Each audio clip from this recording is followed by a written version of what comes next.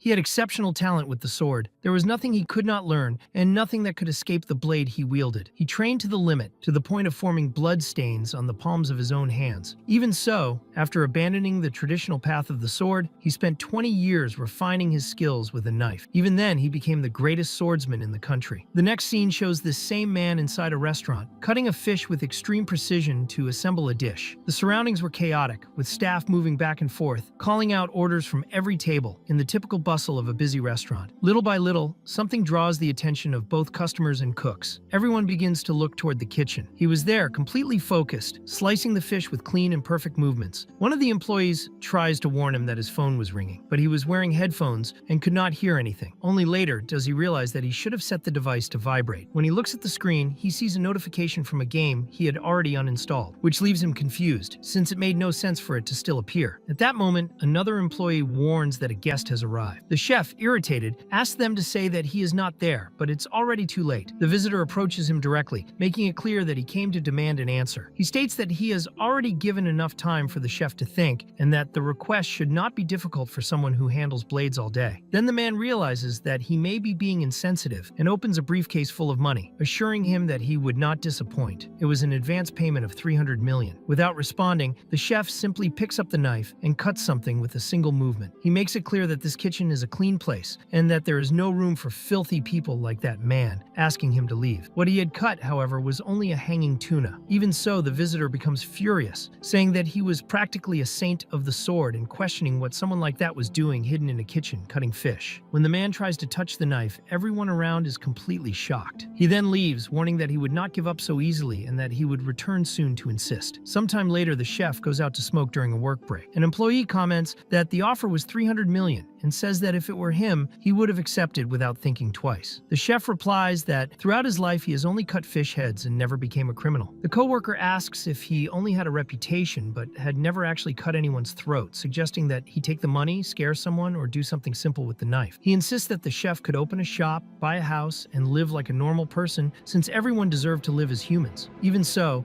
the chef states that he would refuse the offer even if it were 1 billion. At that moment, the employee notices that his phone was full of notifications and makes a joke, asking if they were messages from multiple girlfriends. The chef replies that it was just a boring game. The coworker recognizes the name and asks if it was the game Divine Protection. He confirms it, but says that he had stopped playing a long time ago. While another employee is called to clean the kitchen, the chef gets lost in thought. When he was young, his family had gone bankrupt, and he had started working non-stop since then. He wonders whether living as a human meant something beyond simply earning money, and realizes that he may have focused too much on that. Even so, he does not understand why the phone kept receiving notifications from that game. He imagines that he might have reinstalled it after drinking and decides to delete everything again. When he tries to clear the notification, he ends up clicking it by accident. The game Divine Protection opens on the screen. He thinks that even though he no longer played, the soundtrack still brought a nostalgic feeling, and the female characters were still beautiful as ever. Suddenly, the phone begins to freeze intensely until everything starts to glow. In the next scene, an employee enters again looking for the chef, saying that they were calling for him. However, he had vanished. The employee wonders where he went and why he left his phone behind. Someone comments that maybe he just went to the bathroom. Meanwhile, on the screen of the abandoned phone, the message appears stating that the transfer was complete, 100% completed. The story then explains the game Divine Protection in more detail. It is a typical mobile game of the pay-to-win model, where those who pay become stronger. It has an automatic hunting system that is extremely boring, and is a generic game that does not require much explanation. Even so, the question arises of why someone would play it. The answer is simple. The former player liked the appearance of the female characters. Even so, he never spent money on the game, nor did he ever finish it. He never truly played with a main character or even an important NPC. In reality, he ended up falling into that world as a background character. The name of that character was Kang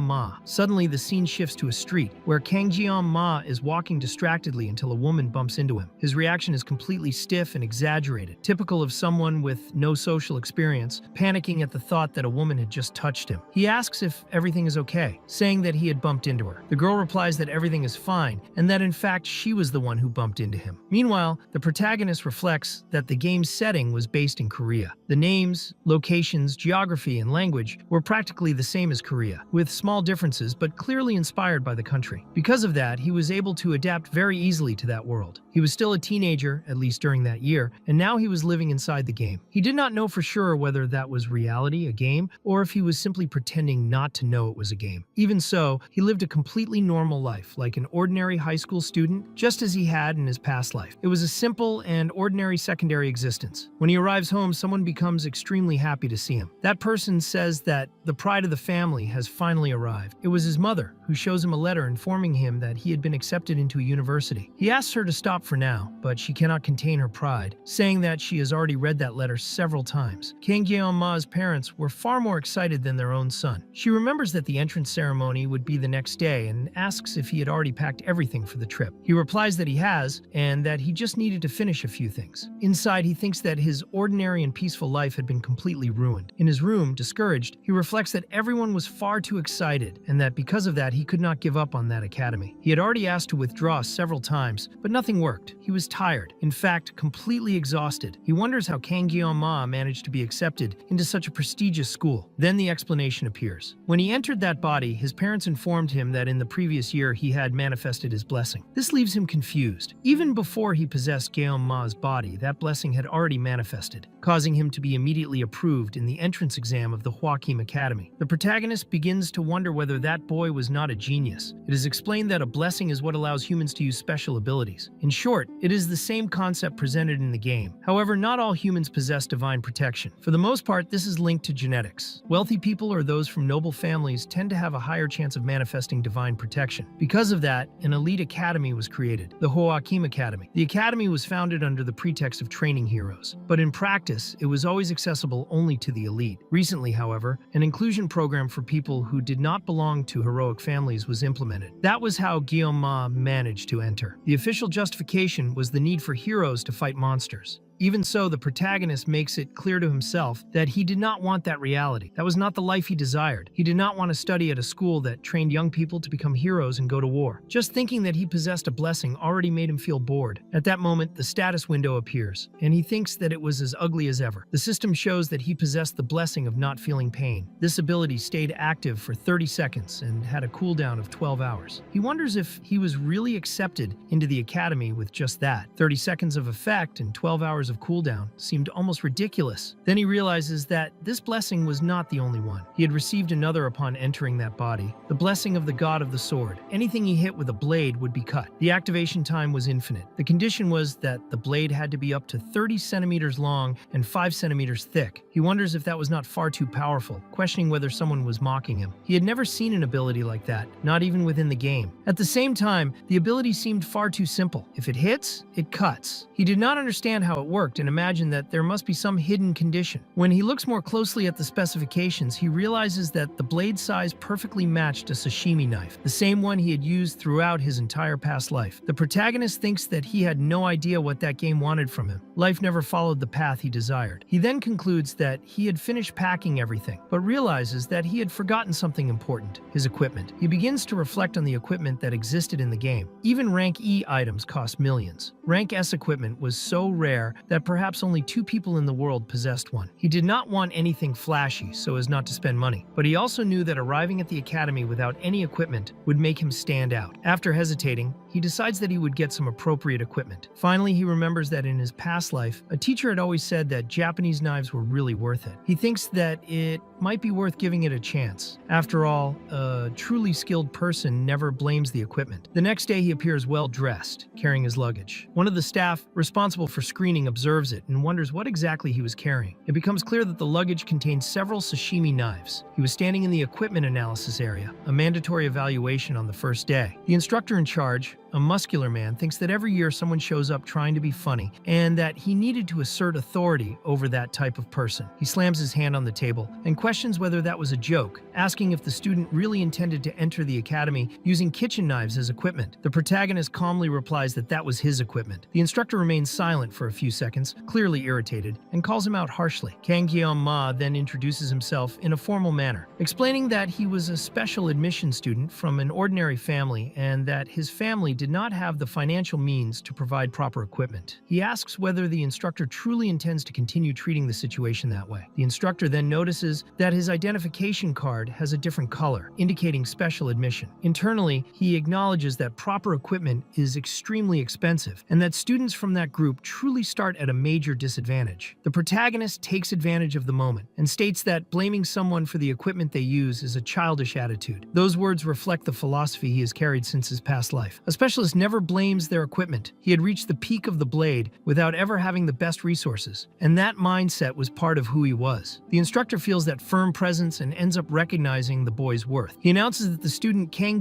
Ma, admitted through the special route, is authorized to use his own equipment. The protagonist thanks him politely before leaving. Some wealthy students begin whispering and speaking badly about him because of his special admission, but the instructor immediately interrupts them. He makes it clear that inside the academy, what matters are actions, not a person's origin. Everyone responds in unison, accepting the order. The protagonist thinks that after that, he might even develop some kind of trauma, as he did not expect his entrance into the academy to be so embarrassing and uncomfortable. Even so, the equipment evaluation was complete. Now only the test that would determine which class he would be placed in remained. He reflects that, no matter what, he had already come very far. That was an extremely privileged institution, the Hwakim Academy. Seeing everything in person was very different from observing it through a phone screen. The size of the campus was excessive, large enough to accommodate an entire small city. He admits to himself that the place was impressive. This was a school attended by people of high status. He remembers that in his past life, he had to abandon his studies due to lack of money, and wonders whether he ever imagined he would be in a place like that. Suddenly, an announcement echoes through the loudspeakers, informing that the test would begin soon and that the new students should gather by 3 in the afternoon. The protagonist finds the time unusually early. The entrance ceremony had already ended, but that test was far more important. He thinks that he needs to test his new equipment. At that moment, he realizes that since arriving in this life, he has not touched a single knife. He remembers the words of his former master, who said that a swordsman should never let go of his sword, not even while sleeping. He had lived 22 years by the blade and concludes that 1 year of rest should not have harmed his skills. He examines the knife carefully and confirms that it is well sharpened. To be honest, it is not bad at all. He decides to test it by cutting a leaf. The moment he begins to draw the knife, a strange energy starts to gather around it. The system then announces that the conditions to activate the blessing of the god of the sword have been met. However, it also warns that the protagonist's body is still very weak, as is the level of the equipment. A suppression is applied to synchronize the ability with the current body and equipment. Ma is surprised to realize that the ability is already being activated. He activates it at level 1. The system announces a divine blessing. Immediately afterward, an intense pain runs through his body as the energy flows through the knife and his muscles. The sensation is so strong that he believes he might die. Despite that, he survives and finds himself in a completely different space. Confused, he wonders what just happened. When he drops the knife to the ground, the surrounding reality begins to reconstruct itself, as if the world were returning to normal. He realizes that he has returned and concludes that everything happened at the exact moment he let go of the blade. A strong headache hits him shortly after. The protagonist understands that his ability had been activated, but he does not understand why the blessing made the world seem to shatter, or why that absurd pain appeared as a side effect. He realizes that when he activated the blessing of not feeling pain, the result was only mild muscle pain afterward. He then reaches a troubling conclusion. If every activation of the blessing of the god of the sword were like that, he would never be able to use his knife in combat. The loudspeaker announces once again that the new students should gather immediately. Even so, he hesitates, wondering if he can pick up the knife again. He cannot simply leave a sashimi knife lying on the ground. He tries to convince himself that the pain may have happened only because it was the first time and that everything would be fine now. However, the instant he grabs the knife again, intense pain shoots through his body once more. The scene shifts to the training area. Many students are already gathered there, standing and waiting. Many nobles talk among themselves, forming small groups. Among them, there is a presence that clearly stands out. The Sword Emperor, a 7-star hero, Siegfried von Nibelung. It is said that he is the direct descendant of Aaron Nibelung, and also the disciple of a legendary hero, being considered the most powerful human of the current era. His mere presence intimidates the nobles, causing them to behave in a more restrained manner. Shortly after, a woman approaches the Sword Emperor. She was also a 7-star hero known as Medea, the Poison of Medea. The interaction between the two showed long-standing familiarity, as if they shared decades of of history. The surrounding atmosphere reacted with respect and a certain sense of unease, since both were legendary figures. While the heroes talked, the students began to organize themselves. The protagonist remained isolated, observing everything from a distance. He had the feeling of being the only one there alone, in addition to carrying the weight of being a special admission student. He remembered how people like that were often targets of contempt or bullying. Suddenly, a girl walks through the middle of the crowd, naturally opening a path. As she moves forward, the gazes of the boys turn toward her, clearly impressed by her beauty. The protagonist immediately recognizes who she is. Abel von Nibelung, a student of the Academy and the granddaughter of the Sword Emperor. She was the main heroine of the game, Divine Protection, the central character of the story, the one who had been the reason he invested so much time in that game. Next, the narrative explains the concept of subspace, created by the legendary hero Valor Joachim. Subspace was an alternate dimension of reality. Inside it, pain and experiences were real, but the physical body in the real world did not suffer damage. There was no direct interference with external reality, and even deaths could occur there without physical consequences outside that space. It becomes clear that the training for that year would take place inside a subspace. The format would be different, functioning like a kind of battle royale. The students would be divided into groups of 10, and only the survivors would be considered winners. There would be no equipment restrictions, which clearly favored elite students capable of bringing extremely expensive weapons and items. Meanwhile, the protagonist observes Abel von Nibelung from a distance, admitting to himself that she was truly incredible. Before, he had only seen her in 2 dimensions, through a screen.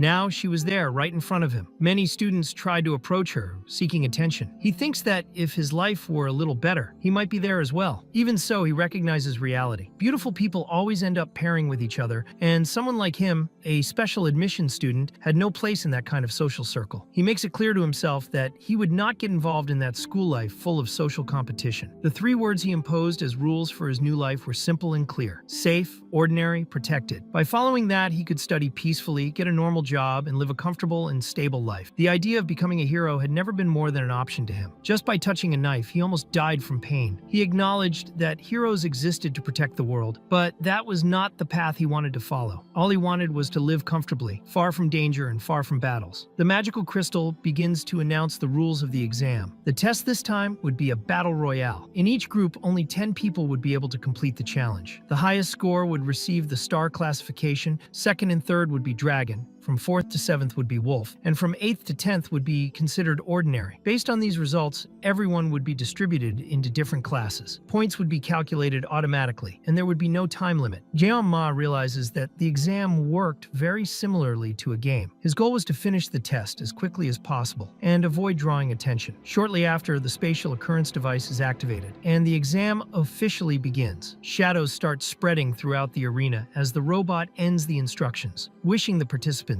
good luck. Jeon Ma decides that he would avoid drawing his weapon as much as possible. The scene then moves forward to the end of the exam, when everyone begins to leave the subspace in terrible condition, injured and exhausted. The magical crystal starts announcing the classifications of all the groups. Among the spectators were the Emperor and Medea, closely observing the results. Medea reflects that the Sword Emperor's granddaughter was also present there. To her, that environment resembled a gathering of descendants from legendary families, where many outcomes seemed almost predetermined. She is surprised by the recorded time, only 7 minutes, something considered unbelievable. The record had been broken using a rank C weapon, which made the achievement even more impressive. It was a high-risk weapon that required great mastery of one's own blessing. To Medea, those youths were acting like seasoned veterans. Even without reaching the level of the older generation, that selection would certainly be remembered in the history of the Academy. The Sword Emperor considers the result something natural for his granddaughter, a legitimate descendant of the Nibelung family. He realizes that the exam is coming to an end and decides to leave. Medea comments that there was really nothing very interesting left to observe, but the Emperor finds it strange that she would leave while there were still many participants. Even so, the two say their goodbyes. Suddenly, both the Emperor and Medea feel an extremely powerful presence. In fact, everyone around them senses that abnormal feeling. The energy was difficult to detect and had only been felt before on very rare occasions. Soon after, a deafening noise echoes, and the subspace rift begins to tear open in the sky, as if it had been forcibly forcibly cut. Two people fall from that crack, leaving everyone confused, as it looked like they had been thrown directly out of subspace. The rift then begins to shine intensely, and something descends from it at extremely high speed. It was a sashimi knife. Medea immediately calls the medical team to help the injured. Beside the knife, Guillaume lay fallen. The narrative shifts to his perspective. Guillaume realizes that the results were already practically decided, and that there were elite participants in that group. However, by sheer bad luck, he ended up in a match where his very life was at stake. He watches a group of students being brutally massacred. Those responsible were the evil twins of the Iron family, Mao Jun and Mao Shun. The two were beating and eliminating the other students without any mercy. Beyond their natural talent,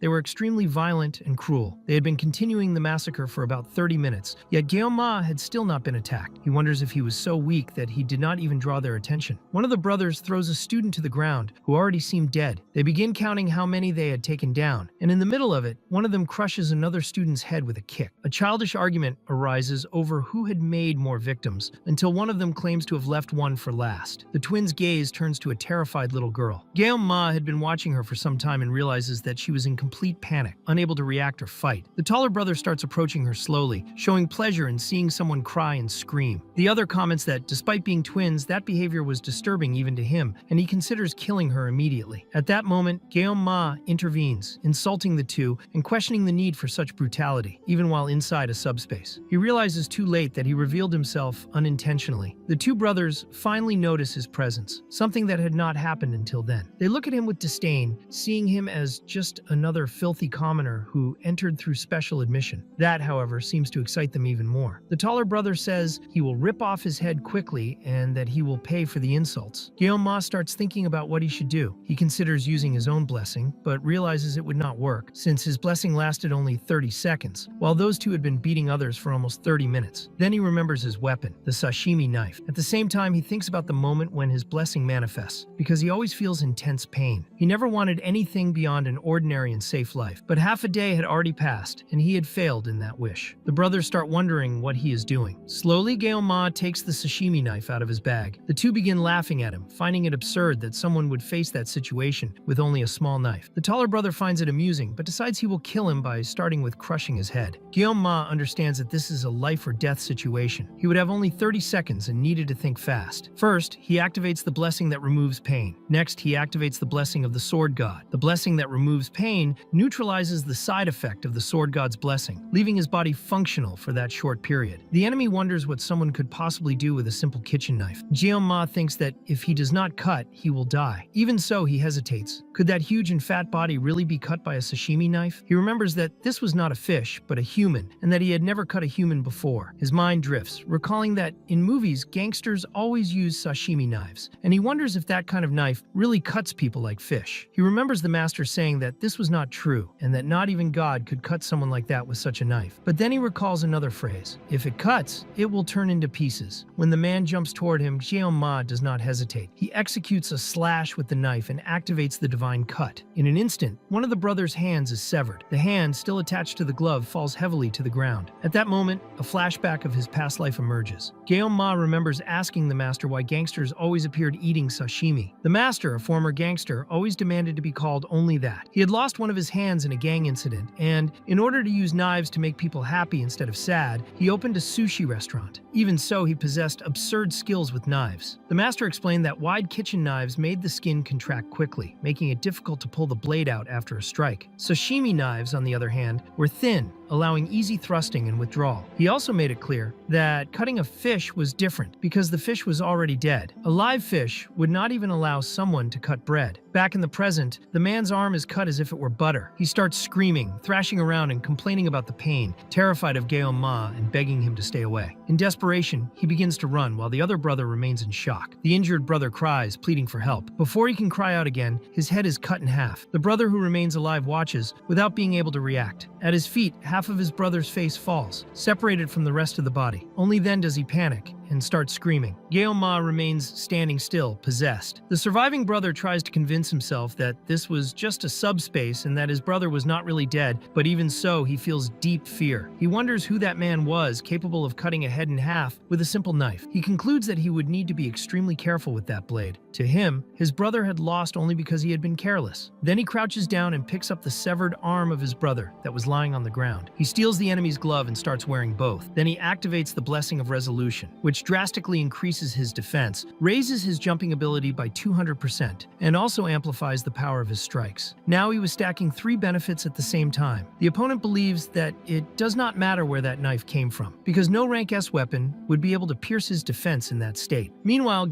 Ma continues counting the 30 seconds of duration in his mind. At that moment, 21 remained. The man takes advantage of an opening and charges forward with everything, believing that Ma was distracted, muttering and ignoring the fight. He decides that he will crush his head in one blow. Ma, however, keeps counting. 7, 6, 5. At that instant, the enemy realizes that something is wrong. He is already lying on the ground, with countless puncture wounds spread all over his body, as if he had been struck by several blades at the same time. 3, 2. When the man finally dies, the time runs out. The system announces that the effect of the blessing that removes pain has ended. The pain returns violently, and Ma starts screaming while still holding the knife. In the next scene, he opens his eyes slowly. Confused, he wonders if he's in a hospital. When he tries to get up, intense pain runs through his body. Someone quickly passes by the room just to confirm that he has awakened and informs the others. Soon after, he notices faces he never imagined seeing again. People who, 50 years earlier, had annihilated the Demon King's army. 2 7-star heroes stood before him. The strongest of humanity, Siegfried, and the Academy director, Medea. He wonders why such important figures were there. Siegfried asks his name, and he introduces himself as Ma. The hero goes straight to the point, wanting to know exactly what he had done inside the subspace. Ma remembers the strange sensation he felt in there. Clearly, at that moment, it did not feel like he himself was controlling his own body. He notices that Siegfried already has his sword ready, and understands that it was not a good thing to be targeted by that man. Even so, Ma explains that, even if it was a subspace, the brothers had gone too far. He admits that he also went overboard, and states that he would accept any punishment. Siegfried stares at him in silence. At that moment, Medea breaks the tension, scolding the old hero for frightening the boy. She sits beside Ma and explains that it was Siegfried who cleared his obstructed meridians while he was unconscious. She comments teasingly that the older someone gets, the more stubborn they become, and asks Ma to at least look at her. She says that she likes shy boys. The situation leaves Ma and Siegfried visibly embarrassed. Ma wonders why the swordmaster would have done that for him and realizes that his body feels much lighter than before. Medea then explains that they reviewed the recordings of the room where he was. She confesses that she was moved when she saw Ma protecting a completely underprivileged female student, saying that he looked like a prince, just as she had always dreamed. She jokes, calling him her little hero, until the emperor interrupts her, asking her to maintain her dignity. She regains her composure and makes it clear that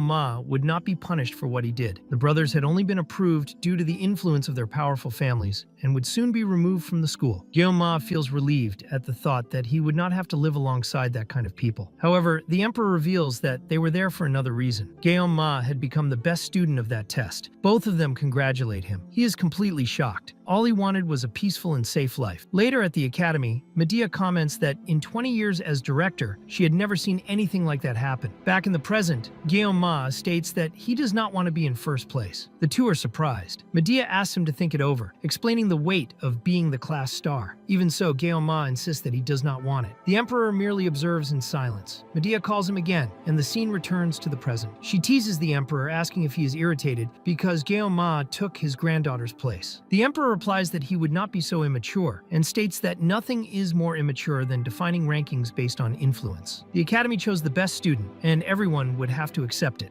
Ma did not possess exceptional physical abilities, nor great experience. But even so, for someone his age, he had accomplished something impressive. The emperor clearly remembers that great slash he had executed. The movements he had seen at that moment, performed by Ma, fully embodied the notion of skill. That represented the pinnacle of swordsmanship. Still, he noticed an incongruity in the boy's meridians. Ma's body was not trained enough to sustain the techniques he had demonstrated. It seemed that there was something stored inside him, something that should not have been there. Even at that age, the Sword Emperor remained competitive, especially when observing a student the same age as his granddaughter. Medea comments that Ma was actually quite attractive, especially because of the way he eliminated eliminated his opponents to save a defenseless girl. She jokes that if she were 10 years younger, or perhaps even now, she might give him a chance. She then changes the subject and asks what the old man was thinking. The emperor retorts, questioning how students today would refer to people like her. Medea provokes him, telling him to use that shiny head to think about what people would call ladies like her. He responds in a direct and rude manner, which deeply irritates her, making her slam her cup on the table. The scene shifts to Guillaume, who walks toward his new group, the Wolf class. He remembers the reason for being there. Medea had decided to place him in that class. Guillaume had even asked to stay in the Tiger class, but Medea immediately refused, explaining that placing the best student in a lower class would harm the Academy's credibility. In exchange, she promised to keep his secret and also to avoid trouble with the institution's executives. Guillaume reflects that his intention had always been to complete his studies safely in a lower class, rather than face constant battles in a high-level class. The Wolf class was still within what he considered acceptable. When he enters the room, everyone looks in his direction, but only because he accidentally slammed the door. As soon as they realize that he is a special admission student, everyone completely ignores him. He finds the reaction strange, thinking that if they were going to ignore him, they could at least stop staring at him. Even so, he concludes that this meant Medea had truly kept his secret. For the first time, he feels that he might be able to have a peaceful life at the Academy. At that moment, the girl he had saved approaches to thank him. She mentions the test, and Guillaume confirms that he remembers it. He finds the use of such formal pronouns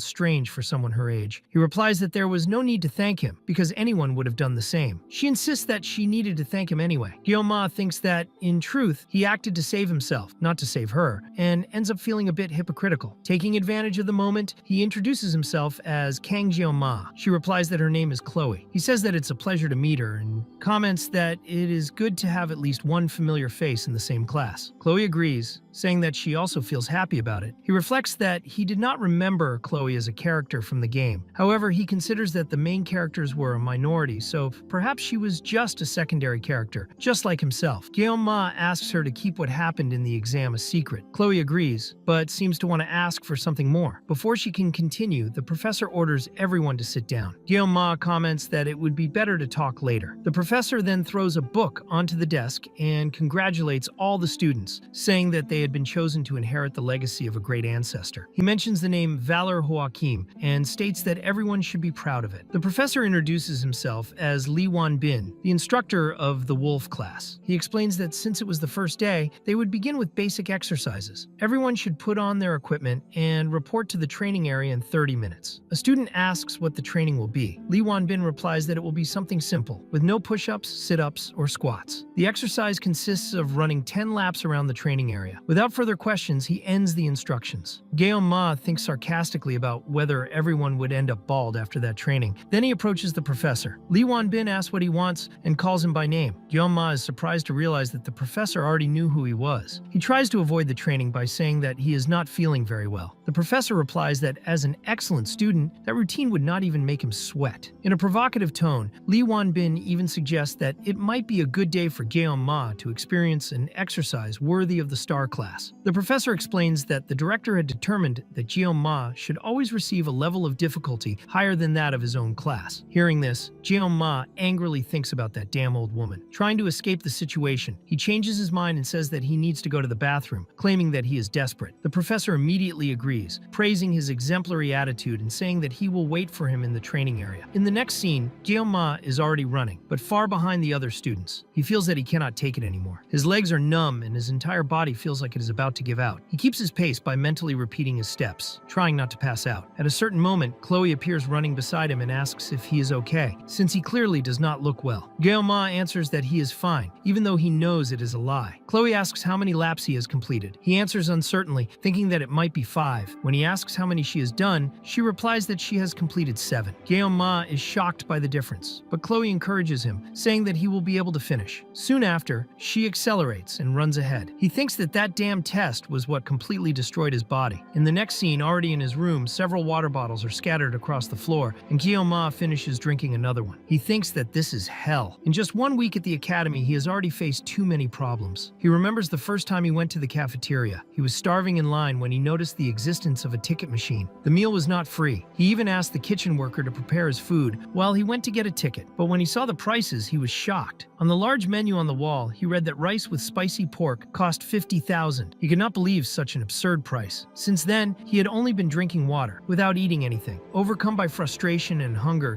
Ma throws the bottle against the wall. He thinks that he should have accepted the money offered by his parents. Up to that point, he was surviving only on the cheapest water on campus and had also lost the supplementary dinners. He wraps himself in the blanket, trying to forget the hunger while reflecting on something. His thoughts turn to his own blessing. As soon as he thinks about it, the system appears before him. The system informs him that his physical level has risen to 12. With the increase in physical strength, the restrictions of the sword have been partially released, allowing the blade he uses to be 2 centimeters longer. Ma thinks that this is still nothing special, but he acknowledges that something was truly worth it. When he looks at himself in the mirror, he realizes that his body is much more defined. He concludes that all that training was not a waste of time. He believes that this may be the result of the meridian cleansing performed by the swordmaster. He understands that from that point on, evolving is essential. In addition, his blessing is also evolving. This means that he will not be stuck forever with a sashimi knife. If he continues to progress, he will be able to use a real sword in the future. He looks at his knives and remembers that during the entrance ceremony, he could barely hold them. Now, he can wield a sword, even while feeling pain. He wonders if that is the true effect of his blessing, and finds it strange to suddenly feel proud of himself. At that moment, a noise at the door interrupts his thoughts. When he opens it, he finds Chloe, visibly nervous and shy, asking if she's disturbing his rest. Ma is surprised by her presence and wonders what Chloe is doing there. He replies that she is not interrupting anything, that he was just resting a bit, and asks how she is doing. Chloe comments that she has not seen him in the cafeteria for a week and asks if he has been feeling well. He replies that he simply does not usually eat meals prepared by other people, even though in reality he is starving. Chloe says that she understands.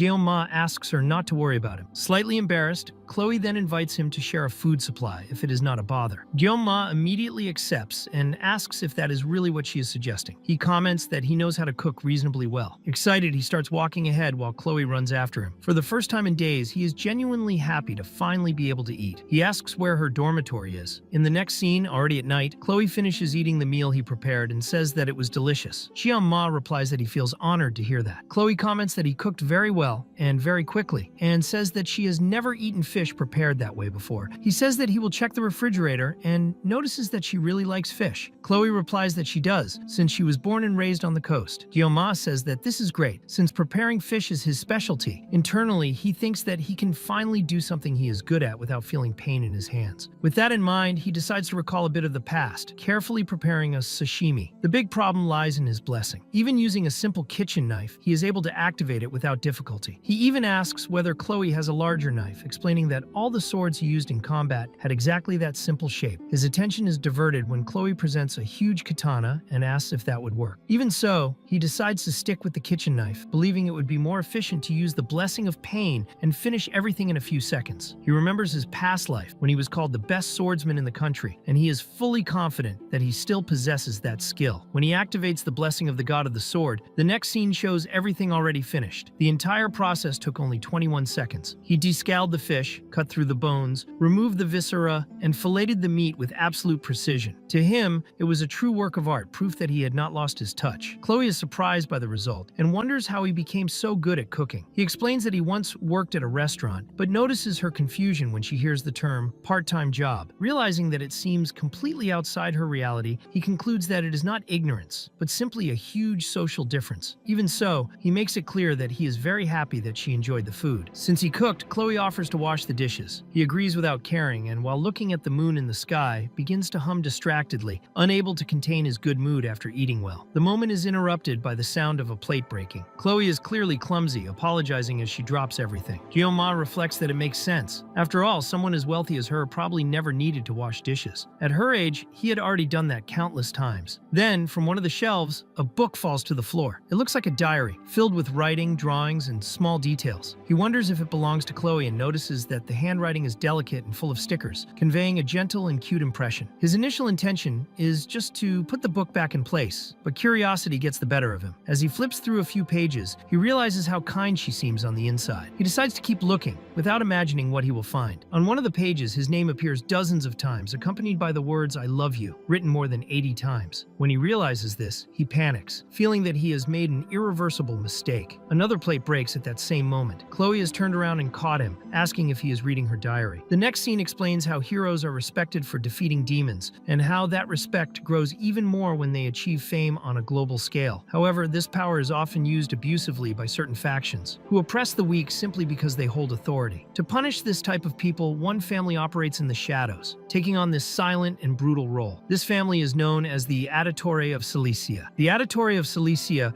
specialized in eliminating those who abused their power. Individuals born into this family had their minds pushed to the limit from childhood. Emotions were forbidden, and any display of weakness was suppressed. Everyone was subjected to extremely harsh training, turning them into tools of assassination. Many children, including girls, felt blood running down their palms from a very young age. Chloe Auditore of Silesia observed these trainings since she was small. In another scene, she appears holding a katana, while her grandfather reminds her not to underestimate her own abilities as an assassin. These words were repeated so many times that she eventually accepted that identity consciously. The training completely distorted her nature, casting a deep shadow over her heart. Over time, her identity eroded, leaving only small fragments of emotion. It was during this phase that Chloe entered the Joachim Academy, a place where students were divided into classes according to their aptitude. Despite her extraordinary talent, members of the Auditore of Silesia, who thrived in the shadows, were deliberately assigned to the common class. This was an agreement made between the family and the academy, since she needed to remain undetectable. During her early years, the family had already completely eliminated any sense of freedom. Chloe accepted her fate as an assassin without question, believing that nothing could change that. That was what she thought until she met a boy named Jeon-ma. She clearly remembered the scene in which Jeon-ma confronted those who were attacking her, cursing the aggressors and calling them psychopaths as he ran to save her. In the subspace, that should not have caused a real sense of death, since it was only a simulation. Even so, Chloe felt genuine fear. Even though she had been trained to kill, that moment was different. Long ago, she had already given up on meaningless fights. Her training had always been meant to eliminate only those who truly deserved to die. In the end, nothing should change that. It was her destiny. Still, something unexpected could happen, something capable of surprising her. A ray of sunlight breaking through the dense clouds that covered her life, a sensation that burned from the inside out. A sword wielded by free will, different from hers. Not a blade made to kill, but a sword of self-defense, wielded with honor. At that instant, Chloe remembered a book she had hidden under her pillow as a child. It was the story of a princess and a prince who saved her. And then she realized that she had found her prince. The narrative that once existed only on the pages now projected itself before her eyes. Her chest tightened, and her heart began to beat faster. Without realizing it, repressed feelings rose to the surface. She understood that this was love. The scene then returned to the present, with Jeon-ma staring at Chloe, who was now watching him with a dangerous look. He remained silent, completely awkward, while thinking that he was in trouble. It was the first time he had faced a situation like that. During adolescence, no one had shown interest in him, and only now did he realize how obvious everything had been. She had taken care of him, fed him, and that should have been a clear sign. Trying to escape the situation, he commented on the beauty of the night, the moon in the sky, and how happy he had been with the food she prepared. Then he tried to say goodbye, saying that it was time to leave and that he would see her the next day. It was at that moment that Chloe asked if he had seen something. His gaze shifted toward the diary, and he tried to pretend that it was just a study book. However, she made it clear that it was a diary. Jeon-ma panicked when he realized that she had noticed. He wondered how she had seen it and realized that her behavior had completely changed. The formality disappeared, replaced by an intense and strange presence. He tried to deny it, contradicted himself several times, until he finally admitted that he had seen it. At that moment, Chloe began to slowly draw her katana. Jeon-ma was shocked. Jumping out the window was not an option, since they were on the 4th floor and the fall would be fatal. The only exit was the door, but he was cornered. As she dragged the katana toward him, he became certain that she truly intended to kill him. He noticed clear signs of instability. Her pupils barely moved, and her eyes looked empty. It resembled extreme obsessive behavior. Before, she had been cheerful, and now she seemed like a completely different person. He concluded that he had caused it by reading the diary. If he did not resolve it at that moment, she might chase him to his death. The aura she was emitting was even more oppressive than that of enemies he had already faced. The academy seemed to be becoming increasingly dangerous. He needed to act. The blessing of pain had been used for only 21 seconds, which meant there were still 9 seconds available. The sashimi knife was too close to Chloe, making it impossible to reach it. So he grabbed the first thing he found, a box cutter. When Chloe advanced with the katana, he gripped the box cutter firmly, determined to end it immediately. Even though it was a small blade, he had no choice. The system informed him that this type of situation increased his mental resilience, granting temporary intimidation to his actions. The blessing of the god of the sword was activated. The two confronted each other, one with a katana and the other with a simple box cutter. Guillaume noticed Chloe's long hair and reached a single conclusion. Maybe it would be necessary to cut a bit of it. The next scene showed only the sounds of cuts slicing through the air. When everything was over, Chloe awoke in her bed. Still confused, she got up looking for Guillaume, trying to understand where he had gone. Her last memory was of him gazing at the moon. When she looked for her katana and saw it in its place, she felt relieved. She knew that she always lost consciousness when wielding a blade, and she remembered her grandfather's words, saying she did not need to worry when that happened. She should not deny her talent as an assassin, and she always completely forgot what she did during those moments. She buried her face in the pillow, scolding herself for having passed out at that moment. Her body grew warm, filled with shyness, as she thought about Guillaume.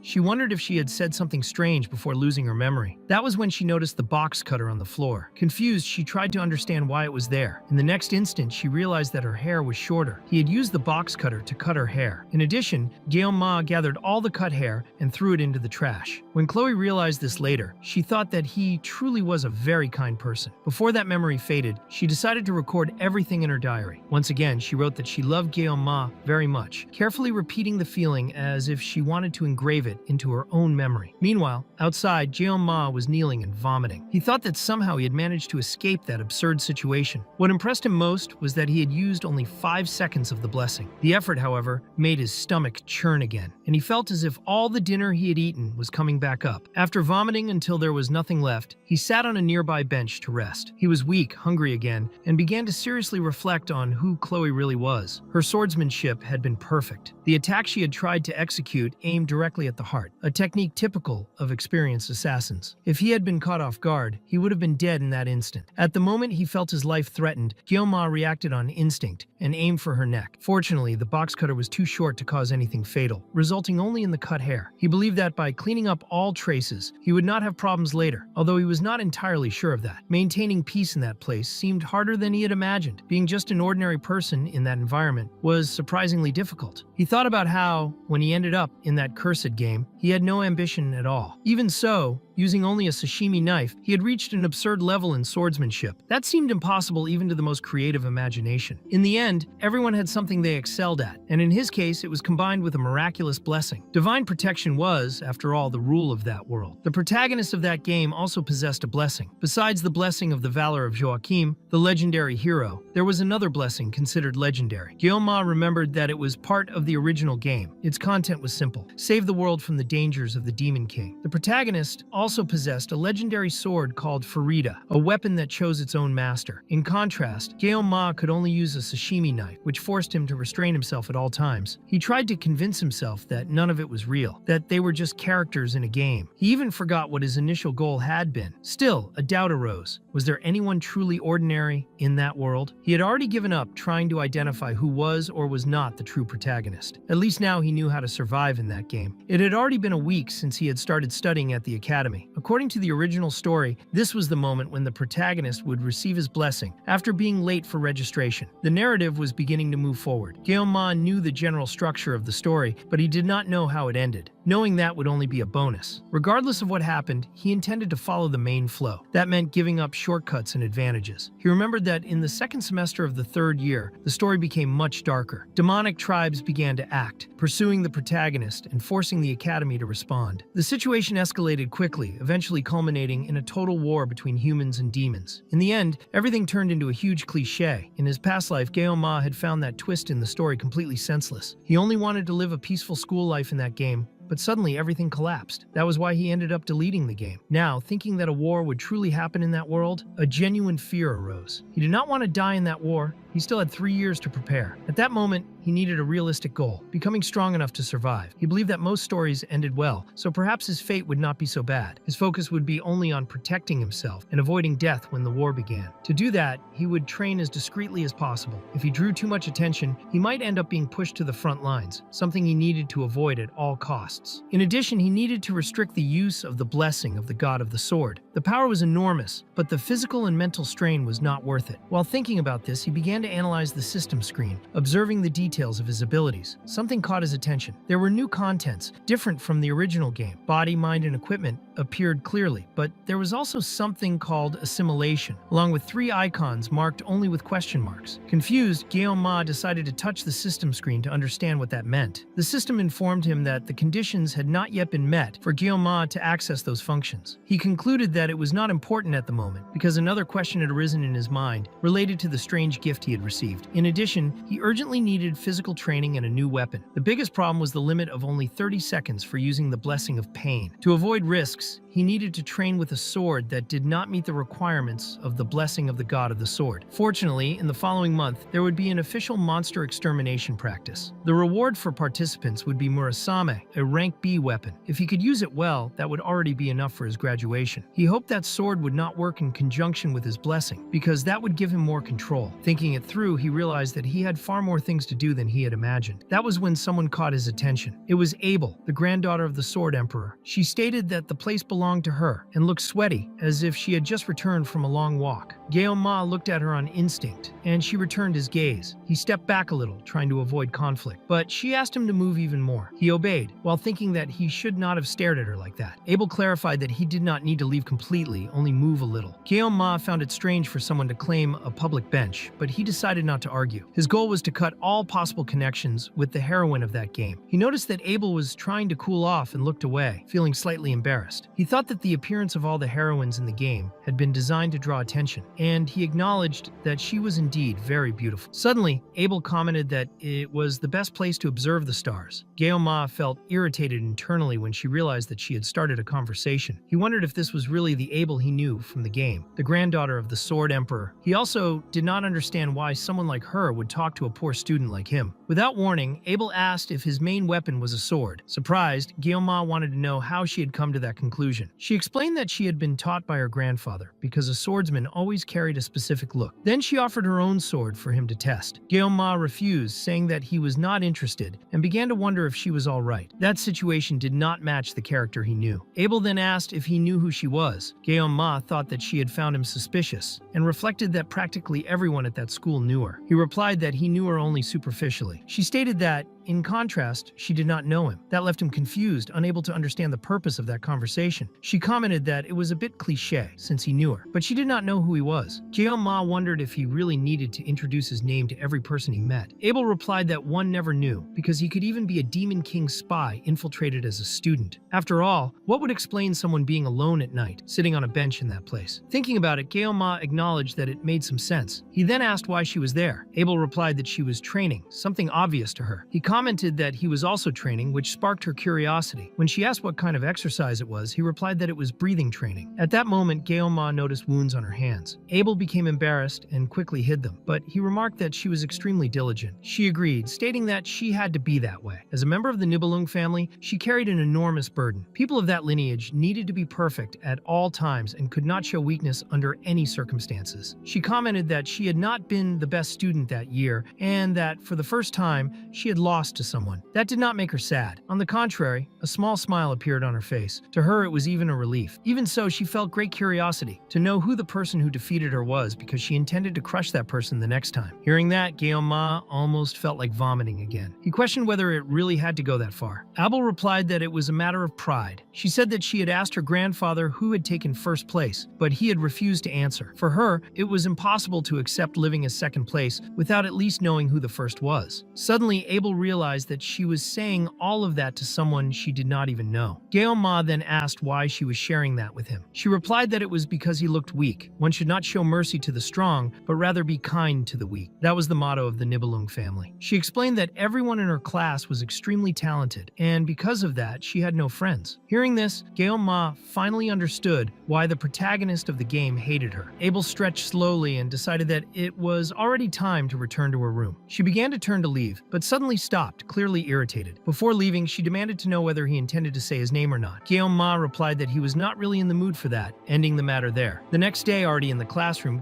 Ma noticed that his school life had become a little calmer over the past few days. Chloe quickly made new friends in the class, integrating into the group with ease. He started pretending that he was always busy, avoiding looking directly at her. When Chloe's new friends discovered that he had entered through special admission, they began to mock him, but it did not bother him in the slightest. Besides that, he was not the only special student in that class. Other students with similar situations also avoided unnecessary interactions. Thinking about it more carefully, Ma concluded that being in a lower class had been a much better choice for him. At that exact point in the game's story, the Star and Dragon classes were already forming alliances, or rather factions. Just thinking about it made him feel lazy. At least now, he could eat in peace. The director had granted him an unlimited card for being the top student, a true Academy member card. He had not yet been able to thank her personally, since he had not encountered her since then. Even so, he had grown very fond of her, sincerely believing that he deserved it. He was fulfilling everything that was expected of an exemplary student, and still was not causing major impacts on the Academy's overall situation. If he continued like that for the next 3 years, he would reach the peaceful future he desired. During the next class, the professor explained that 700 years earlier, during the first war between humans and demons, the hero Joachim Baller realized the need to train heroes for future generations. Because of that, he founded an academy together with his 7 disciples. The professor made it clear that this content would be on the exam and that everyone should familiarize themselves with the history. Ma knew that narrative reasonably well. Joachim Baller, the legendary hero and founder of the Academy, had fought against the demons for 20 years. He faced the commander of the first demonic army, Likan, the right hand of the Demon King, and emerged victorious from that confrontation. The scene was often depicted as 2 beams of light crossing on the battlefield. However, in that battle, Joachim lost one of his arms, which prevented him from continuing to participate directly in the war. The world plunged into chaos, screams, and blood as victory against the demons remained uncertain. Because of that, humans and demons eventually established a truce during the First War. It was after this agreement that Joachim Baller founded the Joachim Academy, with the goal of preparing future generations. The professor explained that this truce gave rise to the non-aggression treaty between the 2 races, ensuring 700 years of peace. Some students even joked, wondering whether there would be a new war in the current century, but no one seemed truly worried. Ma, however, reflected deeply on those 700 years of peace. He was the only one who knew that the first crack in that false tranquility was not far away. It was natural that everyone had grown accustomed to serenity, without imagining what was approaching. In the following scene,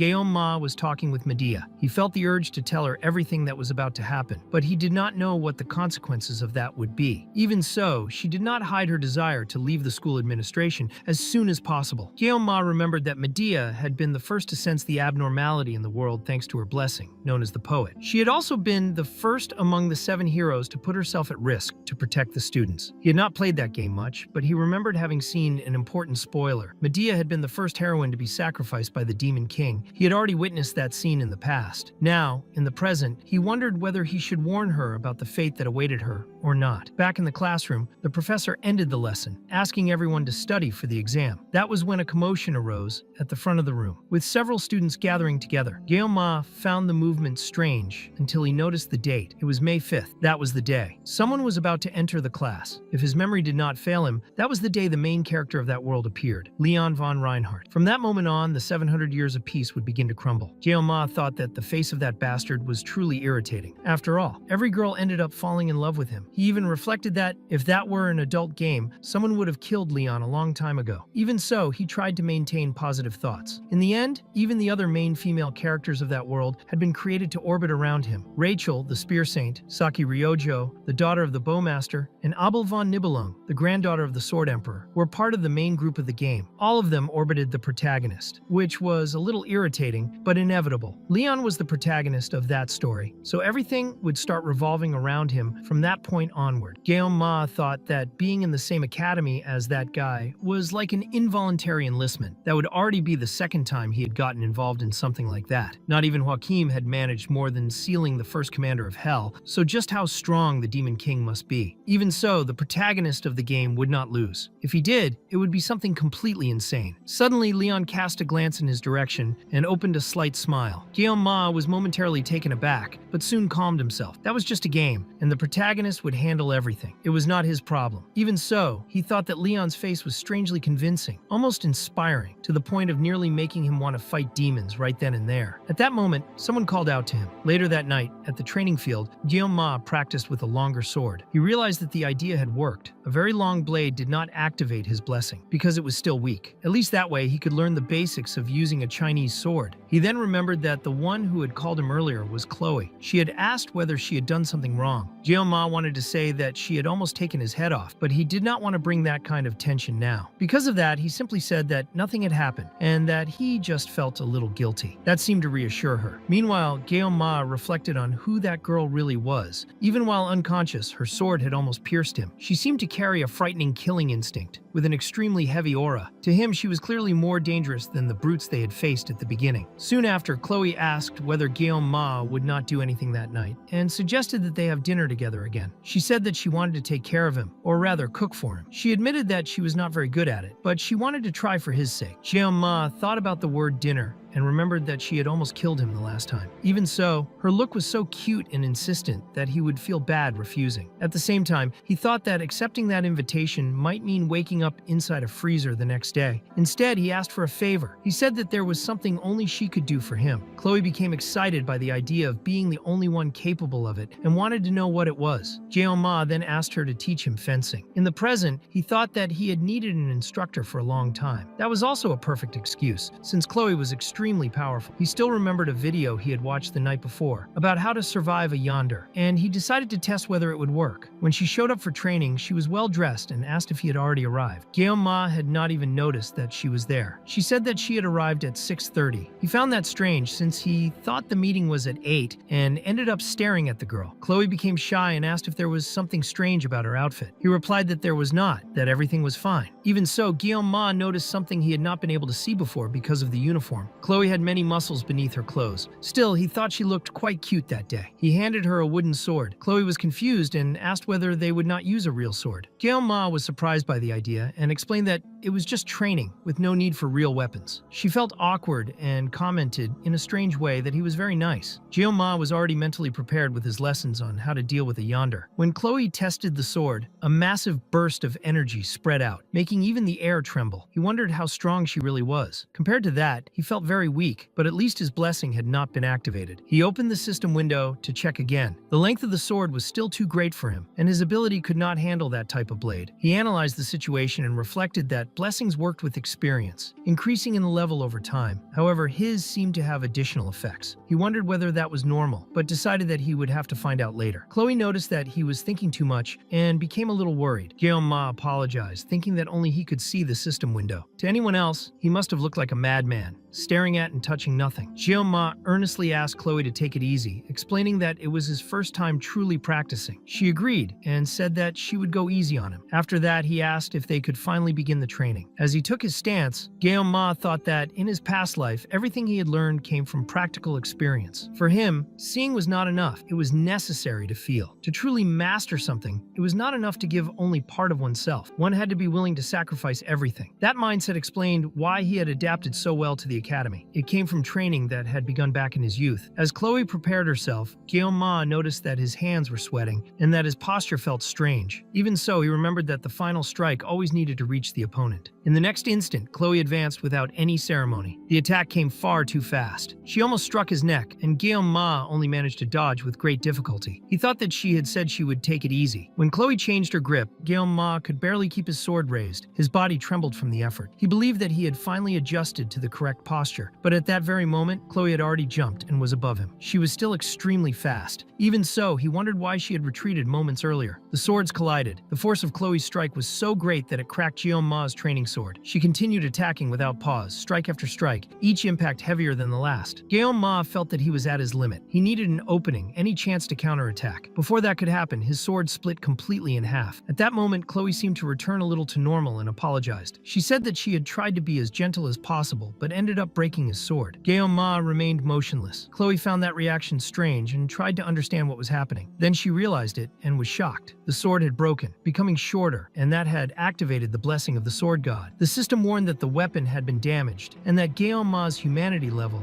was dropping. The blessing of the sword god was forcibly activated. Next, the system informed him that this was happening due to an error, and that the force suppressor had adjusted the target's personality. In this case, Ma. Suddenly, his perception changed completely. He found himself inside a simulation of his past life and wondered why he was back in the kitchen. On the cutting board, there was a fish waiting to be sliced. He began choosing a tool. A cleaver would not work because it was inappropriate and would generate an error. A katana made even less sense. He would not cut a fish with that. Then he found the perfect weapon, a sashimi knife. It felt strange, but he accepted it. He began slicing the fish, letting everything happen as it should. His movements were precise and mechanical, as if he were a puppet being controlled. The system warned that the protagonist's personality had been altered to malignant. Outside, Chloe asked if he was all right. Ma, however, moved stiffly, almost like a zombie. Suddenly, he lunged at her at extremely high speed. Chloe barely managed to block the attack, but the force was so great that she stumbled. Ma sent her flying, making her crash into the wall and spit blood. Chloe realized that he was completely different from before. When he tried to drive the sword into her, she managed to dodge by instinct. Ma was totally out of control. A single attack was enough to leave her almost unable to move. She did not understand what had happened, only that something was very wrong. She tried to end the training and asked him to stop, but she did not realize that Ma was no longer listening. He advanced again, and Chloe felt that she would not be able to dodge that attack. Desperate,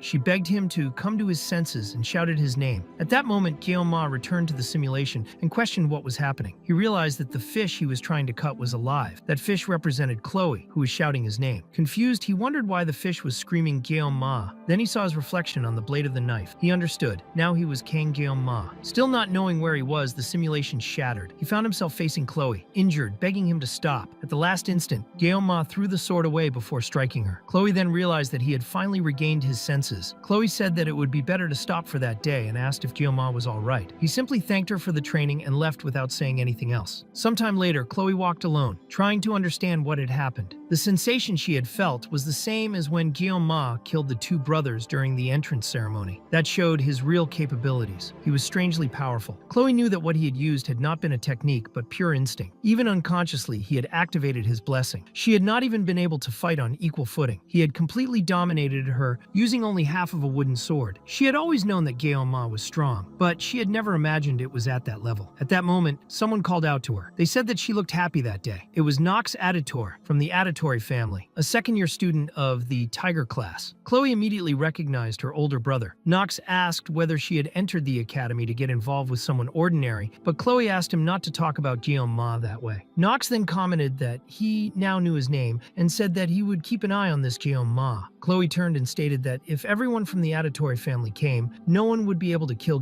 Ma. Nox kept watching, repeating the name in his thoughts, while wondering when she would leave. After that, the narrative turns to Ma's mind. He thought that he needed to clarify some things. The power that had been given to him was far from a blessing. It felt much more like a curse. He could not trust the blessing of the sword god. Because of that, he tried to seek new weapons and other paths, but that power kept pursuing him. In the end, it took control of Ma's body, as if the sword god were mocking his efforts. During that moment, Ma felt no pain. He felt pleasure, a corrupt and intoxicating pleasure. The blessing toyed with him like a puppet bound by invisible strings, whispering sweet words into his mind. Cut, kill, destroy. He ended up abandoning his own body. However, Chloe's desperate screams, calling his name over and over, brought him back. As he recognized who he was once again, the fragmented world reassembled itself. Instinctively, he threw the wooden sword away, which seemed glued to his flesh and bones, believing that it was the best decision. The girl who had almost killed him a short time before, Chloe, was the same one who pulled him out of that fragile state of consciousness. Ma was upset that the sword had broken, but above all, he felt gratitude. He left the room quickly, afraid that the blessing might activate again. Even so, the doubt remained. Would he be able to control control that power next time? That gift, which felt more like a curse, had already taken a price from his life. It was something he would have to deal with forever. Ma did not want that. He only wished for a normal life. He believed he could solve problems little by little as they appeared. However, he realized that there was something inside him, something that consumed his reason and his sense of identity. That was not a blessing. It was a curse that wanted to devour him completely, an ability that should never have been granted. 3 days later, the scene shifts to the wolf class. Chloe was talking with some classmates, but she was visibly discouraged. She wondered where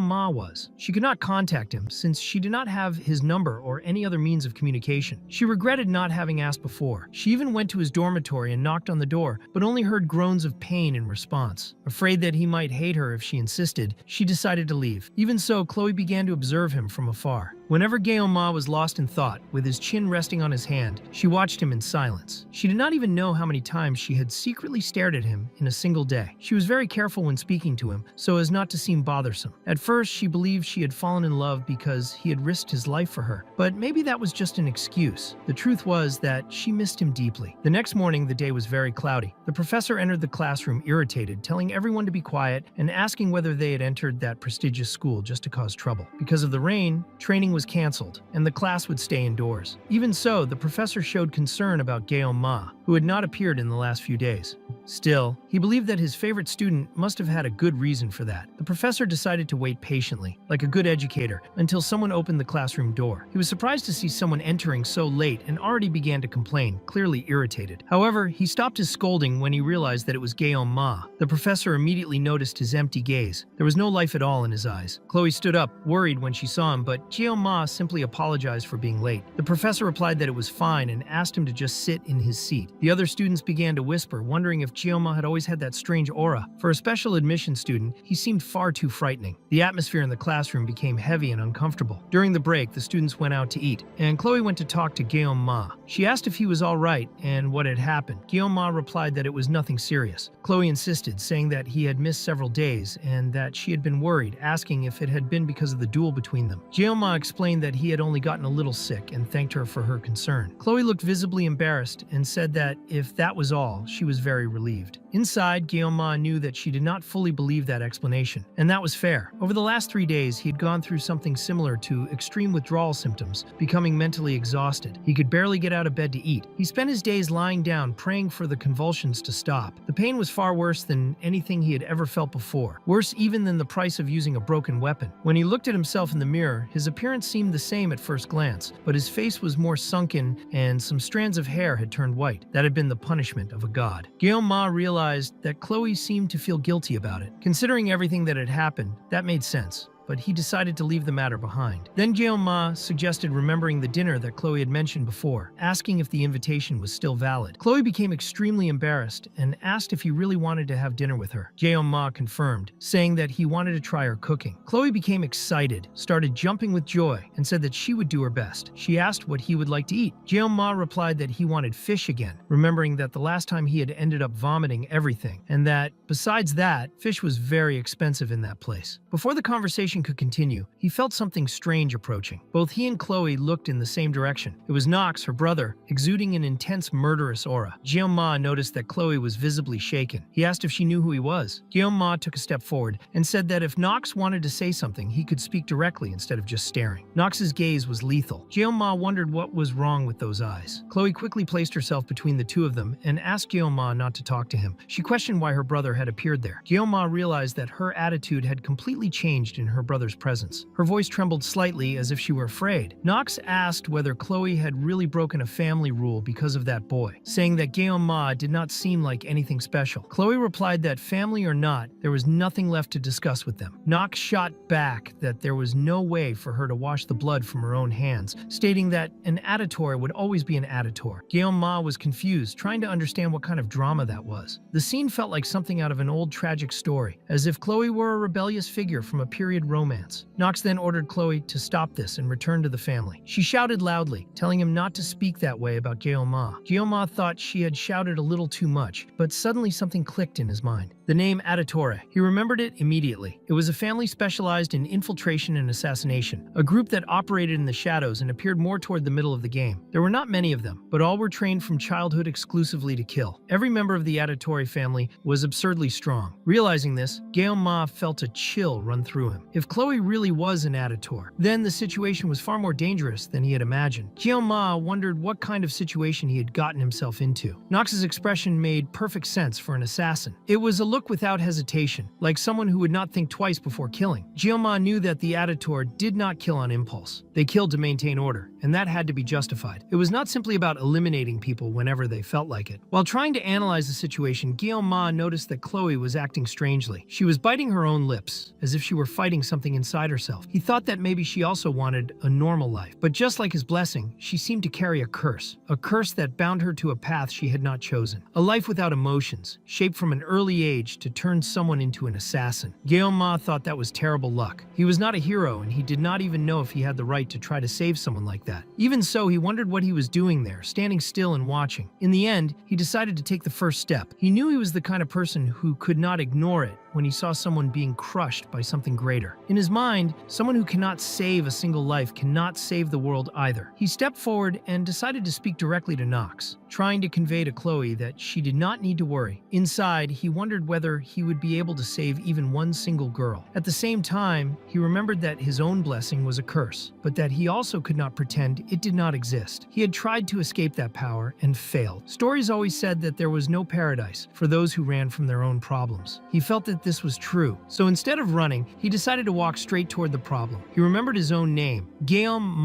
which meant demon sword. With that heavy decision in mind, he told Nox to follow him. He let a dangerous provocation slip out, as if he were saying that he would cut Nox down completely. At the same time, he found it ironic that someone with a name like that was, deep down, the kind of person who ended up using a knife. Meanwhile, in the teacher's room, Guillaume's instructor was restless. He kept thinking about what had happened to the student, because Guillaume's expression had changed completely. Another female teacher approached and asked what was going on. The instructor, clearly irritated, told her not to comment on his baldness, because he was already thinking so much that it felt like he was going to go bald for good. The teacher, on the other hand, drifted into a rant about how he had already been bald before, and then got that specific haircut, and ended up looking presentable. But the conversation was interrupted when the instructor received an urgent call. They informed him that something was happening inside a subspace. The instructor was confused, trying to understand who would have requested a subspace out of nowhere. When they said that the one who had made the request was Guillaume, and that the opponent was Nox Adatore, the instructor was stunned. Before the combat began in the subspace arena, Guillaume spent about 15 minutes reflecting. He even thought that everything would be extremely complex, but in the end, he realized that it all happened far too quickly. The instructor had explained that if he truly needed to do this, all he had to do was act carefully during the process. Guillaume believed he would be fine, since this was not reality, but a subspace. Even so, he knew he could suffer mental damage. Still, that did not matter to him, as long as he emerged victorious. While waiting, Guillaume could hear the crowd eagerly anticipating the fight. He had not imagined that the battle would draw so much attention. The situation was ironic, because he had never wanted to stand out. Yet now he was right at the center of everyone's attention. Everything he had done up to that point began to feel meaningless. Nearby, Chloe was crying and begging him not to do it. Guillaume tried to calm her down, saying that everything would be fine, even though he could tell that she was blaming herself for the situation. He remembered that Chloe had lent him the knife and reinforced in his mind that everything would work out. Then she mentioned that Nox was extremely powerful. Guillaume acknowledged that, but he also believed in his own strength. Chloe insisted, explaining that Nox was an absolute genius with unprecedented talent in the history of the Adatore family. When it came to the dark arts, no one could compare to him. At 14 years old, Nox had already been recognized as a master. Guillaume found that grand title strange, but decided it did not matter. In the end, this had been his choice. Just as his master had said, he was destined to wield a blade for his entire life, even though he had never imagined that in his reincarnation he would be fighting with a simple sashimi knife. Shortly afterward, the announcement of the match echoed, calling the cadets to the arena. Guillaume understood that the time had come. Chloe showed nervousness and shyness, but he called out to her and said that the world was full of geniuses, and that was precisely why he would win. As he approached the arena, Guillaume was blinded by the intense glow of the subspace. As soon as he arrived, the shouts of the crowd filled the area. Many people said they believed in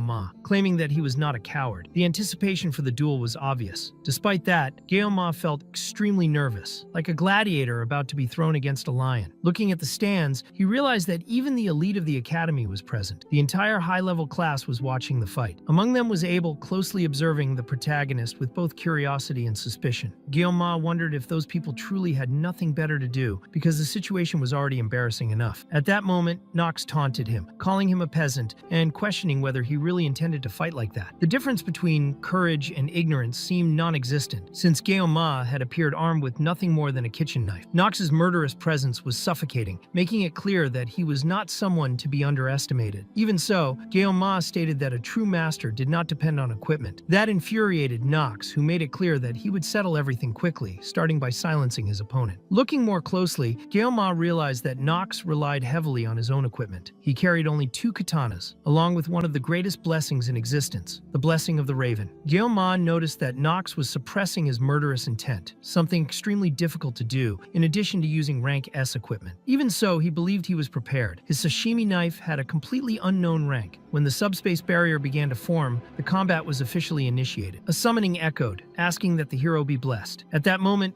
Ma activated his pain resistance and the blessing of the sword god, advancing with a gaze filled with murderous intent. The audience immediately realized that something was strange about that fight. This was not a battle in which Nox was holding back. Both moved at extreme speed, exchanging blows without pause. Many were impressed by the agility of the two. Abel, in particular, was surprised to see Ma, who had always been considered weak, fighting in that manner. Even while using his dark power, Nox could not break through the defense formed by the sashimi knife. In response, he began to shape a dark aura around his own body. Even so, cuts started to appear on the arena floor. Nox decided to test Ma's limits and activated the ability of the 3-legged crow, splitting himself into 3 clones made of darkness. The simultaneous attack struck Ma's position, and Nox believed the fight had ended there. However, Ma moved with such speed that he emerged completely unharmed, without even a scratch. Nox was unable to understand what had happened. The audience erupted in shock, as something of that level was rarely seen. Many commented in awe at the intensity of the battle. Abel, on the other hand, realized that only those with truly sharp eyes could see what was really happening. Up to that point, all the attacks had come from Nox. Ma had only blocked and evaded. Because of that, Abel began to wonder whether he truly intended to fight seriously or if he was still just waiting for the right moment. At that moment, Nox trembled with rage. He clearly remembered Chloe's warning, when she had said that Ma was not normal. Even so, he had used the blessing of the crow, believing he would annihilate his opponent in one move, yet Ma had dodged with extreme ease, as if it were nothing. Nox began to analyze the situation more carefully, and concluded that Ma was overly focused on speed. Faced with that ability, he decided that he would need to act with far greater caution from that point on. Nox's intention was clear. He would try to kill Ma with a single blow, powerful enough to tear off his head. Even so, he could not ignore the fact that his opponent was armed with nothing more than a kitchen knife. That was when Ma dropped the knife he had received from Chloe. Nox interpreted that as surrender and asked if he had finally given up. Immediately afterward, Ma drew his more familiar knife, still stained with blood. He took a combat stance and began to stare at Nox with intensity, as if looking directly into the depths of his soul. That confused Nox, who wondered if he was being provoked. Even so, he prepared another attack with his 2 katanas, determined to split Ma in half with a single strike. Before he could complete the attack, Ma simply vanished due to his speed. When Nox finally managed to locate his presence, it was already too late. In the next instant, Ma reflected that all he wanted was a comfortable life, but that he had lost part of that purpose along the way. Even so, he was not someone who regretted his own choices. He decided that he would make only one clean cut, nothing more. 1 second later, Nox no longer had his right arm. He could not understand what had happened, because he had not even seen the attack. Ma had already passed by him, moving like a shadow. The entire audience was completely shocked, including even the most powerful fighters present. At that moment, Ma decided that he would use everything he had at his disposal: blessings, curses, and anything else within his reach. For him, that was the moment to finally say goodbye to any peaceful future. In the next second, Ma began to tear Nox's body apart with successive cuts, leaving the head for last. Soon after, the subspace barrier collapsed, signaling the end of the fight. Ma remained standing while Nox was kneeling. In silence, Ma sheathed his knife once more. The girls who witnessed the scene were terrified by what they had seen. Ma could barely react to the situation. The official announcement confirmed confirmed that the duel had come to an end. He thought that he should have expected that kind of reaction, because now there was no turning back. In his mind, he reflected on the fact that he had done all of that using a simple fish cutting knife. Even so, he had cut someone and felt the strange sensation that it caused. The only consolation was knowing that all those people were inside a subspace. He had not truly injured someone, only a simulation. Even so, Ma could not help thinking about Nox, who had shown desperation at the end. He acknowledged that Nox was truly powerful, exactly as Chloe had said. His experience and battle instinct were impressive, and anyone could feel that through his killing intent. In the end, all that intimidating aura had worked to Ma's advantage. The fight ended in just 26 seconds. The winner was Kang Ma. Right after the announcement, the arena was filled with shouts and questions. Everyone was in shock, trying to understand what had just happened. Ma thought that this was a serious problem, because he had now become extremely popular. There was nothing else that could be done. This was the path he had chosen, and he decided that he would endure everything with resilience and courage. After that, the academy was flooded with rumors and gossip. Many commented that Nox belonged to the Aditor family, known for producing natural-born assassins, and they could not understand how he had lost to a mere freshman. Meanwhile, Abel was also reflecting on the events. No matter where she went, everyone was talking about Ma. What had happened the previous day had been shocking. When Nox's arm was severed, she could hardly believe what she had seen. At that moment, Abel had witnessed incomparable swordsmanship performed using nothing more than kitchen knives. The idea of someone winning a fight of that level with such a simple blade seemed absurd. Then she remembered an important detail. There had been a time when she sat beside Ma and wondered who the first-ranked student who remained anonymous had been. At the time, she had concluded that Ma seemed far too weak to be that person. Now at last, she understood the truth.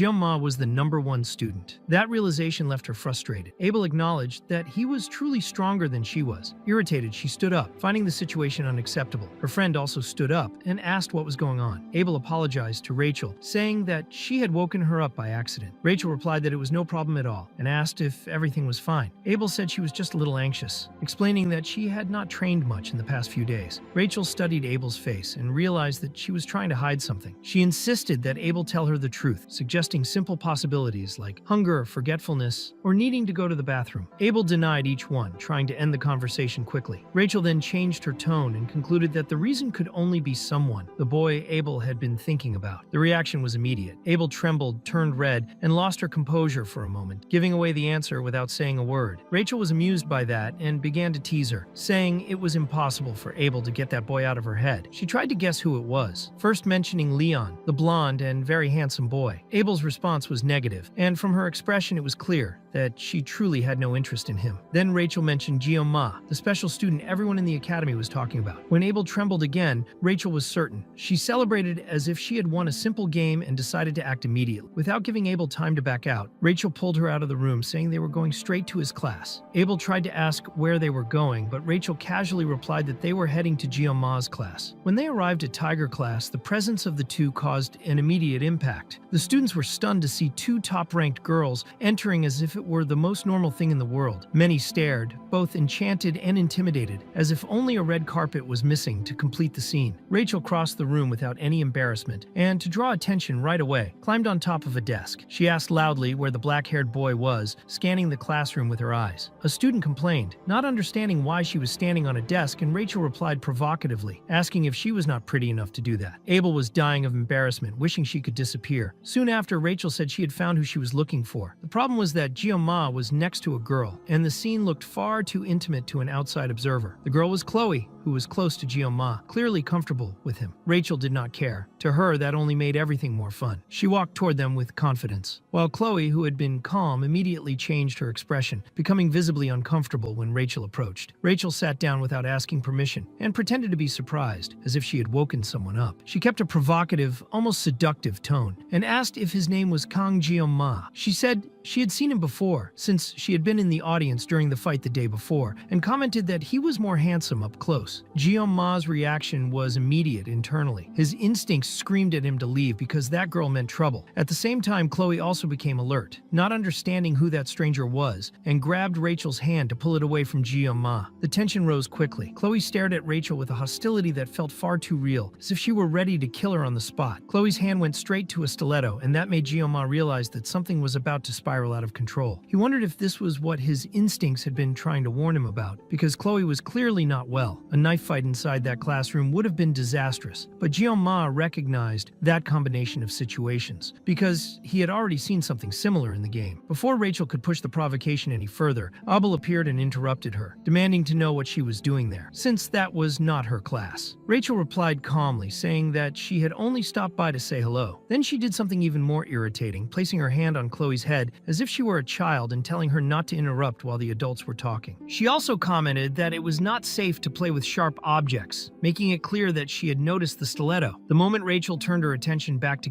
Ma, Chloe tried to attack. The stiletto sliced through the air, and for a moment, it seemed as if blood had been drawn, but it was only a strawberry juice box that had burst, creating the illusion of an injury. Even so, the aggression happened, and Rachel reacted with absurd ease. She grabbed Chloe's arm effortlessly and humiliated her with a cold remark, saying that she was slow, and that in the end, a child was still just a child. Abel ordered Rachel to let go of Chloe, but when Rachel released her, she did it in an even worse way. She threw Chloe across the room. Chloe managed to stay on her feet using her abilities, but the impact of the scene was enough to turn the classroom into chaos. Several students became overly excited, watching it as if it were a spectacle, while Ma was caught between shock and irritation, trying to understand how he had become the center of a conflict of that scale. It became clear to everyone that Rachel was not an ordinary student. She was part of the Spear Saint clan, a group known for despising tricks and complex techniques, prioritizing overwhelming strength above any refined skill. This was Rachel de Moira, someone whose mere presence already put pressure on the environment. After taking control of the situation, Rachel went back to provoking and asked Ma whether Chloe was his girlfriend. Ma answered directly, almost coldly, and quickly realized that he had sounded rude. Even so, he corrected himself and stated that Chloe was just his friend. Even as he tried to remain calm, he wondered how he had ended up in that absurd situation, because now it was not just Rachel there. Even Abel was nearby, and he had not even noticed her presence before. Trying to regain some control, Ma asked why the two of them had come after him. Rachel replied with casual malice, saying that Abel seemed interested in him and that she had only wanted to see up close the handsome boy who was becoming the talk of the academy. Abel, caught off guard, became nervous and immediately denied it, saying that she had never said such a thing. Abel tried to justify herself, saying that the one who had dragged everything there was Rachel. Rachel, however, shot back provocatively, reminding her that Abel had continued following on her own. That made Abel even more nervous, especially when she noticed the murmurs of the class growing around them. To contain the situation, she stated that all of it was a big misunderstanding and that she did not want to be there. Ma heard that and thought that if it were true, there was no reason for her to stay in the room. He did not keep that thought to himself. He said directly that if she had nothing to do there, then she should leave. His words hit hard. Both Abel and Rachel were shocked by the coldness and lack of courtesy. Rachel reacted with a smile, saying that he was an interesting guy and that she liked people like that. Ma replied with irony, as if it were a relief to hear that, making it clear that he was far from considering himself interesting. Rachel insisted, joking about the idea of him going to watch something in her dormitory. The provocation crossed the line for Chloe, who reacted immediately and shouted, protecting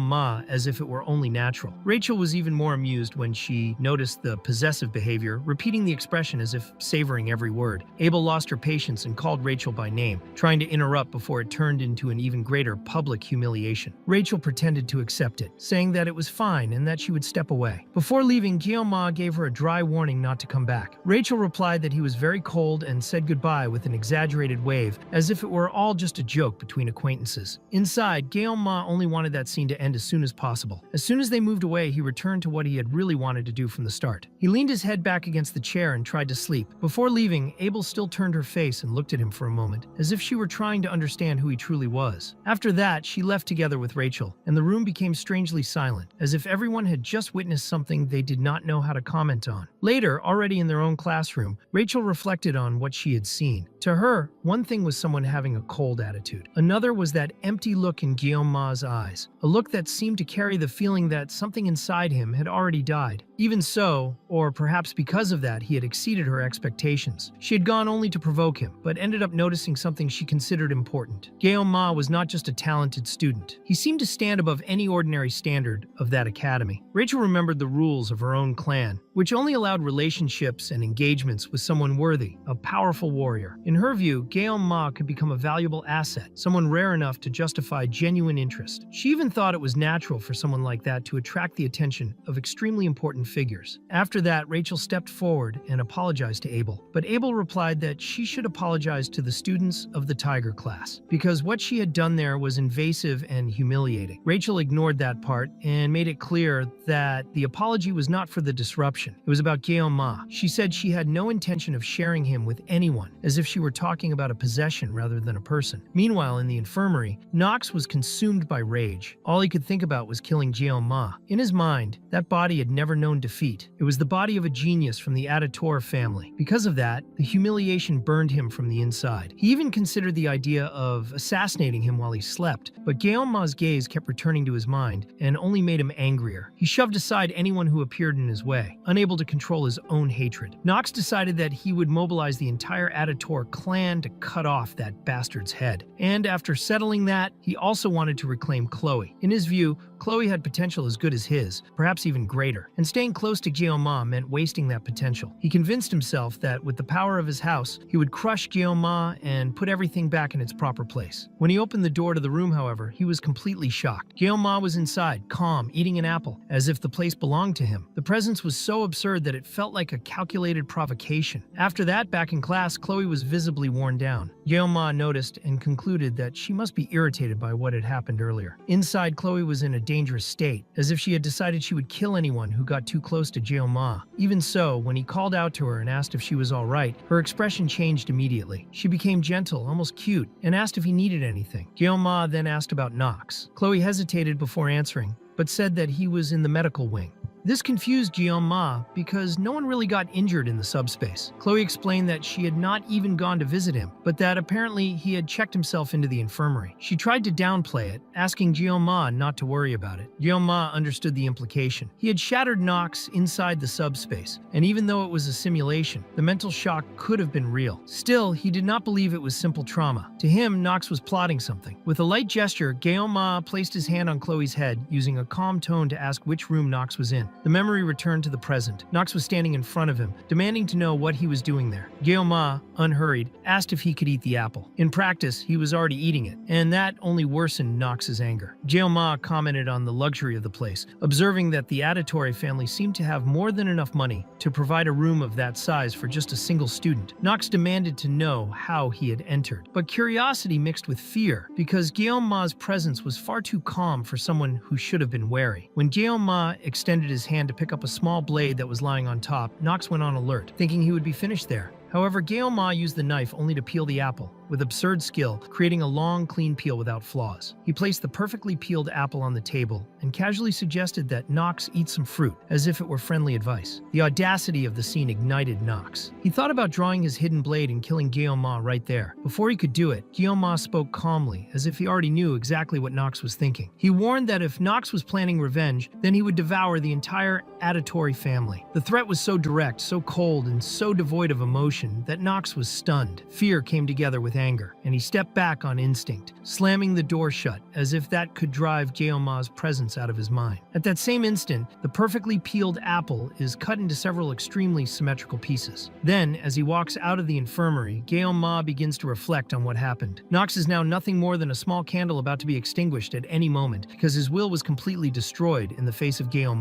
He concludes that his intimidation truly worked, but he knows that the Aditors are an absurdly dangerous clan of assassins in that world. Even so, he would never be able to deal with the entire group using only 30 seconds of his own blessing. Everything he can do is limited to that short interval of time, even though that represents only the worst possible scenario. Still, if it became necessary, he would have to eliminate as many enemies as he could within that limit. As he raises his eyes to the moon, Guillaume feels as if he is at the center of a tornado, as if the world itself is pushing him into that role. He accepts that he might be just as insane as everything around him, and since Nox will no longer be an obstacle in his path, a new problem emerges. It is precisely the person he would most like to avoid at that moment. Rachel, the girl who, in the game, approaches the protagonist first and ends up being attacked by Abel. Even so, Guillaume believes he still has some time to think, because above all, he needs to pass the upcoming test. To him, a reward is still a reward, and he needs that specific weapon, Murasam, the sword that would allow him to fight for more than 30 seconds. When he checks the exam date, he realizes that the test is close and will consist of subduing a demonic monster in a group of 5 people, regardless of each participant's class. The school's proposal is to emphasize teamwork. Although individual strength is important, loyalty to one's companions matters even more in this test. Even though it is a somewhat random system, forming a group does not seem so bad. He could even be carried by the other members if necessary. As for the creature they will face, it is a merman, a rank D demonic beast. In the game, it looked extremely disgusting, but seeing it up close, Guillaume realizes that he has worked with fish his entire life and that they are not that unpleasant to look at. He thinks the situation would be completely different if they were sirens, since they are far more powerful. In addition, sirens are not even considered monsters, but rather demonic humans. Compared to those beings, ordinary monsters are nothing more than simple puppies. Fortunately, the students will not need to face any sirens, which means that, for now, they will not have to deal with demonic humans. Guillaume notices that it has already been a month since he arrived there, and that the night feels strangely peaceful. He remembers that 700 years have passed since humans and demons swore an oath of peace. Just as human history was never free of wars, this world also went through countless conflicts, large and small. One example was Vasmon, who half a century ago was the commander of the 6th Legion and claimed that he would revive the commander of the 1st Legion. By crossing the armistice line, he attempted to bring back Surly Khan. At that time, the ones who fought against him were Sieg and Medea. After an entire week of extremely bloody battles, humanity emerged victorious, and the 7 greatest heroes of the nation appeared. However, the sacrifices were enormous. Even so, none of the factions wanted to escalate the conflict any further, neither humans nor demons. While playing the game, the protagonist even questioned how someone could be called the strongest of humanity after defeating only the commander of the 6th Legion. Still, since then, peace has been maintained. Guillaume begins to wonder whether that can truly be called peace. The more he thinks about the commander of the 1st Legion, who is sealed rather than dead, the more anxious he becomes. He knows that in 3 years, the Second Human-Demonic War will begin, and that the Demon King himself will be involved. Even so, he concludes that thinking about it now will change nothing. He needs to focus on the mid-year exams, because worrying about such a distant future will not help him at all, even though it is extremely irritating to ignore it. He realizes that he needs to find a team for the test, but he does not have many friends. Still, he acknowledges that at the moment he is one of the most famous students at the academy, which can be used as an advantage to form a group. He also understands that living completely out of the spotlight for 3 years is impossible. Because of that, he decides that the best path is to put together a strong group for the mid-year exam. He knows that he cannot lead a completely peaceful life, but he can still seek a comfortable existence,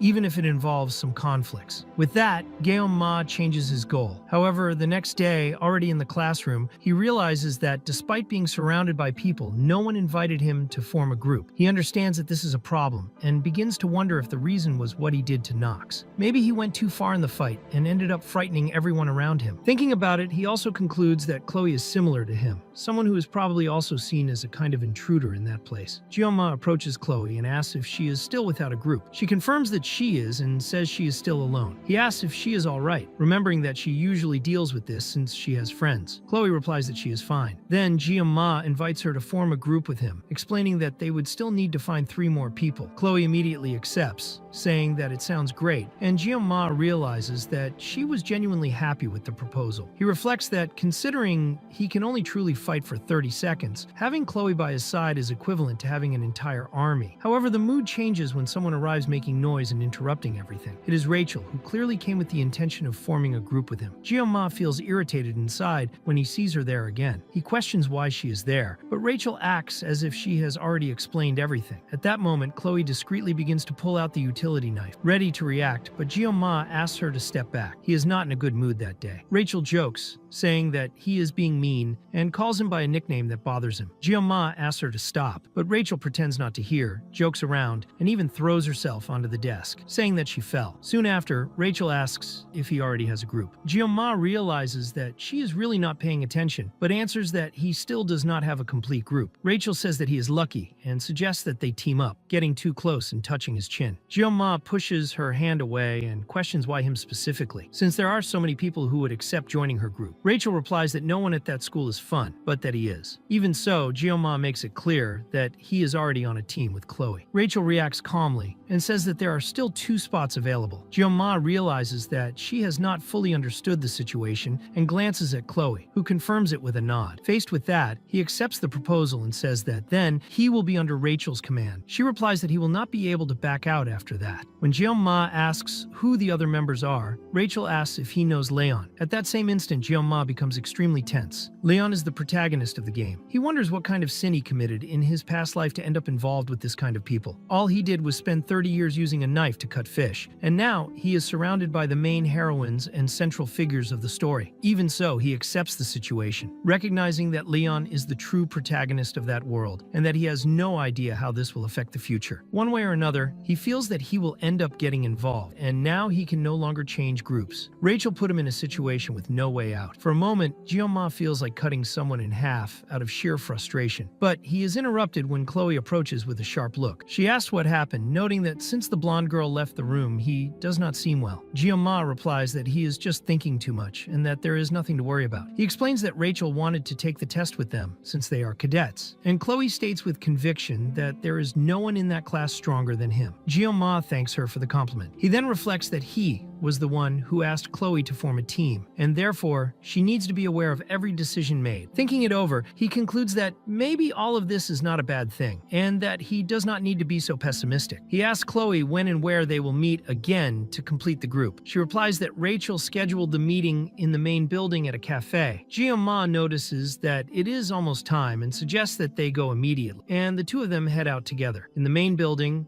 which is quite elegant, Chloe is drinking an avocado smoothie. Jeon-ma looks at the cup and wonders how that frozen green soup can cost 50,000 won. He almost chokes when he notices the price and comments, trying to hide it, that the cafe is really very good. Inside, he scolds himself, remembering that he is an adult and needs to control himself. He notices that the only drink that cost 10,000 won or less was the espresso he is drinking, but the taste is awful. Since the academy card does not work there, he decides that he does not intend to come back often. At that moment, Jeon-ma receives a notification on his phone. It is a message from Rachel, and he replies saying that he is already at the meeting point. Shortly after, Rachel appears accompanied by Leon and apologizes for the delay, asking if they waited long. Jeon-ma looks at Leon for a few seconds and notices the presence of another member of the group, a boy with orange hair tied in a Japanese bun. He wonders if that guy is a delinquent. Then Leon steps forward, extends his hand, and introduces himself politely. Jeon-ma does the same. Leon comments that he was impressed by what Jeon-ma did a few days earlier, making it clear that he has already heard about his recent actions. Leon shows that he feels more confident knowing that Jeon-ma is part of the group. Jeon-ma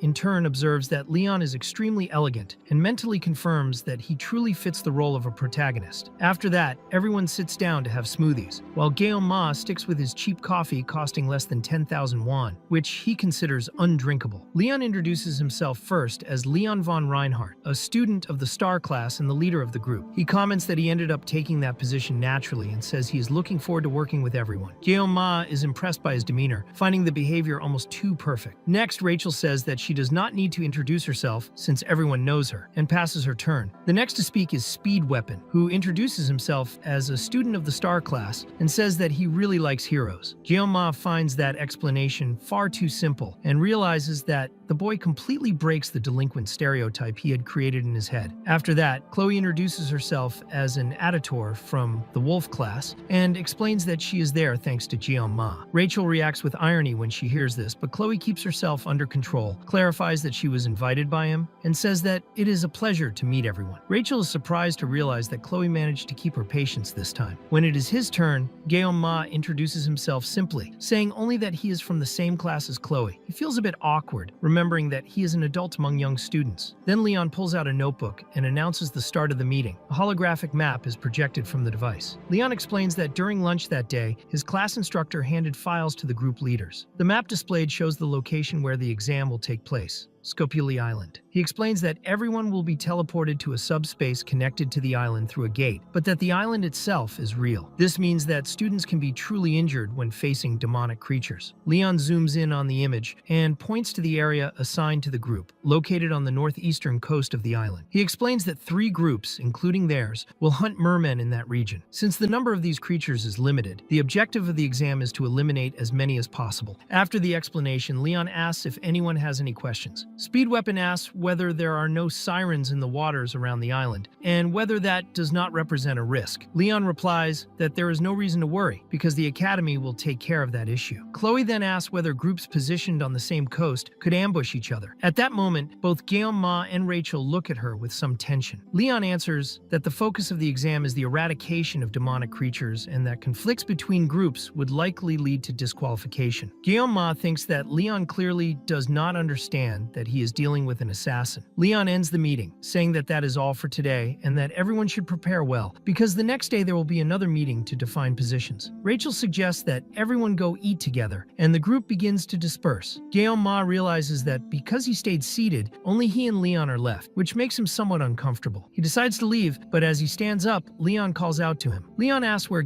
Ma originally came from. The two stare at each other for a few seconds, and Ma asks what exactly he means by that. He feels that he has heard that question before, but realizes that coming from Leon, it sounds different. Ma cannot understand what Leon is thinking. He considers the possibility that the question is literal about his place of birth, but discards it, because if that were the case, it would have been asked in front of everyone. Leon apologizes for the sudden and strange question, but comments that Ma might be similar to him. This leaves Ma even more confused. He reflects that since it is a Korean game, the base language is Korean, but that does not mean other cultures do not exist in that world. From his very name, it is possible to deduce that Ma is Korean. Even so, Leon asks him to pretend he did not hear anything, and says that he is leaving. Before Leon can walk away, Ma instinctively grabs him by the shoulder and returns the question, asking where he came from. Leon answers directly that he came from Germany and then leaves. Ma remains standing there, confused, wondering what went through that man's mind. He begins to question whether he's being paranoid, but he cannot ignore the strange feeling. The moment he heard the question about where he came from, it was as if Leon knew that he was someone from another world, an intruder who should not be there. Even so, he tries to convince himself that it is nothing more than paranoia. Ma thinks that, because Leon is the protagonist of the game, he might be able to sense that kind of thing. With the knife right in front of him, he remembers that while the blessing of the sword god is active, his senses become strangely amplified. Determined to test this, he activates the blessing at that moment. Suddenly, a sentence appears directly in his mind, stating that Leon's existence belongs to that world. Ma focuses again, keeps the blessing active, and hears the same voice once more. He realizes that it gives him an intense migraine, a pain that seems to go beyond even the limits of the blessing itself. Even so, he has no doubts that the Leon he met that day is exactly the same Leon from the game, because no one could replicate that presence with such perfection. He wonders whether Leon really wanted to know which country he came from. Still, he remembers that Leon said the two of them were similar. For a moment, Ma thinks about looking for answers in a kind of wiki of that world, but quickly concludes that there would be no relevant information about Leon there. He sighs and accepts that he will now have to get involved with him. If anything strange happens, he knows that he can seek help from Medea, who seemed eager to meet the protagonist again. Even so, Ma decides to think calmly, finding it curious that he can remain so composed in the face of that situation. Next, he checks the system and analyzes all of his blessings. He realizes that the progress is slow but steady. His mental strength and his armament remain the same, but his physical strength and fortitude have increased thanks to intense training. He concludes that his armament will only truly evolve when he obtains Murasam, but he notices that his assimilation has grown significantly. That seems to indicate that something will be unlocked soon. He wonders if this is related to the numerous battles he has taken part in, including confrontations against brothers and sisters of the Auditory clan. This lack of understanding about his own body and powers leaves him deeply frustrated. At the exact moment that thought crosses his mind, the system manifests with a new message. He has reached a certain level of blessing activations, and automatic adjustments will be carried out. Ma is confused and surprised when he discovers that the duration of the pain blessing has increased from 30 to 40 seconds. He is genuinely impressed, because that represents enormous progress. The system informs him that his efforts have paid off, and Ma feels sincere satisfaction when he realizes this evolution. The days pass quickly. 5 days remain until the exam, then 4, 3, and 2. When only 1 day is left during training, Ma reaches such a high level of speed that he manages to cut a drop of his own sweat in midair. He is satisfied with the result. Soon, Soon, the day of the exam arrives, and everyone is gathered in front of the subspace gate. Ma feels that the atmosphere is completely different from that of the training subspaces. His group calls out to him, and he sees that everyone is prepared. Rachel, positioned at the front as the main damage dealer, comments that it is strange for Ma, who is usually punctual, to be late that day. Leon, the leader, remains at the center of the formation and asks them to move forward immediately. Speed Weapon, acting as support, stays farther back. Chloe, as the secondary main damage dealer, takes the second position. Ma assumes the rear and apologizes for the slight delay. Looking more closely, he notices each person's equipment. Rachel carries a rank S weapon, as does Leon. Speed Weapon, however, holds something unexpected, a flute. Noticing Ma's gaze, Speed Weapon asks about the reason for his curiosity. Rachel whispers that the equipment is actually a rank S armament, focused on healing and support, something absurdly difficult to obtain. Even if someone invested all possible money into the game, it would be extremely rare to get something like that, and its simple appearance helps deceive those who are unfamiliar with it. Ma looks at the item more closely and comments that it is impressive, which makes Speed Weapon ask him to step back. Soon after, the Academy officially announces the start of the mid-year examinations of the year 2034. A professor comments that everyone seems well prepared and reminds them that even if some already know the rules, at that moment they are not heroes, but merely cadets. He warns them not to risk their lives in pursuit of more credit and reinforces that in case of serious injuries, the institution can be contacted immediately. Leon notes that it is almost time and asks everyone to get ready, saying that there is no reason to be nervous and that all they need to do is give their best. Ma feels that everything is finally beginning, but he notices that Chloe seems a little uneasy. He asks if she is all right. Chloe replies that feeling anxious is normal in a situation like that and comments that she remembered there are many sirens on that island. Ma tries to reassure her, saying that the instructors have already checked everything and that there is no reason to worry. Even so, Ma thinks that in Cilicia, where Chloe came from, sirens were frequently sighted and caused a lot of damage in the past. Although they are currently creatures rarely seen outside of dungeons, the fact that those rumors still persist suggests that the conditions of that place may never have been fully clarified. The professor orders everyone to enter, informing them that the subspace is already active. Ma makes a small encouraging gesture toward Chloe and asks them to move forward. Chloe is visibly embarrassed, but she thinks that he's right. She decides not to worry because Ma is by her side and believes that everything will be fine. Suddenly, everything goes dark. Ma begins calling out to her repeatedly, and in the next instant, Chloe awakens. She realizes that she must have fainted for a brief moment and wonders what happened, questioning why she lost her concentration. There is turmoil all around, as it seems that an error occurred at the subspace gate. Some people call for an instructor, and it soon becomes clear that someone is seriously injured. At that very moment, everyone comes face to face with a siren. Before the creature appeared, everyone had arrived feeling sick, vomiting because of the dizziness caused by the transition. Ma, however, remains completely stable. Leon finds this strange and notes that he seems fine, and Ma explains that he usually does not feel dizzy or nauseous. Shortly after, a merman appears in front of them. Ma finds it strange that there is already one there and realizes that it is much smaller than he imagined. He feels a bit ridiculous wielding only a sashimi knife to hunt that creature, especially while staying in the rear of the team. Leon explains that they will encounter adult mermen when they reach the designated area, and that the one who passed by them does not count for points. The group then moves in the direction Chloe is investigating. As they advance through the undergrowth, Leon warns them to be careful, as he believes they have reached the correct location. Suddenly, Chloe appears out of nowhere and lands right in front of them. Ma asks if she was really moving through the trees, and she confirms it, explaining that it is a more discreet method. Leon asks what she managed to identify, and Chloe reports that there is a cave about 500 meters away. Sometime later, the group reaches the cave. Inside it, there are dozens of mermen gathered around a single bonfire. Rachel estimates that there are between 50 and 60 creatures. Ma realizes that the situation is extremely tempting, because defeating so many enemies at once would practically guarantee first place. Even so, he considers the risks, since if something went wrong, it would not be possible to contact an instructor due to the lack of communication. The decision between playing it safe or betting on high risk and high reward falls to Leon. He remembers the previous meetings, in which it was decided that Chloe would act as the executioner, and that Speed Weapon would be responsible for healing the group. Ma is surprised to confirm that Speed Weapon is truly a healer, but he explains that saving others is a basic principle of heroes. heroes. Leon then defines Jeonma's role, placing him in the rear for surprise attacks, while he himself leads the group from the center and makes all strategic decisions. When Rachel asks what her role will be, Jeonma realizes that Leon has already made his decision. Leon orders Rachel to advance. She grips her power-imbued spear and throws it straight into the cave, destroying the bonfire. At the moment the mermen turn in confusion, Rachel is already charging forward, crushing them without mercy. She retrieves the spear and begins a true slaughter. Everything happens exactly as Leon had predicted, as Rachel destroys everything in her path with ease. Speed Weapon immediately activates his artifact to bless the entire group. The sound of the flute irritates the creatures, but in reality they flee in desperation from Rachel, who continues killing without stopping. She thanks him for the blessing and counts 25 enemies defeated, leaving the group impressed. Next, Chloe activates her blessing, the feline blessing. With a single slash, she eliminates 8 mermen at once. When 2 more try to ambush her, she tears them apart without difficulty, reducing them to pieces. Chloe and Rachel advance in the same direction, eliminating everything they encounter. Jeonma notices something strange. They do not slow down,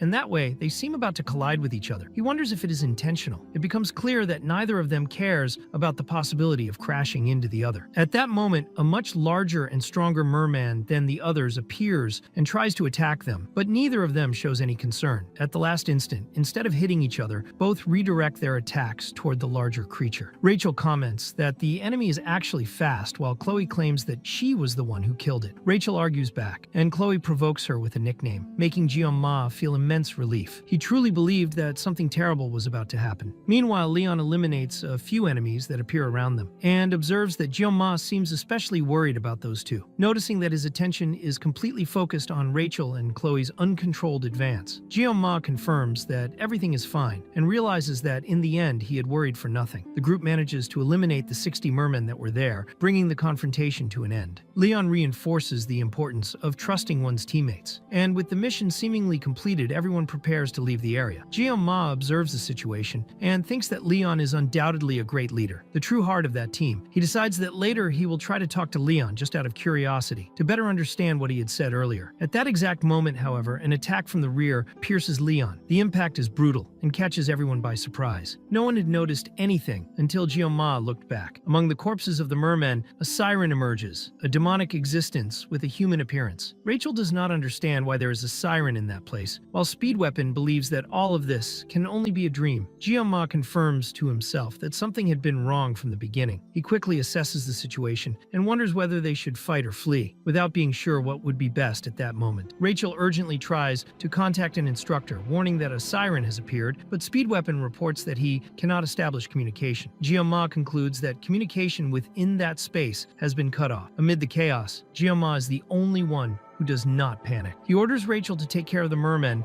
that are still approaching and tells Speed Weapon to do everything possible to keep Leon alive. At that instant, Chloe snaps out of the trance she was in. Jeonma orders her to leave immediately since she is the fastest, and to go call an instructor as soon as possible before more mermen appear. Chloe hesitates for a moment, but agrees and quickly departs. Rachel asks what Jeonma intends to do now. Without answering directly, he advances toward the siren, making it clear that the mermen are left to the others. The group is shocked by the decision, questioning whether he has gone mad by facing a siren alone. Jeonma, however, thinks that he has never liked small fish, and that now the time has come to face the big fish, something he considers his specialty. It is explained that demons are able to use something similar to blessings, which in practice is magic. In the original game, the protagonist was defeated with just one attack from that siren, showing the brutal difference between humans and demons. Jeonma recognizes that he is not sure if he will win, even with his blessing, since in the original game it is impossible to defeat a demon alone. Even so, he remembers that because he played without friends, he was often forced to face bosses alone in true raids. He accepts that there is no longer any way to run from the decision he has made. Quickly calculating, Jeonma estimates that Chloe will take about 10 minutes to return. That means he needs to defeat the mermaid in 40 seconds. Without hesitation, he activates the blessing of the sword god, thinking that it has been a long time since the last time he truly cut sashimi. Meanwhile, Rachel faces the remaining mermen. They seem stronger under the mermaid's presence, but even so, she manages to hold them back, pushing them away and piercing 3 at once with a single attack. She is already exhausted without the Speed Weapon blessing. Speed Weapon thinks he should help her with the blessing, but he needs to concentrate completely so that Leon does not die. Even believing in Jeonma's power, he feels deep fear when looking at the mermaid, because facing a monster like that alone feels like pure suicide. The mermaid then prepares a spell spell aimed at Guillaume, but he rushes forward. He analyzes that mermaids use long-range attacks with magical and aquatic properties, and that without magic, they are still just fish. He dodges the spell and moves in for the final blow, but at the last instant, he realizes he has struck only a false body. The true mermaid appears, attacking Speed Weapon, who freezes in fear. At the moment of the attack, the mermaid feels intense pain. One of her fins is severed by Guillaume, who shows no hesitation and continues attacking without giving her time to evade. Even wounded, the mermaid retreats into the water, disappearing as if she had teleported. Guillaume then realizes that predicting her movements will not be simple and acknowledges that the mermaid showed dangerous intelligence in that clash. The mermaid acts deliberately and attacks precisely the one who is already injured. Guillaume looks at Speed Weapon and Leon, who is still severely wounded, and asks if Speed Weapon can continue. Even while keeping the blessing active, Speed Weapon confirms that he can. Guillaume then says that is fine and leaves Leon in his care, recognizing him as a true hero. Next, Guillaume returns to direct combat and resumes exchanging violent blows with the mermaid. Speed Weapon, while supporting Leon, thinks about how impressive it all is. He reflects on justice and bravery, on people who sacrifice themselves for the good of others, and concludes that this is what defines a hero. He realizes that he has never heard anyone say that this was truly a hero academy, not even in the Dragon and Star classes. At that moment, he believes he has found his hero in Leon. Guillaume, on the other hand, understands Speed Weapon's thoughts, but when he apologizes and says that Guillaume is far from being a hero to him, Guillaume makes it clear that he would not care even if that were the case. Still, in the present, Speed Weapon begins to think that maybe that damn Guillaume is also in some way a hero. At that moment, the mermaid invokes a powerful spell. Several carnivorous fish made of magical energy appear and rush toward Guillaume like missiles. He dodges with quick, almost unreal jumps, but soon realizes that the projectiles are guided. The mermaid alters the fish's trajectory to kill Guillaume,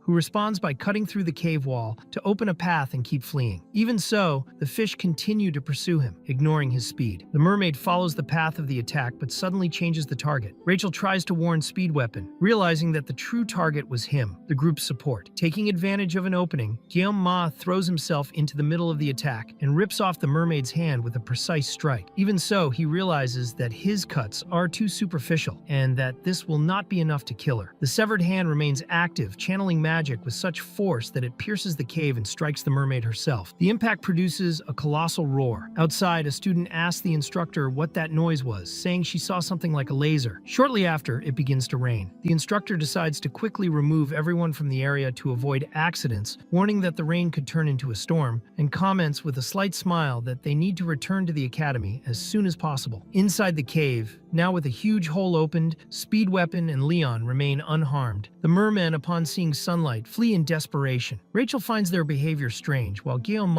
remains in a combat stance, knife in hand, believing the mermaid to be buried under the rubble. He was only partly right, as the mermaid explodes the debris and emerges violently. Guillaume recognizes that he knew she would not die so easily. When the mermaid advances once more, Guillaume removes his uniform and orders Rachel, since the mermen have fled, to protect Leon and Speed Weapon. She agrees without hesitation. Speed Weapon, watching the scene, can barely believe what he sees. Guillaume is dueling alone against a demon. He had always thought that man was just a madman, but now he begins to see him as a legend. Guillaume realizes that only 10 seconds remain of the pain blessing. For him, this is the moment to recover all the time lost. The mermaid snarls, consumed by fury, and charges to kill Guillaume. He accepts the clash, feeling his eyes consumed by absolute determination, resolved to cut down everything that stands in his way. Meanwhile, Chloe runs at full speed. She forces herself to go faster, even cutting down trees that appear in her path. Her legs are at their limit, and even with the blessing active, the exhaustion is overwhelming. Still, she cannot give up, because it was Guillaume who asked this of her. Chloe believes that Guillaume is the strongest person she has ever known. He always finds a way out and never draws his blade without necessity. This time, however, he saw that there was no other choice, and she believes he made the right decision, even facing a mermaid, an absurdly powerful demonic humanoid. As she runs, Chloe hears the thunderous sound coming from the cave and grows worried when the rain begins to fall. In her thoughts, she begs for Guillaume to survive. In her desperate sprint, she trips over something and almost falls, but manages to catch herself at the last instant. She cannot fall, she cannot stop. She needs to find someone. Tears stream down her face as she runs, pleading for anyone to help her. Suddenly, Chloe senses nearby presences, but her senses are completely scrambled. What she perceives are not people. It is a mermaid. She reacts instinctively and attacks, but in the next instant, she realizes that it was actually Abel who was there. Abel blocks Chloe's strike, attack, and the two stare at each other for a few moments. Chloe feels relief upon realizing it is just a person and not an ambush. Before losing her strength and fainting, she apologizes. Some people around them grow agitated, asking what is going on and accusing the girl of being crazy, ordering her to get up immediately. Abel, however, intervenes and says that she knows that girl. Collapsed on the ground, exhausted, Chloe asks for help with difficulty and warns that Ma is in danger. Abel is surprised and wonders how that is possible. At the same time, Speed Weapon reflects that he may never again witness something as absurd as what is before his eyes. He watches Ma, who looks like a swordsman holding a live fish, as if about to prepare sushi sashimi. To his eyes, Ma is exterminating a demonic humanoid, a true demonoid, and the scene is far too impressive to be forgotten. He knows this will be etched into his memory for the rest of his life, because this is not a subspace duel, but real life. Even under extreme pressure, Ma continues to dodge and counterattack every assault from the mermaid. At a decisive moment, he turns her tail into a series of small, precise cuts, as if he were truly preparing sashimi. Speed Weapon even thinks it is almost beautiful, given how clean the strikes are. He and Rachel cannot even react to the speed and precision. Even Rachel, a descendant of an extremely powerful clan, is left stunned, not knowing how to respond. For an instant, Speed Weapon is distracted, and Rachel warns him of a new attack. She pushes him out of the way and saves him, calling out to him and telling him to wake up. Soon after, both see the trail of destruction left by the attack. Speed Weapon realizes that he is completely lost himself in the unreality of that scene, feeling as if even the surrounding environment had changed. He thinks that a blade made to cut fish facing magic is not a fair duel, and concludes that if Ma used magic, the mermaid would already be dead. Exhausted but still standing, Ma continues holding his knife and facing the mermaid, who, despite being gravely wounded, remains alive. She then invokes her power in sync with the rain, using water as her attribute and firing liquid projectiles at him.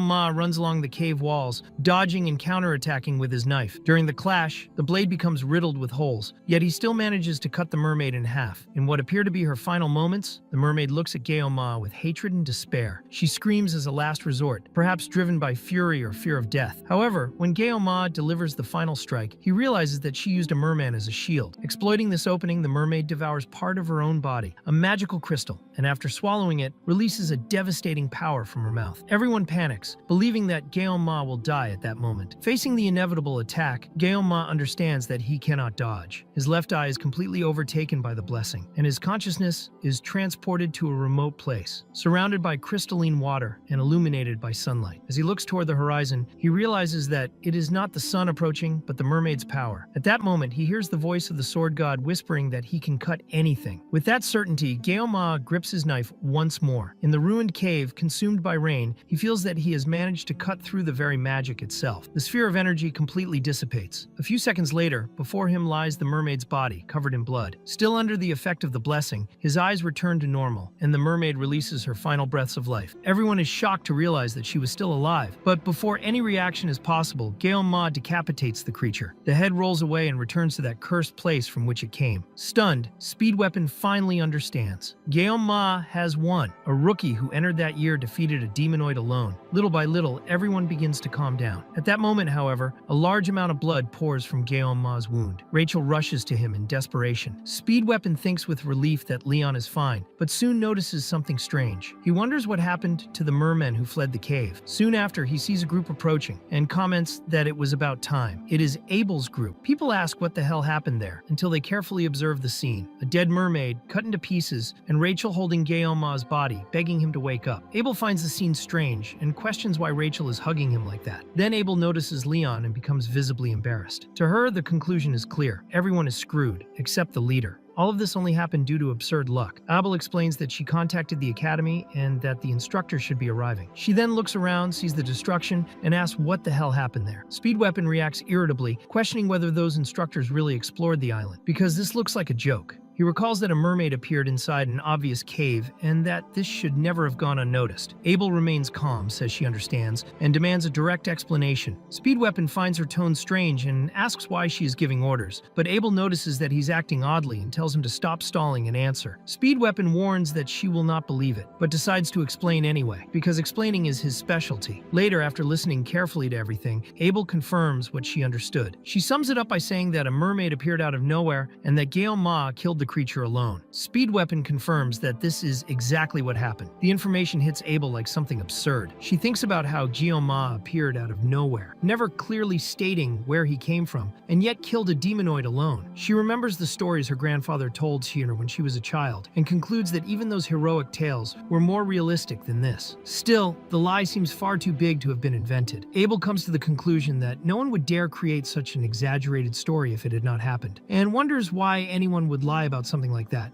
She also thinks about her own lineage. As a descendant of heroic roots tied to Balar Joachim and the disciple Aaron Nibelung, she received a special position and carries a blood heritage that allows her talents to flourish. Even with this advantage, and with all the effort she put in, there is still that boy, Kangeoma, whose difference in power is so ridiculous that it seems impossible to measure. Abel realizes that she has already felt too much toward him, between fear and admiration, and at the same time cannot hide a bitter envy. While the treatment continues, Abel asks her companion to try to heal Geoma. Even while being treated, Rachel remains visibly worried about him. Abel watches the scene and dwells on the fact that Geoma, the same age as her, came to the brink of death and still defeated a demonoid alone. After that, Speed Weapon returns to the topic of the instructors and asks whether Abel really contacted the academy. He suggests that, for now, it would be better not to reveal the details of what happened. Abel wants to know why. Speed Weapon recalls that the instructors claim to have checked the island beforehand and points out that this makes everything even more suspicious. He notes that the cave is extremely easy to find and yet was not explored. He admits that it is only a guess, but says that it seems like someone did this on purpose. Leon joins the conversation and asks whether Speed Weapon is suggesting sabotage from within the academy, perhaps an infiltrator connected to a demonic clan. Speed Weapon tenses up and avoids stating it outright, but admits that the possibility exists. Abel agrees that the cave is conspicuous and that novices would certainly come there. She also understands that if it had not been for Geoma, everyone would have died. The situation raises a question that troubles Abel. Why did this happen now? She remembers that there have been no direct conflicts between humans and demons for hundreds of years, and that demons have never dared to touch cadets of that academy. To her, it almost feels like a ready-made justification for a new war to begin. Shortly after, Speed Weapon notices the direction of her thoughts and interrupts her, saying that she's going too far. He agrees that it is strange and that there may be a spy, but states that there is not enough proof to turn this into a conclusion. Leon then proposes an immediate decision. He says that at that moment, the group needs to agree on a lie. The reason is simple. If there truly is a spy in the academy, Geoma would instantly become a target, because he defeated a demonoid alone. Speed Weapon agrees and reminds them that considering everything Geoma did for them, protecting him is the least they can do. Abel suggests that the safest course is for her to speak with her grandfather, the Sword Emperor, before any official report. Back at the academy, in the infirmary wing, Geoma wakes up once again in that place he already knows well. He looks around and thinks of a hospital again. He looks at his own hand and realizes that he is alive. Then he recalls the moment when he almost died, when the mermaid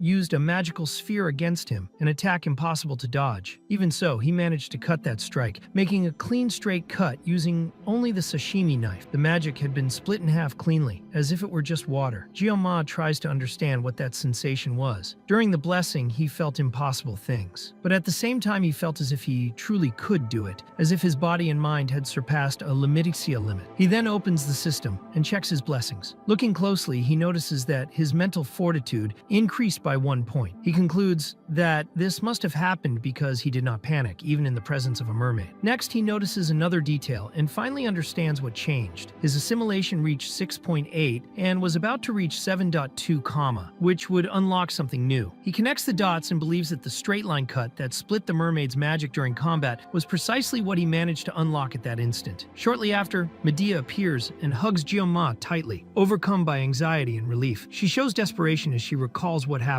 and insists that everyone had checked that area because there should not have been any creature of that kind there. Geoma tries to calm her, asking her to stop because he is still weakened. Medea realizes the excess and steps back, apologizing and remembering that he can barely breathe. Even so, she admits that she was too happy to see him alive and that for a moment she almost forgot the reason she came. Then Medea begins to search for something in her dimensional bag. Geoma is impressed when he realizes that she possesses an item of that level. Next, Medea takes out the reward he had earned and hands him the sword Murasama. Jeonma thought about how the fact that he had decapitated a demon on Scopuli Island had been kept secret, just like director Medea had said. When he examined his new sword, Murasame, he noticed it had an attack power of 25,670, was rank B, and was described as a Japanese sword whose name meant heavy spring rain. Medea said she hoped he liked the reward, and added that prizes like this were usually handed out in formal ceremonies. Because of the situation, that had not been possible, so she apologized. At that moment, Medea noticed the Sword Emperor approaching and made a sharp comment about him. The Emperor himself immediately reacted, asking her not to call him that. Medea fired back, saying that he was already 70 years old and still acted like a little girl. Watching the exchange, Jeonma felt like he had seen something like this before, almost like deja vu, and wondered why the Sword Emperor was there. Medea explained that she had heard everything through Jeonma's friends and, on behalf of the Academy, offered an official apology. She admitted that everything that had happened was the Academy's fault, and that because of their negligence, Jeonma and his team, along with almost everyone on the island, had nearly lost their lives. Because of the incident, she swore on her honor as director that the whole truth would be revealed. The Sword Emperor added that Jeonma had saved all the cadets who were there. Jeonma simply said that he had only done what he could. Medea said the achievement was extraordinary, but until the truth came out, it would be better to keep everything secret. She acknowledged how ironic that sounded coming from the Academy director, but explained that it was an internal matter. She also apologized for not being able to reward him properly. Jeonma replied that it was fine. Medea then commented that he did not act like someone his age, but more like an old man trapped in a child's body. Later, as they walked together, Medea said she had been thinking about the past and asked if Siegfried remembered the first day they met after he entered the school. Back then, he had been lying on a bench in the garden, and when she told him to leave, he struck his own sword. Neither of them remembered exactly what had been said that day, but Medea said it felt like it had been yesterday, even though 60 years had already passed. Time really did fly. She added that this was not even a tenth of the Academy's history. Even when the two of them enrolled, the institution was already ancient. The depth of its history was overwhelming. Despite ups and downs, the Academy had cared for and protected its cadets for 700 years. But as her thoughts reached that point, Medea began channeling a huge amount of power, clearly driven by anger. She recalled that before the midterm exam, they had received reports from the instructors after the preliminary inspection of the island. Although rare, Scopuli was known for siren sightings, which was why they always took extreme precautions. Even so, something had gone wrong. Sieg,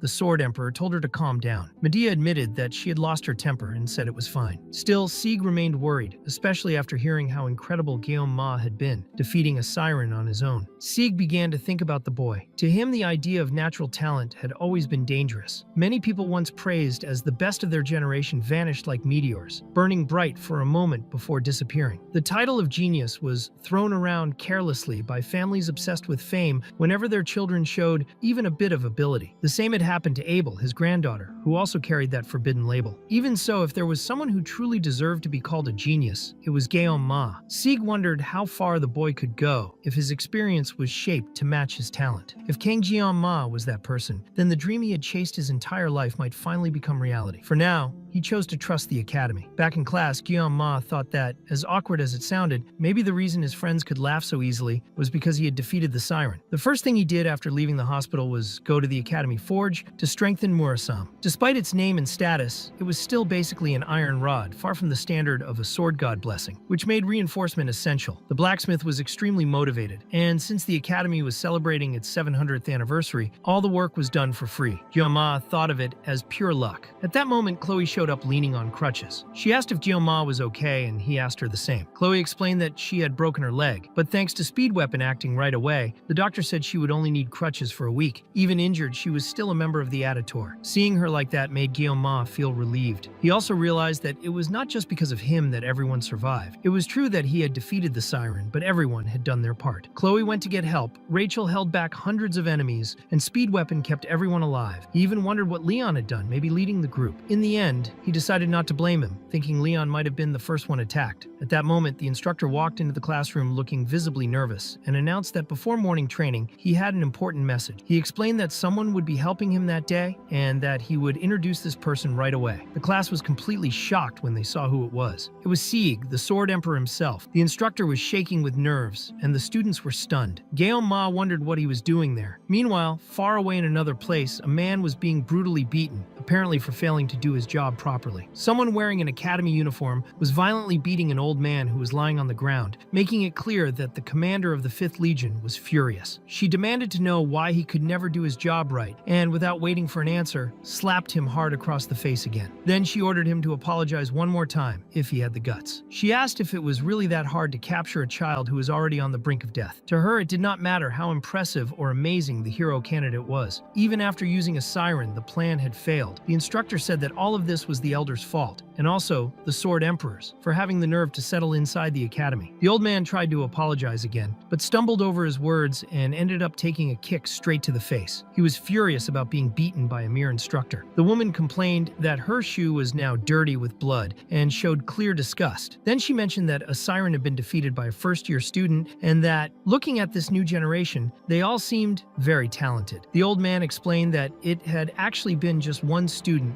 who defeated the siren alone. The instructor asked if it had been Leon, but he said no, and revealed that it was the top student of that year, Kang Ma. Hearing that, the instructor realized this was the special student and commented that things were getting more and more interesting. Back at the academy, physical training was underway. Chloe was sitting off to the side with her crutches, unable to participate. Ma thought he would like to be sitting too, but someone shouted that he was slow. It was Siegfried, who asked if his leg was injured. Ma said no and wondered why that man was running right next to him. It was the Sword Emperor, Siegfried von Nibelung. He was the heir to the title of the first Sword Saint, Aran Nibelung, a name that suited him perfectly. Siegfried was recognized as the strongest fighter in humanity, and had also been Leon's fencing mentor during the Second Demonic War. He was a figure who clearly stood out in the middle part of the original story. Even so, Ma could not understand why the Sword Emperor was running beside him. In his mind, that old man should have been bothering Leon, not him. The main story had already gone off track and now felt completely derailed. Thinking about it more carefully, Ma remembered that at the end of the original story, Leon would inherit the title of Sword Saint. That had been one of the biggest topics in the game and had dominated all the forums. If Leon was going to inherit that title in the future, then Siegfried being here was not that important, just awkward. To Ma, it felt like running side by side with a delivery guy who did all his deliveries on foot. During the run, Siegfried explained that the foundation of any fighter was stamina and endurance. No matter how amazing a hero was, without the physical strength to support their honor, everything was meaningless. This basic routine would be the foundation for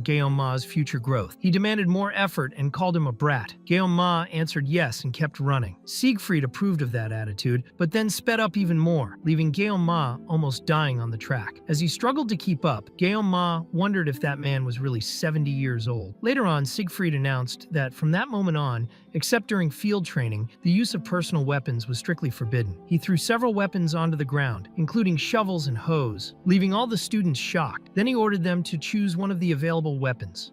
Ma noticed there was even a sashimi knife and thought it would be perfect for him. However, Siegfried made it clear that the goal was to completely master the weapon they chose. One student raised a concern, saying it would be better to train with weapons inherited from their families and asking why they were being banned. Siegfried replied that fundamentals mattered in everything. The more someone relied on high-level weapons, the lazier they became in training. And in the end, they started believing the weapon's strength was their own. The student insisted, asking if it was not important to learn a weapon's capabilities to make up for weaknesses. Siegfried answered that no matter how good a weapon was, without skill, the user was like an empty bell that only made noise. A true master would never blame their weapon. Ma was shocked, because that was a thought he often had himself, and he silently agreed completely. Siegfried continued, saying that once the fundamentals were mastered, the weapon would naturally become part of the fighter. Cadets who could use ordinary weapons with great skill had a high chance of making the class promotion list at the end of the school year. Hearing that, the students panicked and rushed to grab weapons. Ma thought that speech could have been much simpler. Still, the sashimi knife was there, so he picked it up. Siegfried gave him a sharp look, and Ma concluded that the man really was incredible. Then Siegfried announced that, to get familiar with the weapons, they would start with one-on-one duels between cadets that day. Some students asked if that was not dangerous without using subspace. Siegfried replied that they had entered the academy to carry on the legacy of ancient heroes and become worthy fighters. Fighters only grew by training as if they were in real combat. However, simply swinging weapons at each other would quickly lead to death. That was why, before starting, he would show them how a training duel worked, more specifically, a sparring match. The students were thrilled at the idea of seeing the Sword Emperor's technique up close. The instructor demanded complete silence. Liu Wenbin, one of the academy instructors, felt like he had stepped into a massive disaster, not just for his career, but for his entire life. Facing the Sword Emperor in a sparring demonstration felt like the end. In desperation, he thought of his mother and concluded that this was the last day of his life. Even so, he asked the Sword Emperor to go easy on him. Before he could say anything else, he was interrupted. Siegfried called Cadet Kang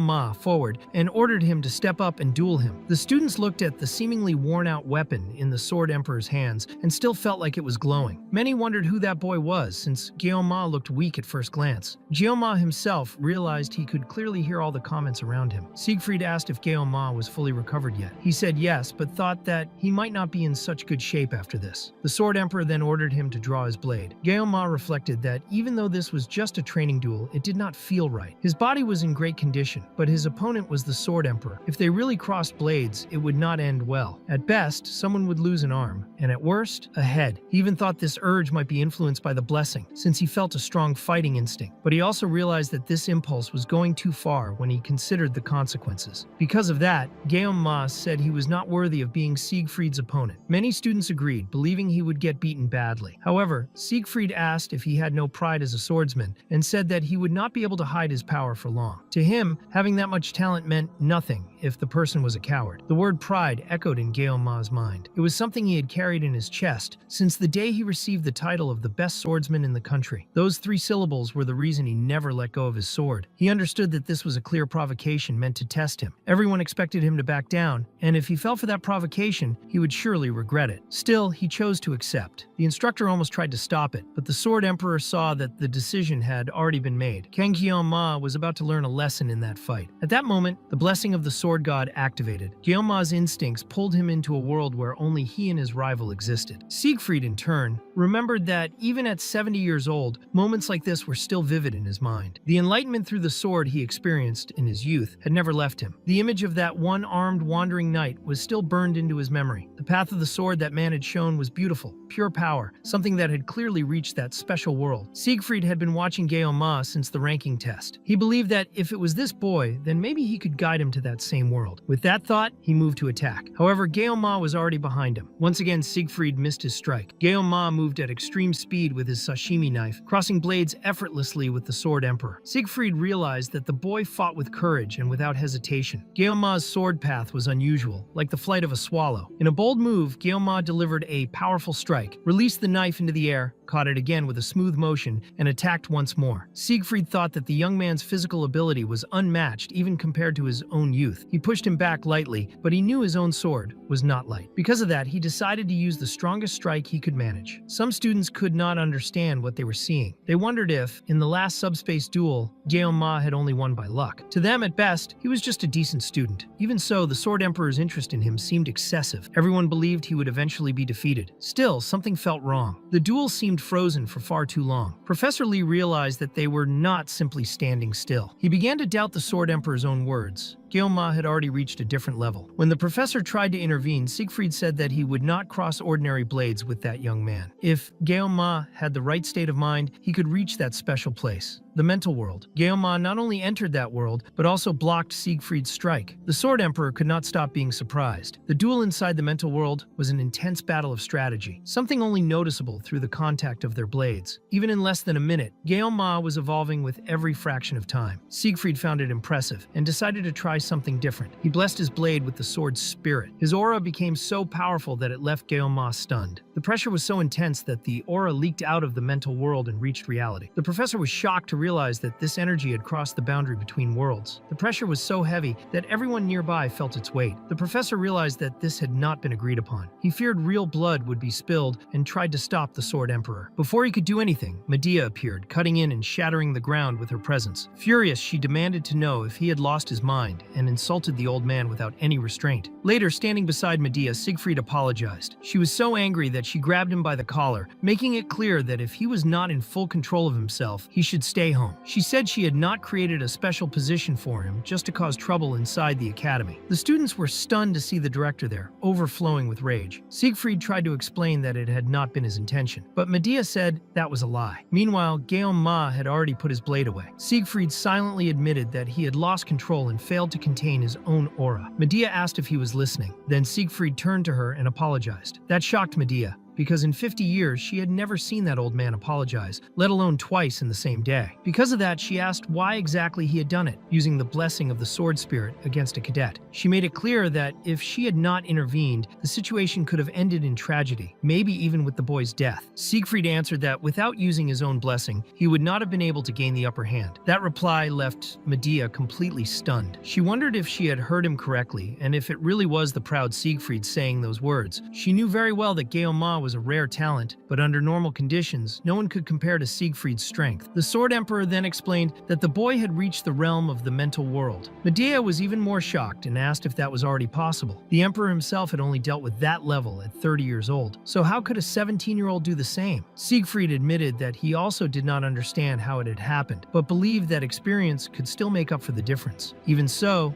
Medea could not easily accept that explanation. She immediately rushed over to Guillaume to check if he was okay. As she got closer, she felt an extremely oppressive aura coming from him. In that instant, all the dignity she was maintaining seemed to vanish. What she felt was pure fear, the same chill she had felt when she first met the commander of the 6th Legion. That made Medea realize that Siegfried's report was probably not an exaggeration. She then asked if Siegfried had lost. The Sword Emperor answered that of course he had not. Even as a talent, Guillaume still did not compare to him, and he was also using incomplete equipment. Medea asked why he had gotten so angry, since he always said that true masters never blamed their equipment. The Emperor replied that it was just nonsense. At that moment, all the tension exploded, and both of them felt a powerful surge of adrenaline. Later, Guillaume woke up early, remembering everything that had happened. He realized that even though he had trained well, without Medea's intervention, the situation could have been truly dangerous. He thought the old man had been extremely aggressive. All of it involved the so-called mental world, something he still did not fully understand. Experiencing it had been strange. Mastery and understanding of a weapon could create an active space, triggered when multiple emotions and conditions aligned. It was said that only supreme masters, who spent their entire lives refining a single weapon, could enter that mental realm. Because of that, in the game's universe, there were fewer than 10 heroes who could freely enter the mental world. Even Leon, the protagonist born with heroic qualities, needed 3 years of intense training to reach that state. Guillaume knew this because he had quit the game exactly at that point. He then wondered why he had been able to do it right away. Thinking more carefully, he realized the answer was the sashimi knife. Adding this life and his previous one together, he had spent more than 20 years wielding that same knife. Whenever he manifested the blessing of the god in the sword, it was as if a level of focus beyond cognition was activated. The experiences of his current life and his past life were connecting in harmony, allowing him to overcome extreme situations. Based on everything he had experienced so far, Guillaume concluded that avoiding problems would only make things worse. Instead of staying passive, he decided to deal with things step by step, as long as he was clear about what needed to be done. He wondered if he should try again. Then he drew his sashimi knife and thought that if he could freely control the mental world, he could train combat without manifesting the blessing of the god in the sword. He geared up, focused, and entered his mind world. But something unexpected shattered that reality. A presence slowly touched his shoulder, and the sashimi knife, loaded with power, simply vanished. Guillaume was confused, wondering what had just happened. Meanwhile, a meeting was taking place among the elders. They were the ones who had sent the demon to try to kill Leon. One of the elders, who had failed the mission, said they needed to deal with the dissidents quickly. He also said that the special student, Kang Guillaume, needed to be investigated. Another elder asked if he could be a hero candidate, since as far as they knew, the only candidate was Leon von Reinhardt. The first elder replied that Leon was an airhead. He reminded them that during the aptitude test, Guillaume had completely dominated the twins. On top of that, Medea was blocking information under the excuse of protecting the special student. Another elder stated that the hero's elimination was inevitable, and that any threat had to be cut off. This time, even the Sword Emperor had gone to the academy, and ever since one of the 7 stars had taken over as director, the council's influence had dropped sharply. Since the subjugation of Basman, the public had only been paying attention to the 7 stars. While the elders were seen as outdated figures, they agreed that they needed a common enemy. Any hero who could threaten the Demon King had to be eliminated. One of the elders said he was a member of the academy itself, and that he was not trying to persuade the council based on the arguments of that woman who had forced him to speak. He thought of the commander of the 5th Fifth Legion, Corey, and felt a chill run down his spine. He would rather die than deal with that furious woman. In the end, the hooded elder ordered that instructions be sent to the Aditor family. The next day at the forge, the blacksmith was begging for forgiveness and mercy. In front of him, Gyeoma held his new murasame, a sashimi knife version. Gyeoma stood still, doing nothing. He thought the weapon was in a very low-ranked state, almost useless. The blacksmith explained that he had worked at that forge for nearly 30 years, but had never seen anything like it. It was as if the sword itself refused to be forged. Because of that, he had to melt the metal in a hurry and remake the blade just to preserve its shape. According to him, if any other blacksmith had tried the same process, nothing would have been left. The blacksmith insisted it was the truth and explained that a single wrong hammer strike would cause the sword to shatter completely. Gyeoma, with his 20 years of experience as a swordsman, judged that the craftsmanship itself looked excellent. The specs matched the blessing perfectly, but the durability was low. The blacksmith confirmed that the weapon's potential was good and that with enhancements, it would become usable. It was not exactly an apology, but he offered to do the upgrades for free if Gyeoma brought the necessary materials. The blacksmith also guaranteed that if the weapon broke again, he would provide another one. According to him, that blade could easily reach A rank. However, the required materials could only be obtained from A rank or higher demonic beasts. Gyeoma immediately thought of the mermaid and decided he did not want to hunt a creature at that level again. He had no intention of risking his life just for gear. Even so, he concluded that his wallet would still take a hit. Gyeoma asked if the blacksmith truly promised that, and he confirmed it, swearing on his honor. Then Gyeoma asked for half the value of the leftover metal from the forge back, around 10 million. The blacksmith replied that he had done everything according to the request, and had already said he would not charge for the upgrades. Gyeoma argued that he had snapped a B-rank sword in half, and that, considering market value, the price was fair. The blacksmith insisted it was not, saying Gyeoma was being ripped off. Gyeoma replied that he needed to test the weapon's performance, and that this would be a good opportunity. After a short negotiation, the blacksmith suggested 500,000. Gyeoma countered with 1 million. The blacksmith tried to settle at 800,000, saying that was the absolute limit, since B-rank weapon fragments had a tricky market and were hard to move. Gyeoma asked if he was joking, and the blacksmith finally gave in. Later on, Gyeoma checked his status and realized his mental level had reached 4, which meant his actions and words now carried an intimidating aura. He noticed that after getting the new weapon, the weapon level had gone up and new options had appeared. The biggest issue with the sword god's blessing was still the extreme pain. However, at that level, the pain had already been reduced. The feeling had gone from something close to death to something he could still breathe through, even though it was still hard to endure. He concluded that if just one level increase had brought such a big improvement, then after several levels, it might be possible to use the sword god's blessing without needing the pain resistance blessing. He realized that the weapon level increased whenever he obtained a new weapon or made enhancements. Since the midterm trials were over, he decided to fully focus on improvements. If he kept progressing step by step, he might discover the true power he had received in that world, and even the identity of whoever had sent him there. That was when Chloe approached in an unexpectedly intimidating way, making Gyeoma flinch. She asked why he had stopped eating. He replied that he had lost his appetite. At that moment, he noticed she had already removed the cast and asked how she was feeling. Chloe explained that she still needed the crutch, but felt much stronger than before. She commented that people said bones got stronger after breaking and healing. Gyeoma thought that bones were not muscles, but he kept that to himself. He stepped closer and brushed a small grain of rice off her face. That alone was enough to make Chloe so nervous that she fell back and sat on the ground. When she got up, she noticed Gyeoma's new weapon and asked if that was his first real weapon. She said she thought the sword was really cute and pretty, and that for an E-rank weapon, it did not look bad at all. She made it clear she did not mean to offend him by mentioning the rank. Gyeoma said it was fine. He explained that the blacksmith had refunded part of the money and would not charge for the upgrades. With time and a few improvements, the weapon would get better. Chloe agreed and said that he was already strong using just a sashimi knife, so with that sword he would be even stronger. Gyeoma reflected that, honestly, there was no real reason for him to seek more strength. Since defeating the mermaid, he believed he could handle any mid-rank demonic beast without much trouble. The real reason to improve the weapon was to reduce the pain caused by the blessing. Chloe apologized, saying she did not mean to look down on his weapon. Gyeoma replied that it was not that. He just found it hard to look at that murasame he had received as compensation in such a miserable state. Chloe said that anyone who made Gyeoma suffer deserved to die. He calmed her down, saying it was fine, and she apologized again. At that moment, Gyeoma noticed something strange nearby, something Chloe did not seem to notice. He chose not to comment. He simply walked up to a tree and kicked it, asking who was there. The one who fell out of the tree was Nox. Gyeoma thought the two brothers really were alike. Nox said he had let his guard down. Chloe asked why he was there. Guillaume Ma grabbed his knife and Chloe also got ready to fight, but he noticed that Knox was unarmed. He asked what this was about, saying he thought he had already made everything clear last time. Knox replied that he had not come for that. He said there was no point in hiding the matter from Chloe, since she would find out sooner or later, and that it was better for both of them to hear it together. The topic was directly related to Kang Guillaume Ma.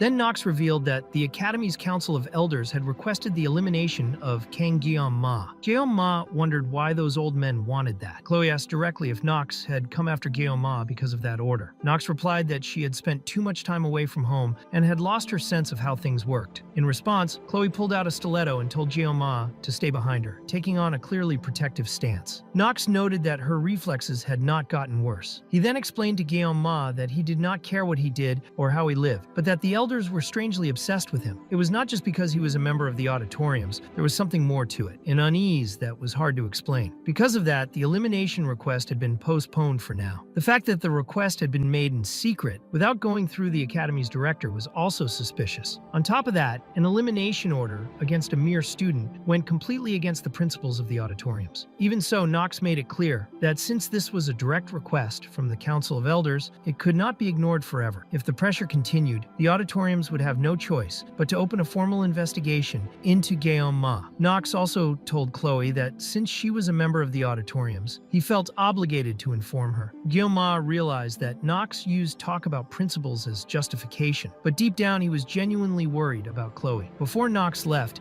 Guillaume Ma called him back to talk about what had happened last time. Knox replied that Chloe seemed much happier around Guillaume Ma, something he had never seen before, not even as a family member. He asked Guillaume Ma not to let Chloe get hurt again. Guillaume Ma was confused, since there was no way to stop her leg from breaking. Still, he simply nodded. Then Knox asked another question, wondering how that kid managed to be so strong. Guillaume Ma thought that to truly be strong, someone needed to at least reach the level of the Sword Emperor, someone who could face any threat at any time. He himself could only access his strength for less than a minute per day, and did not think he was in any position to talk about power, let alone reveal it. Even so, Knox had already exposed secrets of his own family, so Guillaume Ma did not feel right staying silent. He replied that Knox lacked determination. Even as a member of the Auditory family, he needed more real-life experience. If he stayed stuck in the academy, he would soon hit his limits. Guillaume Ma advised him to gain experience in the real world and work hard, because that was how he would truly learn. With that, he ended the conversation. Guillaume Ma thought that maybe he was not completely wrong. Later during class, the professor explained the lesson while Guillaume Ma, as usual, was distracted. His thoughts kept circling around the fact that the Academy's Council of Elders was hunting him. The council was made up of the descendants of 5 of Joachim's 7 disciples. Guillaume Ma remembered that in the game, this group held enormous influence, not just in the Academy, but across society as a whole. They interfered directly in the protagonist's path for their own benefit, which was why players called them the 5 Corrupt. Even so, Guillaume Ma could not understand why his very existence was such a big nuisance. He wrote everything down in his notebook, trying to pinpoint the moment he started drawing too much attention. He organized the situation like a mental map, connecting events, decisions, and consequences. Looking at it all, he realized he really had done many reckless things. At that point, it almost seemed like he had been desperate to attract the attention of an elder. Still, even taking all that into account, Guillaume Ma found it absurd to believe that the Council of Elders was truly hunting a simple student like him. This had not been a simple interference. They had tried to kill Leon directly, someone who was basically still a child. Guillaume Ma thought that even if they were corrupt, that crossed any acceptable line. They were putting their own privileges above the well-being of humanity and the Academy itself. In his mind, Guillaume Ma knew he could walk into the council and slaughter all those elders without difficulty. Even so, he concluded that this was not the right time. When the moment came, he would cut every elder into pieces. But for now, he needed to act carefully. The absolute priority was improving his weapon, and for that, he needed to go to a dungeon as soon as possible. Before that, though, he would need to gather members and form a group, since acting alone would make everything much harder. He wanted someone with a strategic mindset, unlike Rachel, who solved everything with brute force and little thought. That was when Guillaume Ma thought of Speed Weapon and decided to invite him as well. Later, still in the classroom, a large man showed up picking on a celebrity, saying that this was no place for small people who came and went whenever they wanted. Guillaume Ma thought people like that appeared out of nowhere. With over 20 years of experience working in restaurants and dealing with countless drunks, this was nothing more than another everyday nuisance. He simply told the guy to get out of the way and stop blocking his path before he turned that square jaw into another geometric shape. The man flew into a rage and charged at him. Guillaume Ma did not expect anyone to step in,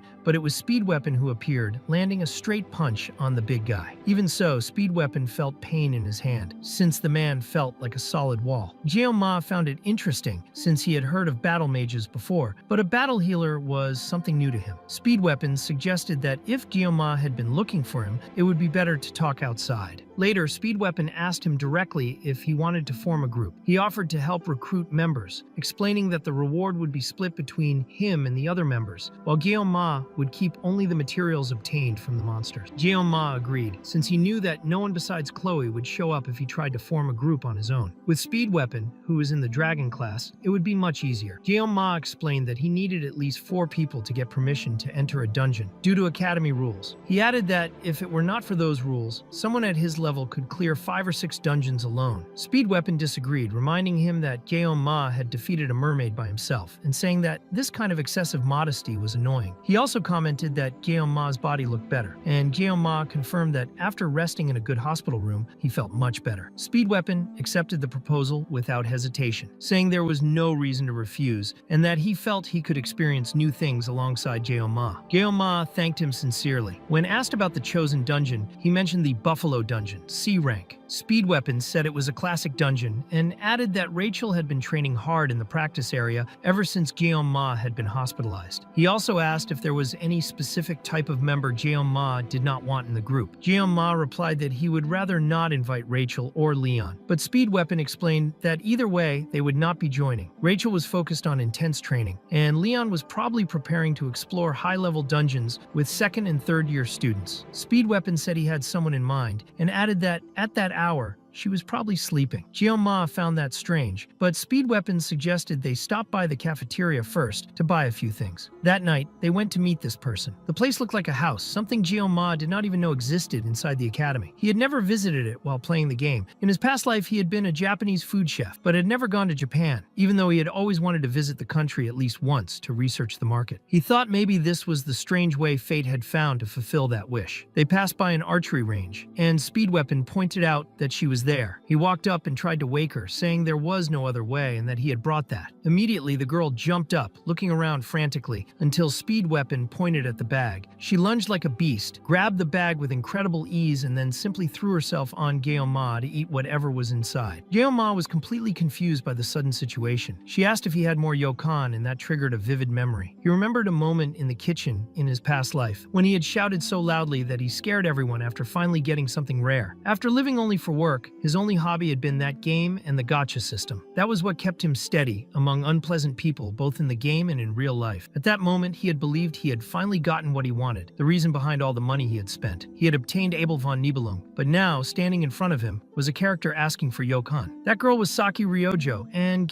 Ma felt a deep sense of disappointment. In the original story centered on the protagonist Leon, several beautiful heroines appeared around him. Among them all, the main one was Abel von Nibelung. While other heroines showed off their charm and unique abilities, Abel always remained by the protagonist's side. The story perfectly portrayed the gradual process of love blooming between them. Back then, Ma had been completely enchanted by the character's charm and had opened his wallet without a second thought. Because of that, aside from the main heroine Abel, all the other heroines had gradually become invisible to him. Among those forgotten heroines, the one who vanished the fastest was his very first 5-star character, Saki Ryojo, the daughter of the Saint of the Bow. Saki commented that Ma was extremely annoying, and at that moment he understood why Speed Weapon had seemed so confident about calling her. Ryojo was one of the best DPS among long-range attackers in the game. Despite her laid-back appearance, she was a very intelligent character, quite different from Rachel, who solved everything with brute force. On top of that, since Saki did not have a major role in the main story, the chances of her affecting the flow of events were low even if she joined the group. Ma decided that was acceptable. Saki then asked why exactly he had come there, while casually taking the sweet from his hand without asking. Speed Weapon joined the conversation, asking if she knew Kang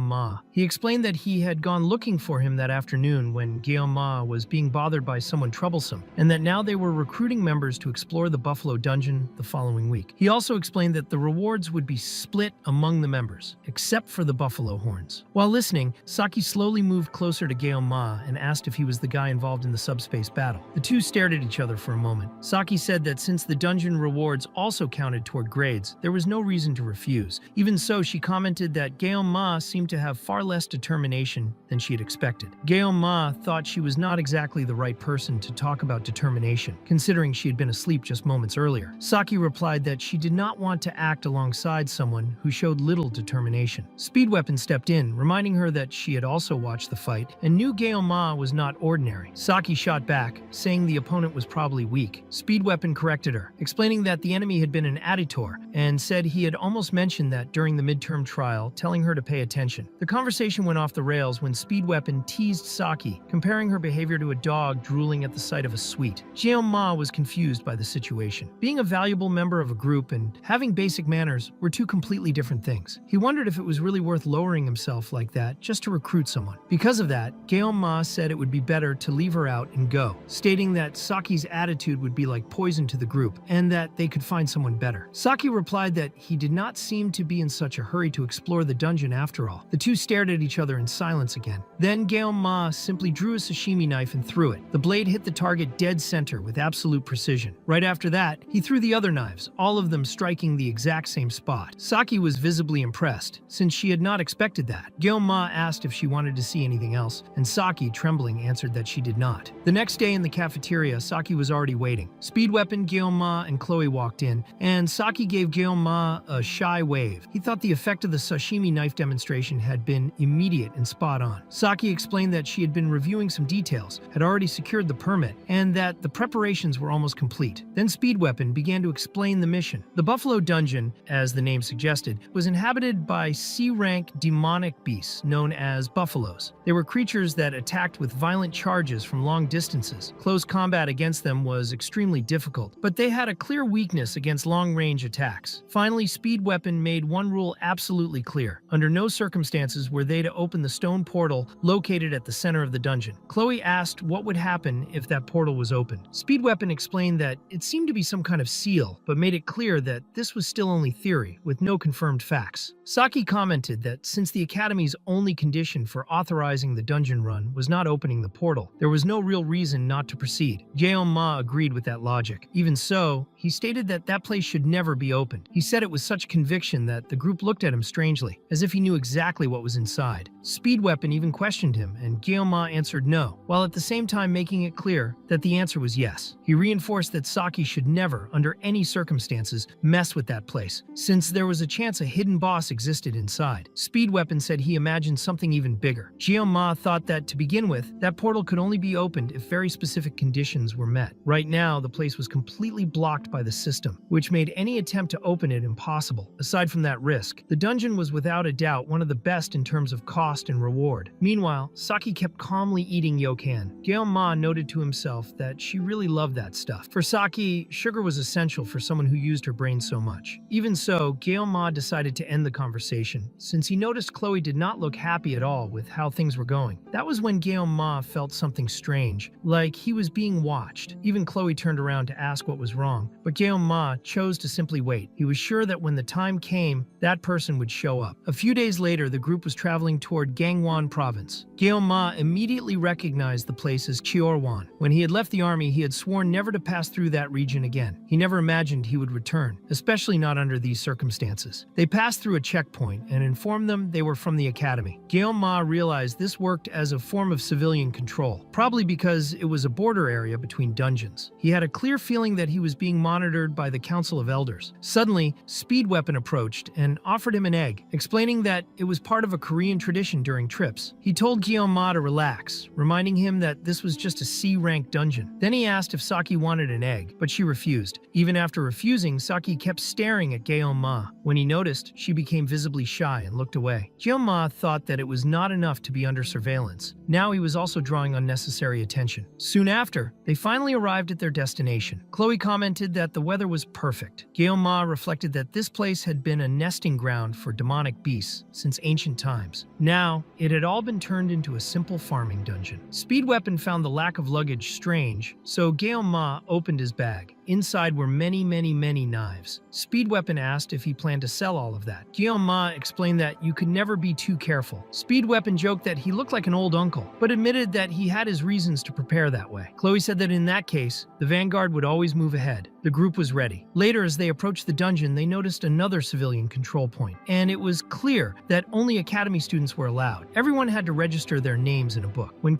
Ma wrote his name, he clearly noticed the guard flinch. Even so, he did not pay it much attention and headed toward the dungeon. When the doors opened, an extremely strange smell spread through the air. Ma noticed the guard looked nervous, but concluded that everything would be fine. As they moved through the dark tunnels, he saw various notes written on the walls. It was clear to him that the dungeon had become a tourist spot for curious nobles. Saki, already tired, ended up leaning against Ma. He could tell her fatigue was real. Saki said she thought the sweets would give her more energy, but apparently it did not work as expected. She asked if he had another sweet. Ma offered her a piece of candy, but Saki said she did not really like that and asked if he had yokan. He replied that he did not carry that kind of stock. Saki said she had yokan saved, but this was not the moment to use it. At that moment, the focus had to shift to combat. Chloe detected 4 creatures approaching from 200 meters away. Speed Weapon told everyone to follow the plan to avoid trouble. First, Chloe would attack with her crossbow and Saki with her bow. Speed Weapon would be responsible for providing generous buffs to both of them. Saki drew her large bow. Ma immediately recognized it as the red bow white arrow, an S-rank weapon. With that weapon, there would be no difficulty at all. Saki commented that she had not used it in a long time and that it even felt stiff. She asked for a moment, ate a yokan, and soon looked much better.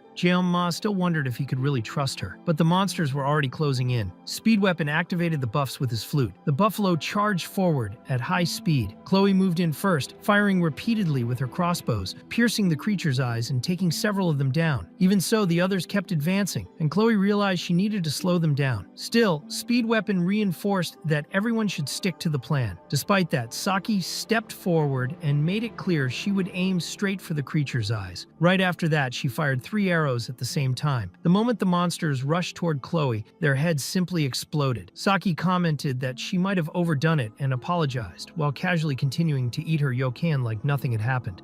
Ma thought that if she had destroyed the horns too, it would have been a massive waste. Even so, there was no denying how impressive her skill was. Ma got ready to collect the horns, but at that moment, one of the minotaurs stood back up. Saki noticed it was the same one that had fallen earlier. When she tried to react, she tripped and dropped her bow. As the creature tried to attack her, Ma moved instantly and split the monster in half with a single strike. Saki was completely stunned. The cut was so clean that neither half of the body showed any blood dripping at all. Ma asked if she was okay. The shock was so intense that Saki ended up swallowing the entire yokan in one go. Meanwhile, outside the dungeon, the guards were making contact through their communication devices. It was clear they worked directly for the elders. Inside the cave, Ma was collecting the minotaur horns, which were the exact reason he had come to this dungeon in the first place. Buffalo horns were a rank C enhancement material, widely used to reinforce weapons and for other applications. He planned to gather as many as he could carry. Saki thanked him for the help earlier, and as a token of gratitude, even handed him a sweet. That made Chloe extremely irritated. Noticing this, Ma got Chloe's attention to say something important. He leaned closer and whispered in her ear about the strange behavior of the staff member they had run into earlier. At that point, Speed Weapon asked if the two of them were dating or something like that. Chloe reacted instantly, shocked by the idea. Ma pushed back internally, thinking it was wrong to assume that relationships between men and women had to be romantic. He ended up replying in a blunt way, almost snapping for no reason. Speed Weapon insisted, saying they were always together, which only reinforced the impression. Ma wondered how he even reached that kind of conclusion. Still, Chloe was clearly unhappy with the comment. Soon after, Chloe said she found it strange that there were so few monsters in the dungeon. The path ahead was silent and completely empty. Speed Weapon replied that the dungeon was not very popular, but even so, it should not be this sparse. Saki said she had been thinking the same thing. To her, the monsters were acting strangely, as if they were running away from something. Considering how aggressive the buffalo usually were, that did not seem normal. Speed Weapon agreed, pointing out that monsters like those were usually fairly docile. In Chiorwan, they were even used to detect severe ruptures. Ma wondered if these buffalo served the same purpose, thinking that people in this place really took things things way too far. Speed Weapon admitted everything felt suspicious, but questioned what could actually go wrong. Saki reminded them that everyone had communication signals, so in theory there should not be any major issues. Taking advantage of the moment, Guillaume asked how Saki and Speed Weapon had met. Saki explained that she had placed first in the written exam, while Speed Weapon came in second. After that, he found out the results and made a huge scene. She also mentioned that she had placed third in the placement test. Guillaume revealed that he had placed second in the written exam, and that at first he thought Speed Weapon was just a social climber. Now, however, he was starting to see him differently. Speed Weapon then said that Rachel was a distant cousin of his. Guillaume realized that explained why he had never run into Speed Weapon before, even though he was an active player connected to important figures. Speed Weapon explained that his family came from a branch of Rachel's family, specifically the Changseong clan. He said there was no need to go into more detail and asked Guillaume to stop making that face. He said he liked situations like this and that he found Guillaume even more impressive. He asked him not to forget about him when he became famous. Guillaume replied that would not happen. Speed Weapon, on the other hand, said you never really knew, since Guillaume could become one of the 7 stellar heroes in the future. Chloe agreed, saying that was totally possible. That was when they noticed Saki moving ahead on her own, silently. She commented that she hated the 7 stellar heroes. Speed Weapon found her reaction strange, but concluded that either way, they needed to finish the dungeon quickly and head back. To complete the mission, they would need to defeat at least 20 monsters. As they moved forward, Guillaume noticed some strange details on the cave walls. Even so, he decided to pretend he had not seen anything, at least for now. Outside, one of the guards made direct contact with one of the elders. He reported that, for the moment, the students had likely encountered buffalo driven mad by magic stones. The elder sounded suspicious and asked whether he had prepared any other measures. The guard confirmed that he had done exactly as instructed. He commented that, personally, he believed the crazed buffalo would take care of everything on their own. The person on the other end of the call was not an elder, but a Cory. She asked whether the guard would take responsibility if it failed, making it clear that she trusted he would do his best. Then she told him to call back once there were results. The guard did not like a Cory, just like almost everyone else. To him, those students were going to die either way. The dungeon was giving off an extremely intimidating presence. Just to be safe, he decided to force the dungeon gates open. The chances of survival were almost zero. Even so, something in the eyes of that boy named Guillaume caught his attention, as if the kid had already seen everything. Still, the guard decided he would go in later to check the situation himself. Meanwhile, inside the dungeon, Chloe pulled Guillaume aside and warned him that the beasts were approaching from behind. Based on the presence she sensed, there were about 50 creatures at once. Everyone was shocked when a deafening sound echoed and the ground started to shake. As if emerging from a portal, 50 monsters appeared all at once. Speed Weapon was thrown off by the number and wondered if those were really normal buffalo. The creatures were clearly altered, consumed by rage. He commented that monsters like that were usually docile. As Guillaume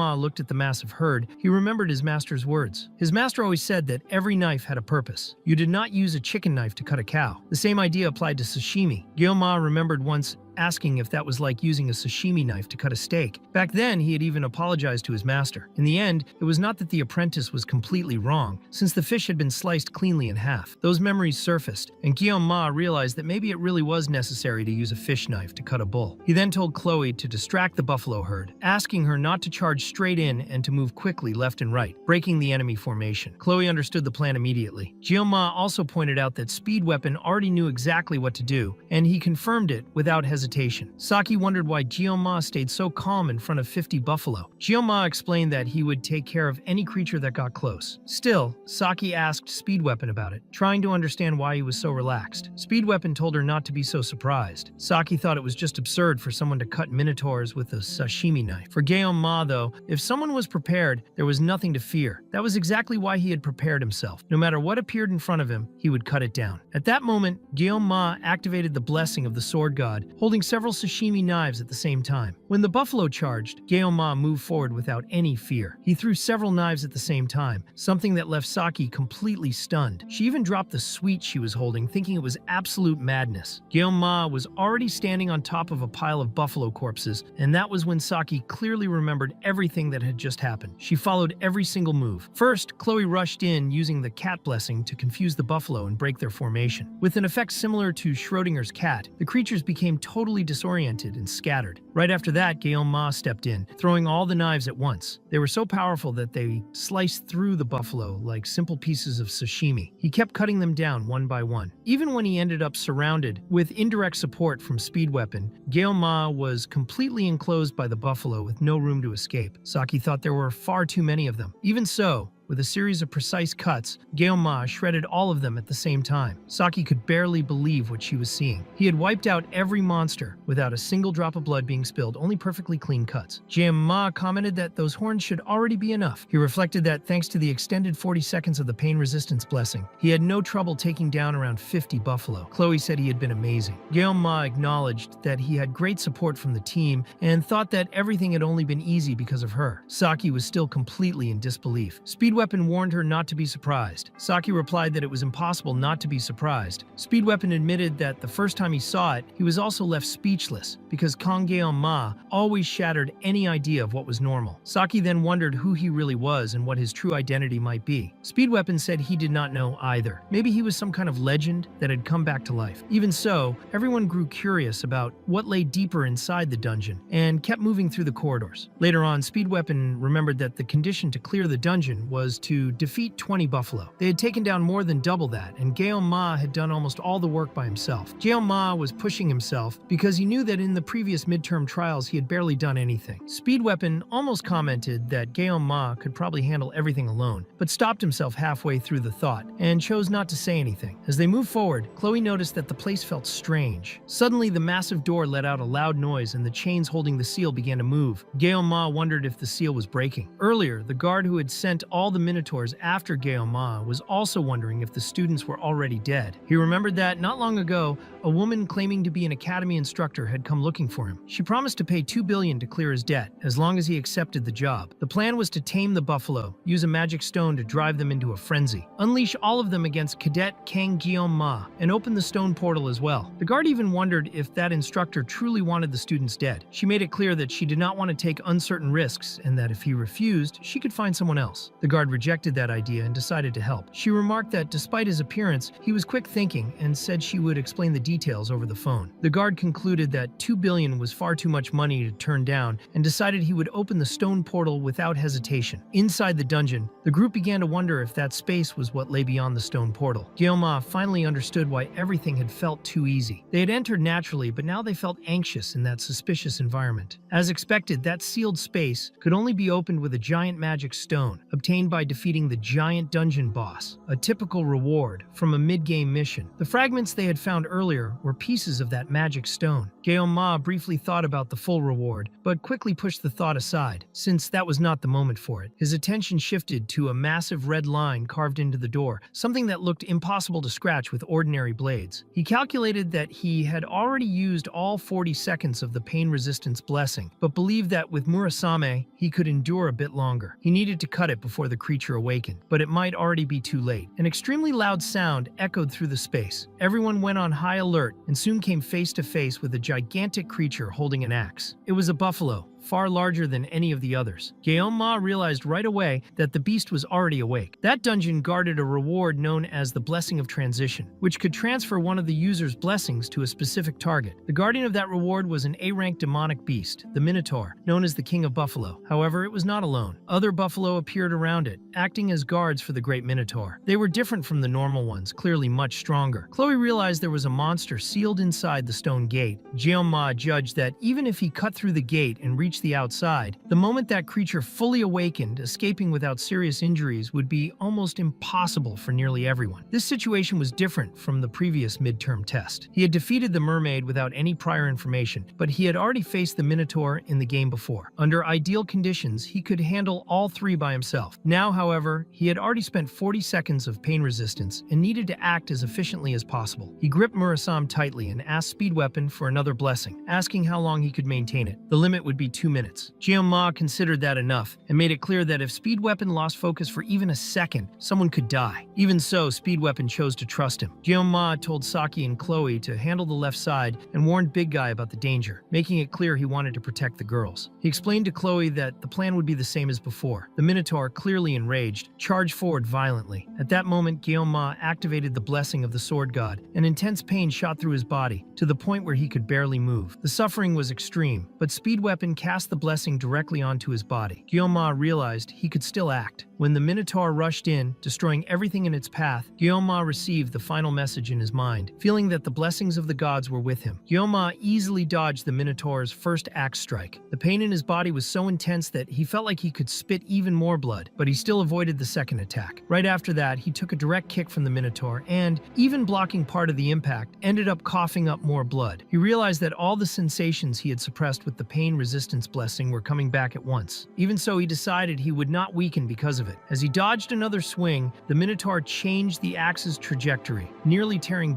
Ma's head off. He used his evasion skill at the last instant, lowering his body and avoiding the attack. Consumed by rage, the Minotaur began destroying everything around it, striking wildly until it finally hit Ma. The impact was so strong that a cloud of dust spread through the area. Even then, the monster realized the boy was still alive. Saki wondered if Ma was really human. While dodging an attack from one of the Minotaur's guards, she watched how Ma used his muscles, his solid stance, and his precise footwork. To her, he looked like a superhuman, though she admitted it was still just a theory. The difference between theory and real combat was massive. Even so, Saki fired a perfect arrow into the guard's eye. In a life-or-death situation, Ma had not hesitated even once. She aimed again and hit dead center, blowing the buffalo's head apart. Saki remembered that even the Sword Emperor Siegfried had used his aura to fight that boy. The Minotaur stared at Ma with absolute hatred, and then focused on the aura of the sword god as well. Dropping the axe for a moment, it charged using only its fists. With a single precise strike, Ma pierced through the attack and cut the Minotaur's arm clean in half. Meanwhile, Chloe kept the other guard occupied. Speed Weapon was extremely nervous, trembling from the continuous effort of maintaining the blessing. Soon after, Chloe managed to defeat the other guard. She thought about how inexperienced she still was in fighting monsters and reflected that the closer a creature got to a human form, the more dangerous it tended to be. It was not an absolute rule, but when a monster behaved like that, the risk was obvious. Even so, her biggest concern was Ma.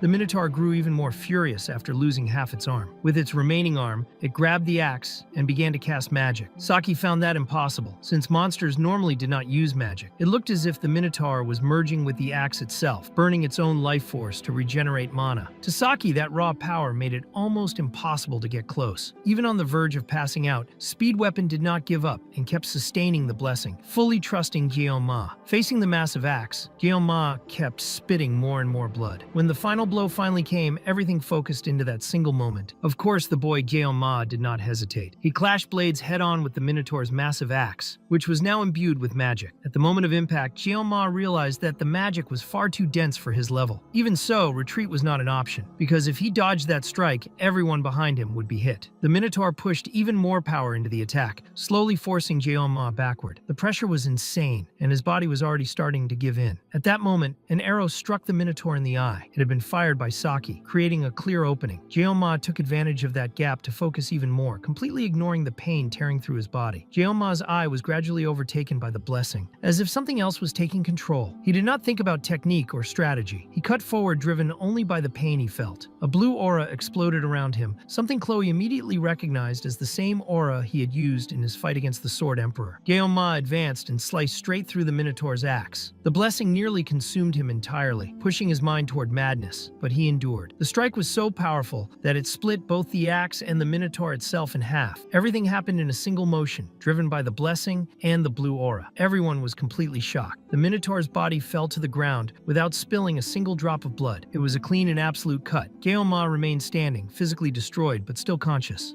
In silence, he thought that he had done it. Saki watched the scene in pure awe. Shortly after, Speed Weapon collapsed on the ground from exhaustion. His mouth was swollen from blowing the flute non-stop to keep the blessing active. He commented that Ma always shattered any sense of what was normal, and thought that the bright light had been enough to illuminate the entire cave. He also wondered if Ma had already manifested his aura in its complete form. Before he could get more excited, Saki told Speed Weapon to breathe properly. At that moment, she finally understood what he had meant earlier. earlier. Ma looked like a legend that had come back to life. She also understood why Speed Weapon was always following Ma around. When she mentioned this, he asked when he had ever done something like that, and Saki simply told him to drop it. According to Academy rules, Saki mentioned that it was not impossible for Kang Ma to skip a year. Speed Weapon thought that was absurd and asked if she had lost her mind. Saki replied that there was no rule forbidding it. After thinking for a moment, Speed Weapon agreed. Saki also admitted that, for some reason, she wanted to walk alongside Kang Ma as well. Meanwhile, Ma realized that even with Speed Weapon's blessing, there was no way to avoid a long period of rest. His injuries were not severe compared to the others, but he had faced a boss without any blessing that reduced pain. The strain had been enormous. Suddenly, Chloe jumped on him to hug him, clearly worried. She wanted to know if he was okay and if he was badly hurt. Ma thought that he was being hurt at that very moment, but Chloe quickly apologized, while making it clear that she loved throwing herself at him. Soon after, Ma received a system message congratulating him on acquiring a new blessing. He thought that originally this blessing should have belonged to the protagonist Leon. The rank of the blessing was tied to spirit level, something extremely rare. It was a blessing that reached its true potential when combined with others, known as the blessing of transfer. It was almost essential to maintaining balance between yin and yang. Since they had come this far, Ma decided to think positively. At that moment, someone opened the dungeon gate.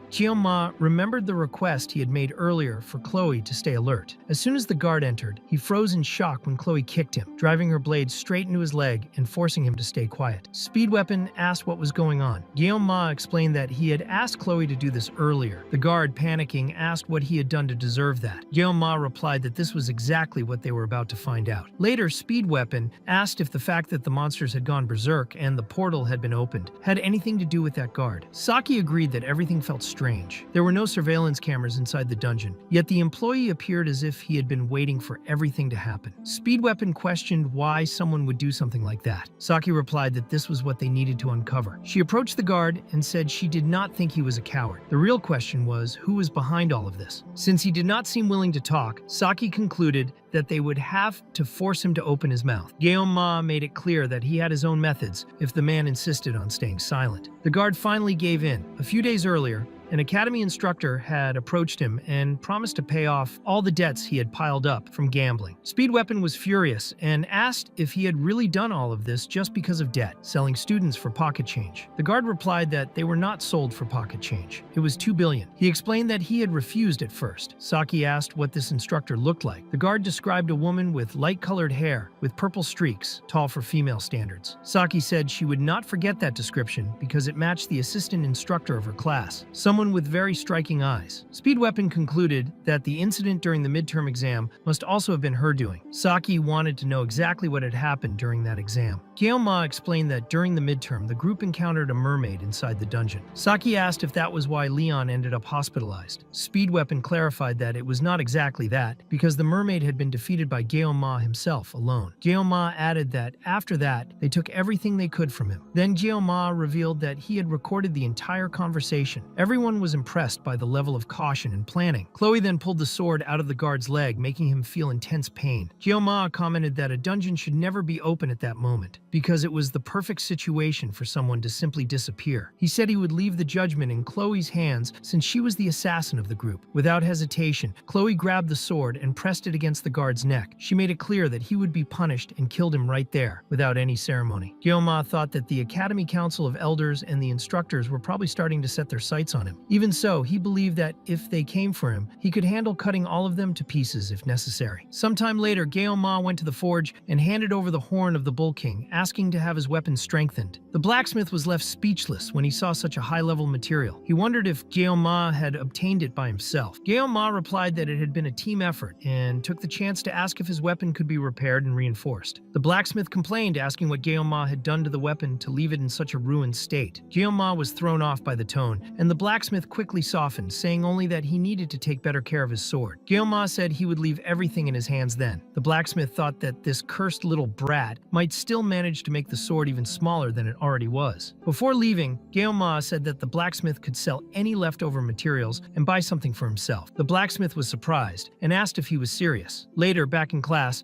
Ma realized that he was feeling much better. Even so, he knew he would need to ask Speed Weapon for another blessing soon. Meanwhile, he analyzed his own system. The synchronization rate was at 12.7%. Unlike other attributes, it increased drastically after extreme events. If he cleared another dungeon, it would probably go up again. He also noticed that despite the rapid increase in attributes, there had been no major side effects since his hair had turned white. He thought about Chloe, who had been hospitalized with a fever after the dungeon, and decided that he would visit her later. At that moment, Professor Lee entered the room accompanied by the Sword Emperor. Ma thought they had taken quite a while. Suddenly, he received a notification on his phone. Someone was asking what he was doing and telling him to look forward. When he raised his head, he saw Saki holding her phone, with a bunny photo on the screen, entering the room together with the Sword Emperor. The professor announced that starting that day, Cadet Saki Ryojo would be transferred to their class, and that he hoped everyone would get along with her. After that, he wrapped up the announcements and told everyone to change clothes and gather in the training hall in 30 minutes. The classroom began to buzz with whispers, trying to understand why Saki was in that class. The instructor explained that the transfer had been personally requested, but no one knew the reason. Ma thought that she was really moving closer to him. Among the cadets of that year, known as the Miracle Generation, Saki held 4th place in the rankings. The top 4 were always treated as a separate group. First place was known as an absolute genius, with absurd combat ability, the perfect balance of brains and muscle in a Kyushu style. On top of that, Saki was the daughter of Saki Kojima, one of the 7 stellar heroes known as the Absolute Archer. According to official records, Saki Kojima also held the position of Prime Minister of Japan, which made Saki something close to a princess. It was no surprise that everyone treated her like a celebrity. Ma thought that all of this was about to become 200% more annoying. All the men were impressed as Saki walked through the classroom, but she ignored everyone and kept moving forward. Ma told himself not to come over. Even so, she stopped right next to him, commented that if he was not going to eat that, she would take it back, asked if she could sit beside him,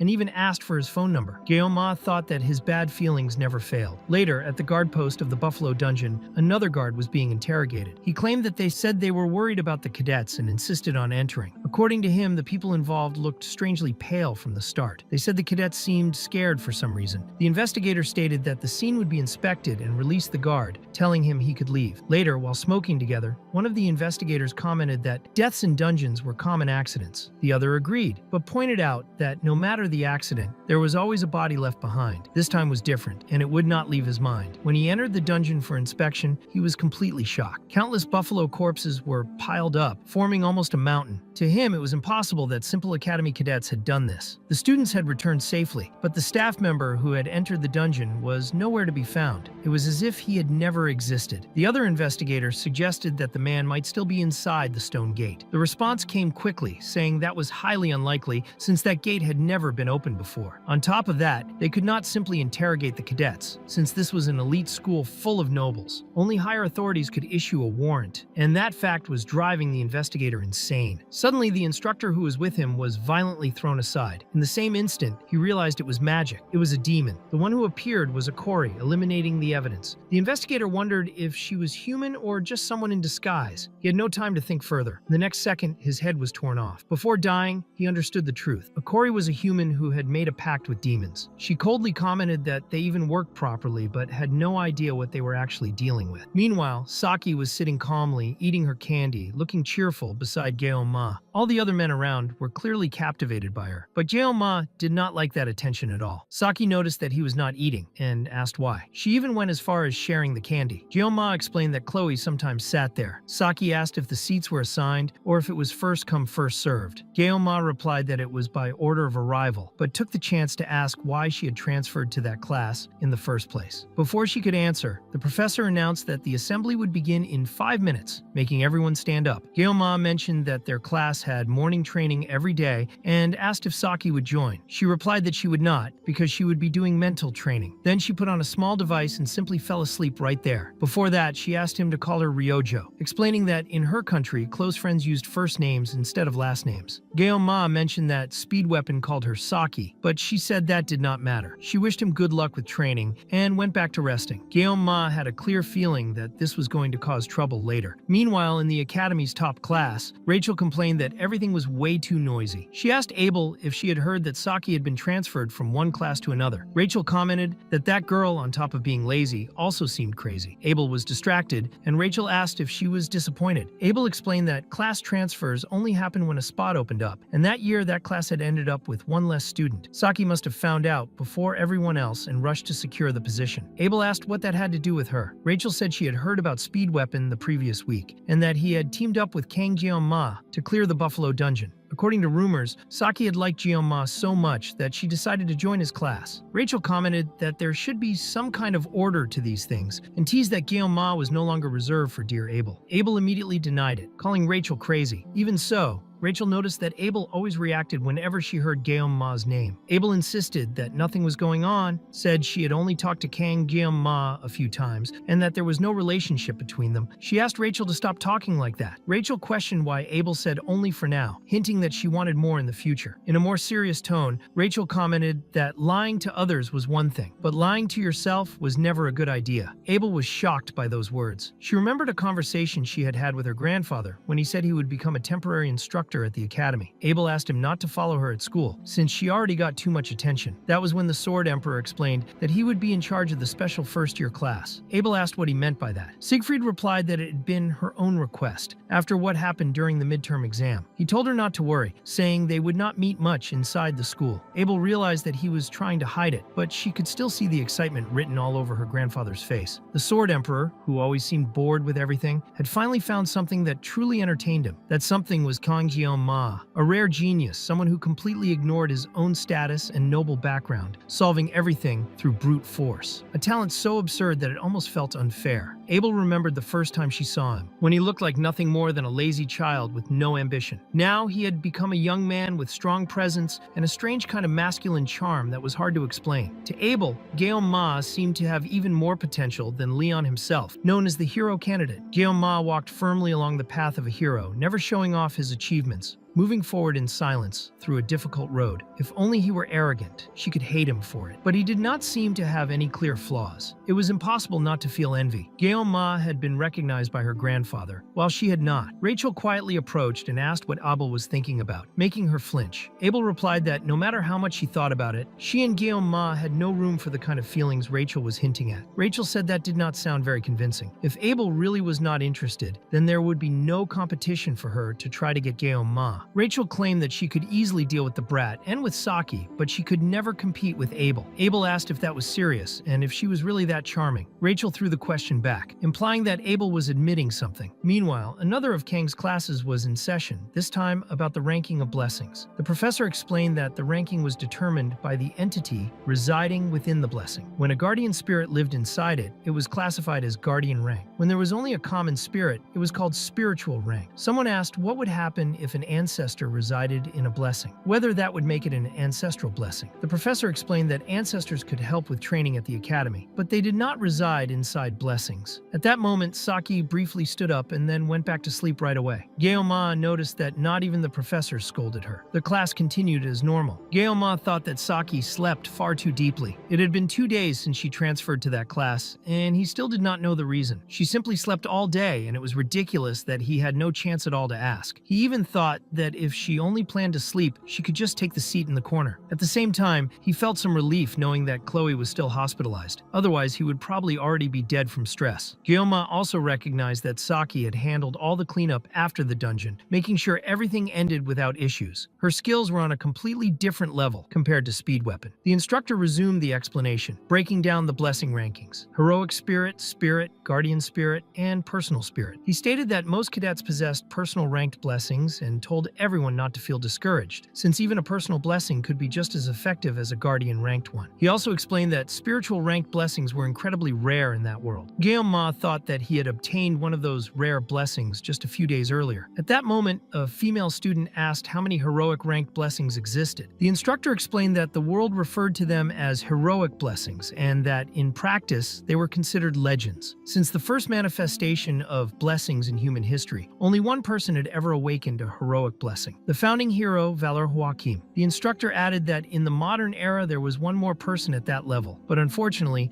the bell rang before he could continue. The explanation would be left for the next class. Before that, Guillaume asked one last question, wanting to know if the instructor understood the meaning of the phrase that said the blessing of the gods would be with someone. The instructor fell silent for a moment, and even Saki showed interest. He replied that he did not fully understand the purpose of the question, but that the phrase contained a clear contradiction. There were no more gods in that world. Even so, he praised Guillaume's thirst for knowledge and said that he could visit the laboratory if he had further questions. The instructor left the classroom. Saki opened a small smile and soon went back to sleep. Guillaume decided to do the same. He rested his head and closed his eyes, but found no peace even in his dreams. As soon as he fell asleep, the system informed him that someone was requesting a conversation. Guillaume found himself in an empty space, facing a completely destroyed train, with equipment floating all around. MJ was there, requesting a direct conversation. Guillaume was stunned, but accepted. MJ was interfering with the world line, and Guillaume wondered, confused, what exactly that world line was. Everything in that space was far too strange. The ruins, the debris, and the destroyed train looked lifeless, but suddenly began to move, as if something were awakening. Soon after, everything returned to complete silence. The system then issued a warning. The opponent's level was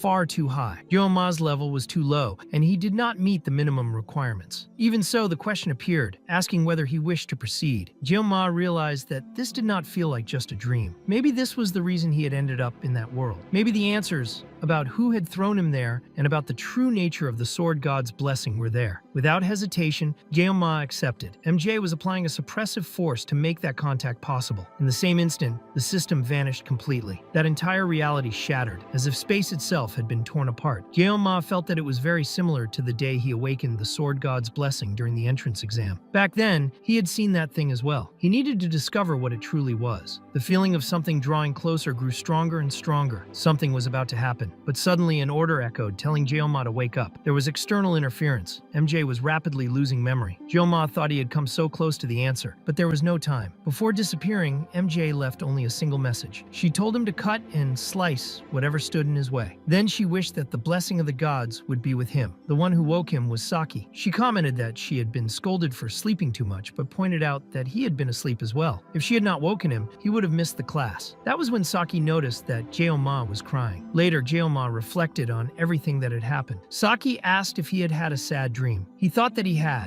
had dreamed about something, but he could not remember anything. It was embarrassing enough to be woken up by Saki, the notorious sleeper, but that explained nothing. Why was he crying? Before he could think any further, the group approached. Speed Weapons, Saki, and Chloe were discussing some kind of plan. They explained that everything pointed to the enemy behind Kang Guillaume being inside the academy itself. Saki said she had already understood and complained about having to hear the same explanation over and over. According to her, that was exactly why Speed Weapon was not the best in the class. She kept provoking him, asking if Speed Weapon would heal her ears if they started bleeding from listening to all that. Guillaume asked Speed Weapon to explain everything calmly and from the beginning, realizing that he clearly struggled to deal with that girl. Speed Weapon asked if Saki thought she would always be better than everyone else. Saki replied that her ears had already bled enough and that she could not stand hearing it anymore. Meanwhile, Chloe coughed discreetly. Guillaume asked if she was really fine being there. Chloe said she felt better, but would keep some distance so she would not spread the flu to anyone. Guillaume commented to Saki that she had probably already heard the whole explanation, but that the situation was confusing. Saki replied by calling him Ryojo, repeating the name with emphasis. At that exact moment, Chloe let out a strong cough. Guillaume realized that he really should call her that way. Speed Weapon then explained that he had organized everything so they could understand the situation and figure out what was really going on. First, the Academy elders were keeping an eye on Guillaume. Second, there was the appearance of the mysterious instructor mentioned by the dungeon staff. Even so, Speed Weapon commented that, thinking about it more carefully, knowing all of that might not even be that important. The elders' request was vague and would probably be rejected by the evaluators. When Saki spoke again about the instructor, it became clear that she remembered that woman very well. She had broken into the Academy's internal records and analyzed all instructors, leaders, and assistants. Among the data, she found one specific person, but strangely could not verify the identity. Guillaume asked if she hacked things too. Saki explained that in a world full of technology, you had to know how to manage. Even so, she emphasized that the place had the best security system in the world, which was why she had to act during the night. She made it clear that she was not lazy in the morning, just nocturnal.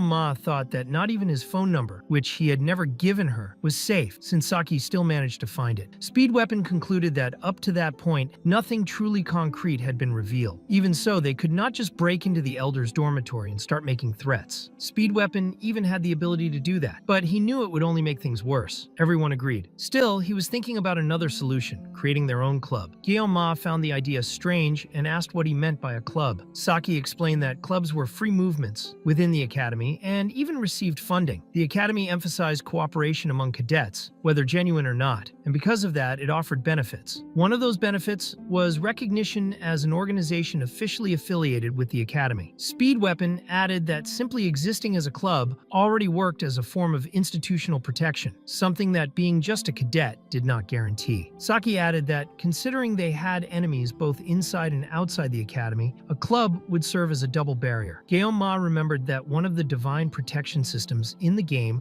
was exactly the club system. Since everything took place in an academy, this system allowed you to decorate a private space, invite characters, and build affinity. It was a classic otaku game system, basically a way to build your own residence. He had never paid much attention to it before due to lack of time, but now that everything was real, he never imagined it would have such a practical use. He asked if there was any specific requirement or condition to create a club. Speed Weapon explained that first it was necessary to submit a founding proposal to the responsible department and gather 5 people. Ma immediately realized that one person was missing. He then asked if everyone there would join the club. Speed Weapon said yes, that he would not have brought up the idea if they were not going to see it through together until the end. Chloe said that if it was for Ma, she was in. Saki commented that she owed him one because of the dungeon, and added that someone that smart needed to be part of it.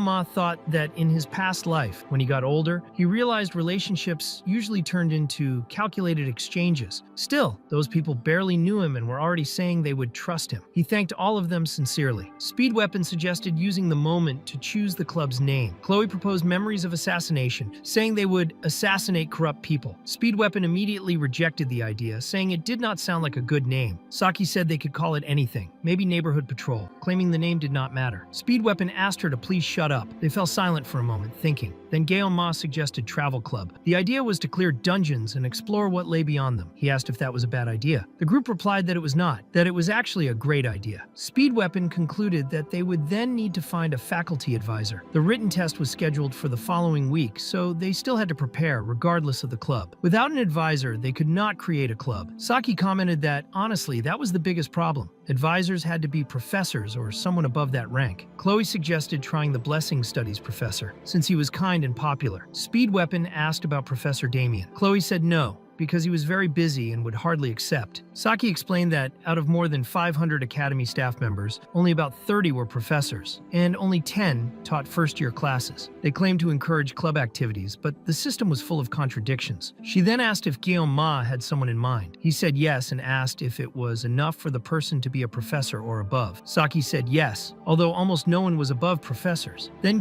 Ma said that he had someone. He showed his phone, leaving everyone completely shocked. When they arrived at the place to register the club, they were told that the club leader had to submit the application personally. Ma said that he was the leader. The woman asked with disdain if it was really him. Ma wondered if she really worked for the academy. That attitude was extremely irritating. He thought about it while saying that they had followed all the procedures and that she just needed to accept the application. The woman replied that for a club application, a faculty advisor was required and that she seriously doubted anyone would want to advise his club. Ma asked what she meant by that. She fired back asking if he had not understood and if he really thought anyone would want to advise a club created by a special admission student. Considering his background, she said he should know his place. Ma thought that, as expected, even the smallest sense of fairness at that academy was disappearing. Part of him already wanted to use the most effective method of communication at that moment. In almost 20 years working in restaurants, he had dealt with many irritating people. He knew very well that silence was the best response. He was fully aware of that, but still chose to act. Ma took out his phone and confirmed that he was at the club administration office. He calmly confirmed the location and heard on the other end that the person was on the way. He said that was fine and that they would see each other in a few minutes. The woman in front of him did not understand anything. She commented with disdain that it was unbelievable for a special admission student to think he could solve everything with a simple phone call. Ma replied that she would see soon enough because the person he called would handle it. The woman asked what kind of person would support someone as arrogant as him. She said she was related to someone close to the director and that with a single word, she could end the academic life of a special student like him. Ma simply turned around and commented that she was talking too loudly and should lower her voice. That was enough to make her completely furious. He realized that her hypocrisy had finally surfaced, exactly what he wanted to see. At that moment, someone arrived breaking everything, literally kicking the door away. Everyone was shocked when they saw who it was. Director Medea had arrived. More than that, she was Ma's club advisor. Medea said she was happy to see him in person after so long. Ma apologized for bothering her, saying she must be busy. Medea replied that for that cutie, she was never busy. The employee finally realized that Kang Ma was the name of the best freshman of that year. Medea told Ma to hand the documents to the advisor. In this case, herself. That way, everything could be resolved right there. Ma agreed and left the matter in her hands. Someone brought a chair for the director, while the receptionist tried to say that everything was just a misunderstanding. Medea immediately cut her off, saying she did not need any blessing to see that the employee had judged Ma purely based on his record. She reinforced that this was the cadet she and the Sword Emperor had marked as a successor. She grabbed the documents using magic and said she would give 5 minutes for everything to be resolved. She ordered them to start writing immediately. The woman panicked. Ma saw the messages Medea sent and realized that the employee had probably been fired. She also told him to visit her office later. However, at that moment, Ma was visiting the forge. The blacksmith asked if he had come to pick up the equipment, saying it was already finished. Ma thought it was the first time he had seen that man and that he really looked like a blacksmith. He did not know what the blacksmith thought of him, but from Ma's perspective as a former player, it was a mix of love and hate. After the recent events, the hate side was stronger. That was blacksmith Bylent, one of the main NPCs created for everything related to weapons. By the nature of the game, he existed almost as a joke, famous for draining player resources in an instant. Since Ma did not spend much in his past life, it never affected him that badly. But those who did always begged, saying it would be just this once. A true ritual. Despite many calling him by strange nicknames, Ma remembered that he had already cursed Bylent because of the Murasam. Bylent asked what he was thinking about so deeply. Ma replied that it was nothing. He had just remembered someone he knew. Bylent joked that the person must be as handsome as him, and said that this time, the work had turned out more than perfect. The item delivered was the Murasam Enhanced Sashimi Knife version V2. Ma reacted so loudly that he even startled the blacksmith. The enhancement was so significant that the blessing duration increased to 50 seconds. He thought that 40 seconds before felt too short for future dungeons. It was only 10 seconds more now, but it already made a huge difference. If he combined this with the transfer blessing in the future, after further improving the equipment, it would be a massive upgrade. He used to complain that this blessing was useless, but the resistance or blessing that the real Kang Ma had awakened was extremely versatile, comparable to a guardian rank blessing. Bylent also told him to check something else. The weapon was now rank D, having gone up 1 level. The improvement was not exactly epic, since it used common ranking materials. Ma thought it should have reached at least guaranteed rank C. Even so, he thought about infusing more aura into the Murasame in the future. At least the blade hardness had increased by 2 levels, which meant it would no longer break from heavy impacts. Ma commented that the button was begging to be clicked. The system indicated that a new trait had been added. When he clicked it, he saw the weapon schematic with several additional windows. The system informed him that due to the successful enhancement and the weapon's growth, up to 3 special abilities could be granted. These abilities could only be added using mana stones and would activate randomly. That meant he could now have up to 3 special abilities linked to his current weapon. Ma wondered what those mana stones actually were and thought irritably about Bylent. Meanwhile, somewhere else, an elder was completely furious, smashing a mirror and drowning himself in alcohol. He wondered what he should do. As he thought, he prayed for his father to give him some kind of answer. Lyman von Beimhark, one of the 7 stellar heroes, known as the Mad Tiger. The elder's father had died 40 years earlier during the subjugation of Vasmon's 6th Legion. The public called him a noble hero and praised his sacrifice. Soon after his death, the Beimhark family began to suffer constant attacks from those trying to take advantage of the situation. To survive, he closed off his own heart. Family members started turning against each other. In the end, he was the one who restored the broken order and protected the family in his father's absence. At the age of 30, he became one of the Academy Elders. His goal was to guide what he considered foolish humanity and maintain the absolute supremacy of the Chosen Ones. To control ignorant masses, a common enemy was necessary. Fortunately, humanity already had one: the demons. However, variables always appeared without warning. Leon von Reinhardt emerged as that variable, a hero born with the power to defeat the Demon King, the next champion chosen by the heavens. Even so, the power gap between humans and demons was absurd. The Elder knew that Leon's chances of defeating the Demon King were practically zero. He had always believed that the founding hero was nothing more than an impossible legend. Everything changed when Akori appeared with a proposal to help him deal with that hero candidate. The Elder immediately realized she was a demon just by looking into her eyes. She possessed a direct pact with a Legion Commander-level demon, a being that had abandoned its humanity through magic. He thought that dealing with Leon was already a massive headache. Now that special admission brat was making everything worse. Even the Arbiters remained still, claiming there was still not enough reason to act. The Elder asked if he had arrived yet. The answer was no. Upon hearing the name Claddy von Beimhark, he ordered the summoning of the Gravedigger squad. Meanwhile, as usual, Gaon Ma was not paying attention in class. He was thinking about his weapon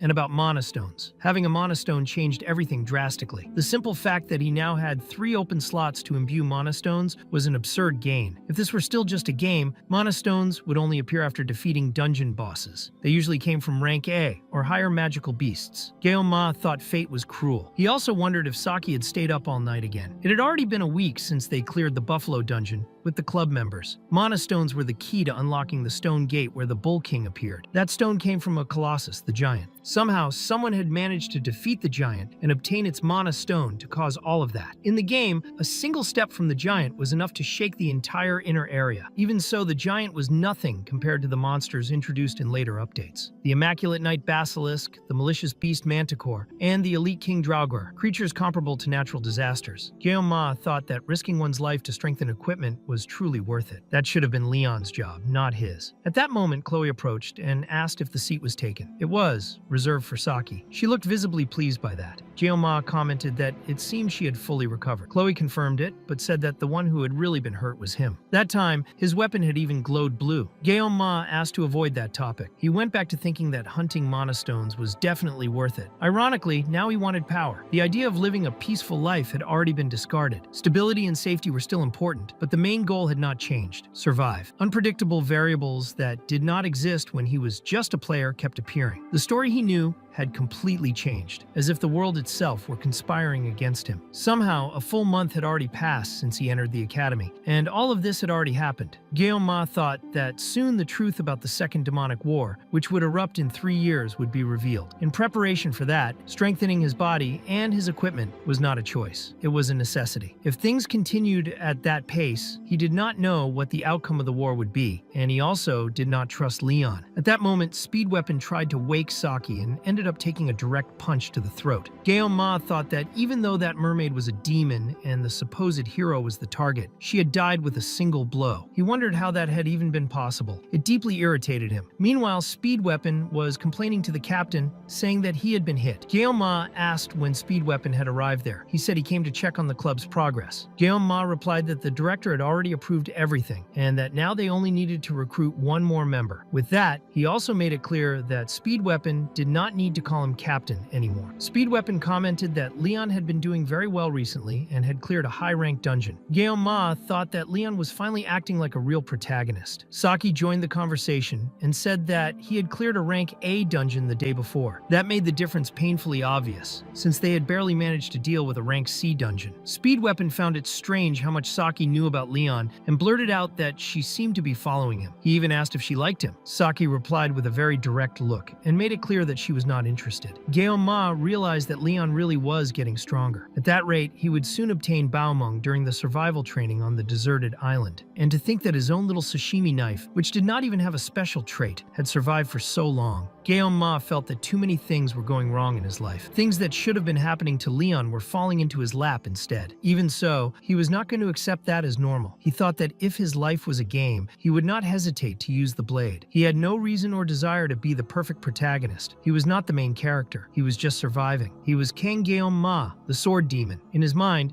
It was simple. Either cut or be cut. Saki asked why he was saying such strange things and joked that it sounded like otaku talk. She asked if he played video games. He did not really answer. He just kept that expression of someone trying not to lose control. Meanwhile, somewhere else, the gravediggers were summoned. One of them, the one with the mohawk, commented that they had been called by one of the elders and said it was time to take advantage of the opportunity. The leader immediately replied that if he said one more word, she would rip his tongue out. Another member commented that the mohawk guy must be a rookie, because the captain was exactly that kind of person. The mohawk asked why she had accepted that job. The other replied that it was simple. The payment was insane. The leader told both of them to shut up. Soon after, a maid informed Claddy that they had arrived. They entered. Zhang Taipeng, the vice captain, Perek, a squad member, and Ray Shun, the captain of the gravediggers, a syndicate of assassin villains, with the look of people who did not ask too many questions. Claddy thanked them for coming, but the captain did not seem interested in conversation. He told them to look at the target, and the target was, obviously, Kang Ma. Perek commented that he just looked like a rich teenager, a spoiled kid. Claddy said that the survival training on the deserted island would take place the following week, and gave a direct order. They had to kill Ma before that. The payment would be 100 million upfront for his head, with bonuses after completion. The captain asked about cleanup. Claddy told them to simply get rid of the body. The island was surrounded by the sea, and he would become fish food. Everything had to happen on the day of the written exam, without fail. On the day of the exam, Ma was studying and trying to keep his head straight. He was doing calculations and reviewing the history of the world. The divine blessing had started to appear around 694 years ago, something like the French Revolution of that era. He thought he had done well on the midterm exams, so he did not need to worry too much. The real problem was something else. The rankings were posted publicly on the Academy board. If that were not the case, he would have guessed the entire exam without any remorse. To make things worse, he knew that Speed Weapon and Saki had been the top performers on the last written test. Ma thought he needed to keep his dignity, otherwise he would lose to them. That was when he received a message and wondered who was bothering him at that moment. It was Saki, pestering him and reminding him about the exam. She said he needed to eat and that he needed glucose to think properly. According to her, his brain would not survive the exam without food. She even sent a full recipe, as if he had asked for it. Ma was confused by her persistence and mentioned that, in Korea, there was a tradition of eating a sweet before an exam. Saki asked what kind of sweet it was. He replied that it was yeot, a Korean candy made from rice, corn, and sweet potato. Saki said it sounded boring, but she kept talking non-stop. Ma turned his phone over and tried to focus on studying, just wanting to get it over with as soon as possible. He thought it was time to finish this exam once and for all. He refused to lose to that jelly-devouring idiot. But later on, he realized something very simple. He had been a complete idiot. Speed Weapon said he could not even get the first question right. Chloe asked how Ma had done. He was shaking. He said he had answered everything on the fly. Chloe found that strange, because he was usually straightforward with his answers, so she asked why he had done that. Ma thought he had relied too much on his knowledge of the game, but that had not been enough. He asked Chloe if Nox had contacted her since he had not shown up for a while. Chloe explained that Nox had actually called the previous day, around 7 in the evening, but she had been asleep and did not answer. Since she had pulled an all-nighter recently, she had ended up falling asleep earlier. Ma thought that the editor's contact information was confidential, so until Nox showed up in person, the only person he could ask was Chloe. Even so, he was sure that Nox must have had his own reasons for disappearing recently. In the end, they were siblings, and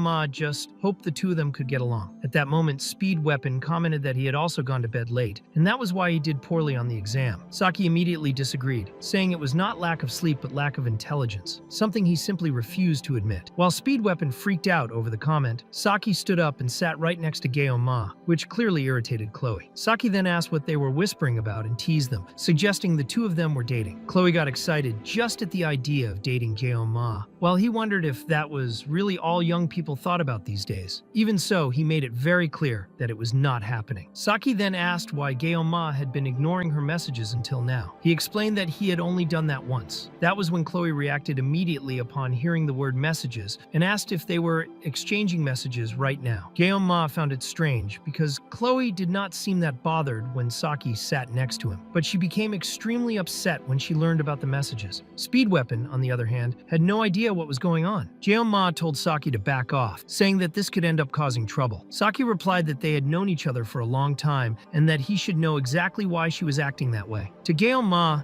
It was clear that she was provoking him on purpose. Chloe then stated that she had not given her number to Saki, and Guillaume explained that this was because Chloe's phone number was confidential since she was an editor. Even so, Chloe declared that Guillaume belonged only to her prince. In response, Saki clung to Guillaume and asked what was wrong with her. Guillaume asked if Saki knew what a yandere was, realizing that she did not seem very familiar with that kind of thing. Speed Weapon stepped in, pulling Saki away, and asked if she really did not understand what was going on. He then realized that Chloe was consumed by completely uncontrolled jealousy, to the point of pulling out a box cutter. Guillaume thought that this situation was very different from the last time something like this had happened. He wondered what he should do, since he had stopped watching yandere videos recently and had forgotten almost everything about how to deal with this. Chloe walked forward slowly and made it clear that from that moment on, she would make sure Guillaume looked only at her. Guillaume tried to say that they needed to talk, but she almost hit his neck with the box cutter. Saki was impressed by how fast the movement was. Chloe said that Guillaume always made her sad, that he was always surrounded by people, especially girls, except for her. When she tried to attack Saki, Guillaume intercepted the strike at the last second, while Saki stood there without any reaction at all. Chloe claimed that she always did her best for him. Guillaume managed to pin her down on the ground and insisted that they needed to talk. Chloe struggled with incredible strength, completely out of control. Guillaume asked her to calm down, but she replied that he did not even care about her and questioned why he wanted to talk now. Guillaume said he wanted to talk face to face because communicating through messages through a piece of plastic felt too impersonal between the two of them. He moved closer, decided to bet everything on that moment, and whispered in her ear, thanking her for always thinking about him. Even Speed Weapon felt awkward watching that. Guillaume continued, saying that even in the Buffalo dungeon, he had always trusted her, and he sincerely asked her not to act like that. Chloe completely changed her attitude right away, melting on the spot. Guillaume thought he had managed to resolve the situation. Speed Weapon asked if everything was fine, and Guillaume replied that it was, at least for now, adding that it would be best to clean up the mess first. After Saki left, Guillaume found himself wondering what exactly was wrong with that girl. Later on, both Speed Weapon and Saki ended up thinking about him, about Kang Guillaume. Speed Weapon reflected that Chloe always released a frightening killing intent whenever someone got too close to Guillaume or said something specific. If he had to guess, he would say that she harbored a completely twisted kind of love for him. What shocked Speed Weapon the most, however, was remembering Guillaume holding a sashimi knife, a smile on his face, ready to stab her if necessary. He preferred to solve things with conversation and persuasion rather than direct violence. To Speed Weapon, that made sense. Guillaume knew how to use fear when he needed to. He might even look like a villain sometimes, but that was actually the trait of a ruler. Speed Weapon thought that, without a doubt, Guillaume would eventually become a great leader. Soon after, he noticed Saki constantly fiddling with her phone and wondered what she was doing on it so much. Saki explained that her followers were not properly following the instructions from a video she had posted. She said she was just bored and ended up recording a video with a perfect counter strategy for dealing with yanderes. Speed Weapon was shocked when he realized she was deleting the video even after it had reached 210,000 views. Saki replied that she did not need it anymore. When Speed Weapon asked what that channel was for and what exactly she was doing, Saki repeated that it was all just boredom. Later in the library, Guillaume was focused, thinking about the survival training that would begin the following Wednesday. It would last 3 days and 2 nights on a deserted island, more specifically Avalon Island. The name made it sound extremely harsh, focused purely on survival, but participants could form teams of up to 4 people. The schedule for this training had been clearly announced to all cadets, and in practice it was treated more like a camp or a school trip than intense training. Even so, Guillaume picked up several books on island survival, identifying poisonous plants, and basic techniques for staying alive in hostile environments. He thought he might be overdoing it, but he had the feeling that the academy took this training very seriously. It did not directly affect grades, but it was used to evaluate each cadet's survival skills over the 3 days. Thinking about it more carefully, even he, as a veteran player, clearly remembered this event. This was the point in the main story where the protagonist Leon obtained the grip of his main weapon, Bao Meng, and also where the feelings between Abel and Leon began to emerge. Guillaume remembered that back then he had been completely immersed in that event. Now, however, he felt no envy at all. Since entering the academy, he had been far removed from any kind of romance, surrounded by chaos all the time. The academy elders were watching him closely. There was that mysterious structure at play, and he still needed to recruit members for the club. To Guillaume, it did not matter how beautiful someone might be. This was not the moment for those kinds of feelings. In his view, that youth would be left for another life. What truly mattered was the sacred and demonic sword Bao Meng. Maybe it was the spirit of an extinct swordsman within him, but Guillaume desired that sword. He knew exactly how much power it held. Even so, tracking Tracking down the broken fragments of Baomeng was part of an extremely important story arc. Even knowing its location, he could not simply take it. The condition to wield Baomeng was clear. The sword chose its own master. On top of that, obtaining it required the blessing of a miracle. Jeonma thought that weapon had been literally created for the story protagonist. Meanwhile, there he was, holding nothing but a sashimi knife. Instead of lamenting what he did not have, Jeonma decided to focus on preparation. If he was lucky, there would be no other mermaids setting up an ambush. For that reason, and under direct orders from the headmistress, a temporary instructor from the wolf class would join the supervision team, the Sword Emperor. Jeonma found it surreal, the strongest hero of humanity leading a camping trip for freshmen. It was very different from the main story, but because of that, he believed he could achieve his goals more safely. While researching, Jeonma looked for a specific book, the history of Avalon. He needed the knowledge recorded in those ancient texts. Later, while reviewing the gathered material, he read that Avalon was a distant island located in the Western Sea, a mysterious place where the terrain constantly changed. At the center of the island was an ancient lake known as the Queen Lake, and the entire region was called the Land of Beginnings. Jeonma thought that much of this information was already familiar to him, but even so, he would have to scour a large part of the library to find everything he needed. That was when someone commented that Jeonma was there as well. It was Leon, the protagonist, who noticed that it had been quite a long time since the last time he had seen Jeonma.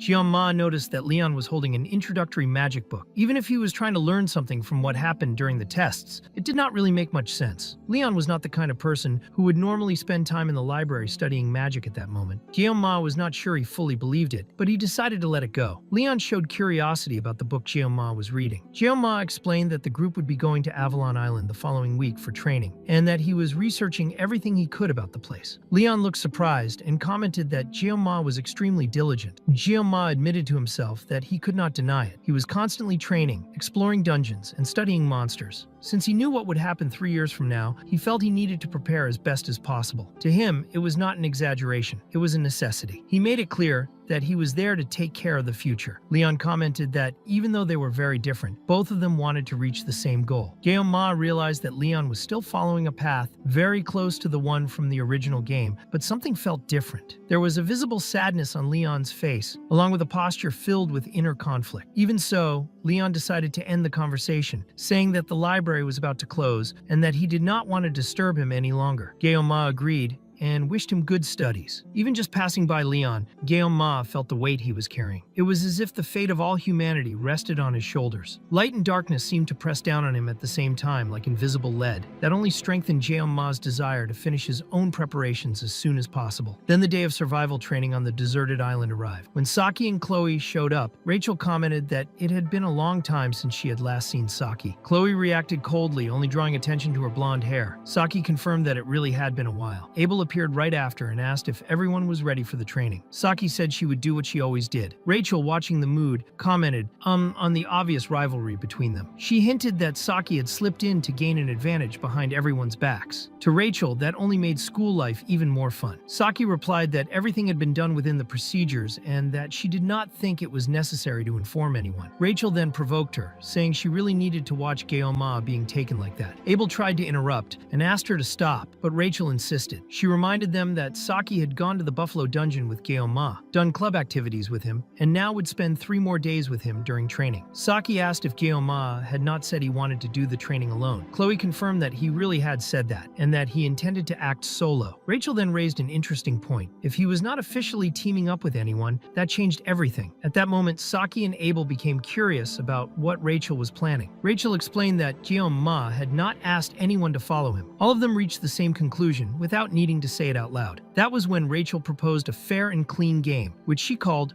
Rachel's Game. Avalon Island had terrain that constantly changed. Even using teleport portals, everyone would arrive at random points. Finding their own partner would already be a challenge and part of the training. During the 3 days, whoever found Jeonma first would get him. The other 3 would have to give up. The proposal caused a brief shock. Rachel reinforced that everything was allowed, except direct interference. Chloe liked the idea and said that this time she would win. Saki found it fun and suggested that whoever found him first could send a verification photo. Abel, on the other hand, hand, questioned whether that meant exclusive rights. Right after that, she decided to leave, saying she did not have time for that kind of game. Rachel simply commented that they would continue without her. Meanwhile, Gyeoma arrived at the arena already exhausted. He had spent the entire night in the library, but at least he had written down everything he needed on his phone. They said the island was a zone full of monsters, but that equipment should be light. Because of that, he brought 24 sashimi knives and a secret weapon. Medea would not stop sending messages, asking if he had packed medicine, clothes, and at least 3 pieces of black underwear, because black did not show dirt. Gyeoma thought she sounded like a real mother, maybe even a grandmother. At the moment of departure, he spotted an instructor who matched the description he had received. Purple hair and eyes, tall, and with impeccable posture. He did not know what her intentions were, but he thought that if she was after him, he would use the island's unstable terrain to his advantage. That logic could work both ways. He did not like the idea of hurting people with his sword, but he also had no intention of backing down. He remembered that Speed Weapon had drawn that instructor, but his drawing was so bad that Gyeoma ended up confusing at least 3 different instructors based on that sketch. It was at that moment that the Sword Emperor approached Gyeoma. He pointed out that Gyeoma had neglected his training a bit recently. He explained that when great talent is supported by hard work, the results multiply, but the body also needs rest to withstand the pressure. After that, he wished Gyeoma a good training period. Gyeoma returned the gesture by wishing the Sword Emperor a good fishing vacation. He considered it a smart response. Either way, Gyeoma thanked him and went on his way. He thought that guy was actually pretty nice. Abel just looked at him for a moment and walked past. Gyeoma thought she would probably get a girlfriend soon and figured she needed to lighten up a bit. At that moment, Saki approached him stealthily. Gyeoma sensed the presence and reacted on instinct, flicking her forehead hard with his finger. Saki immediately complained, saying she had only come to joke around. Gyeoma apologized. He explained that he had just felt a strange presence and reacted without thinking. Saki got irritated and made it clear that her forehead was not a punching bag. She said she only wanted to wish him good luck and told him not to forget that. When Saki left, Gyeoma realized he still could not understand that character. Lately, Saki had been sleeping very little and was almost always by his side. When he did not react, she seemed to grow even more restless. He did not know exactly what he found interesting about her, but he remembered that Saki was also officially a heroine. Because of that, he did not want to create unnecessary closeness. Shortly after, a communication crystal announced that the dimensional portal to the island was being activated. This time, Gyeoma knew he only wanted to find what he was looking for, nothing more. The plan was to move quietly and without trouble. He hoped the blessing of shadow protection would be on his side. As soon as he arrived, he was impressed by the view. The horizon was filled with different colors, varied trees, and a gigantic tower. A natural obelisk dominated the center of the landscape. Gyeoma had been in that world for a year already, but only now did it truly feel like a fantasy world. He was on the sacred land of Avalon. That colossal structure was the sacred tree of beginnings, Yggdrasil. Gyeoma decided to leave sightseeing for another day. It was time to start survival training. On his phone, he had a map of Avalon Island that he had copied from the library. On it, he marked the location of the regeneration blessing, which could only be obtained there. Comparing the map with his memories of the game, he realized the location was near the lake, right at the center of the island. That meant he would need to head toward the lake where the world tree stood. Along the way, he would have to cross rocky terrain and a dense forest. Still, he had 3 days available, so he felt calm. The Academy had not sent anyone there to play around. There was a mission assigned to find orbs scattered across the island. It was basically a treasure hunt. The more orbs someone found, the higher the score. On top of that, the orbs also served as enhancement materials, which made the search even more valuable. Following the Bear Grylls handbook approach, Gyeoma decided to first gather basic survival materials. For that, he took out his secret weapon, a 50-centimeter machete, bought exclusively for training. He needed to get used to it, since he would have to limit the use of his blessing for a while. He tested the blade. The edge was sharp and the handle firm, but he still felt something odd. He decided that if anything went wrong, he would use his sashimi knives. Suddenly, a rabbit jumped out of a bush. Gyeoma thought it would be a good opportunity to get used to the blade and secure some food. However, the monster was huge and muscular. Even so, he remembered that he had already defeated the King of Treasures. A rabbit should not be a big deal. Food was food. He moved forward without activating any blessing. Meanwhile, Abel also ran into a rabbit, but a completely different one. It was small, ordinary, and extremely cute. She thought she needed food, but hesitated when she saw it. When she got closer, the rabbit bit her hand and ran off. That made her furious, and she immediately drew her sword. Chasing after the animal, Abel thought it was a good chance to test the results of her training. The problem was that the rabbit was absurdly fast. It almost felt like it was mocking her. After a long time, Gyeoma was exhausted and the rabbit was still alive. He thought he had trained so much, but without the blessing, he felt useless. Comparing it to his past life, he believed he had a decent physique, but that was clearly not enough. He sat down and decided he would rather stay hungry than waste energy. He chose to let the rabbit go. However, when the animal turned its face as if to provoke him, Gyeoma immediately activated the sword blessing.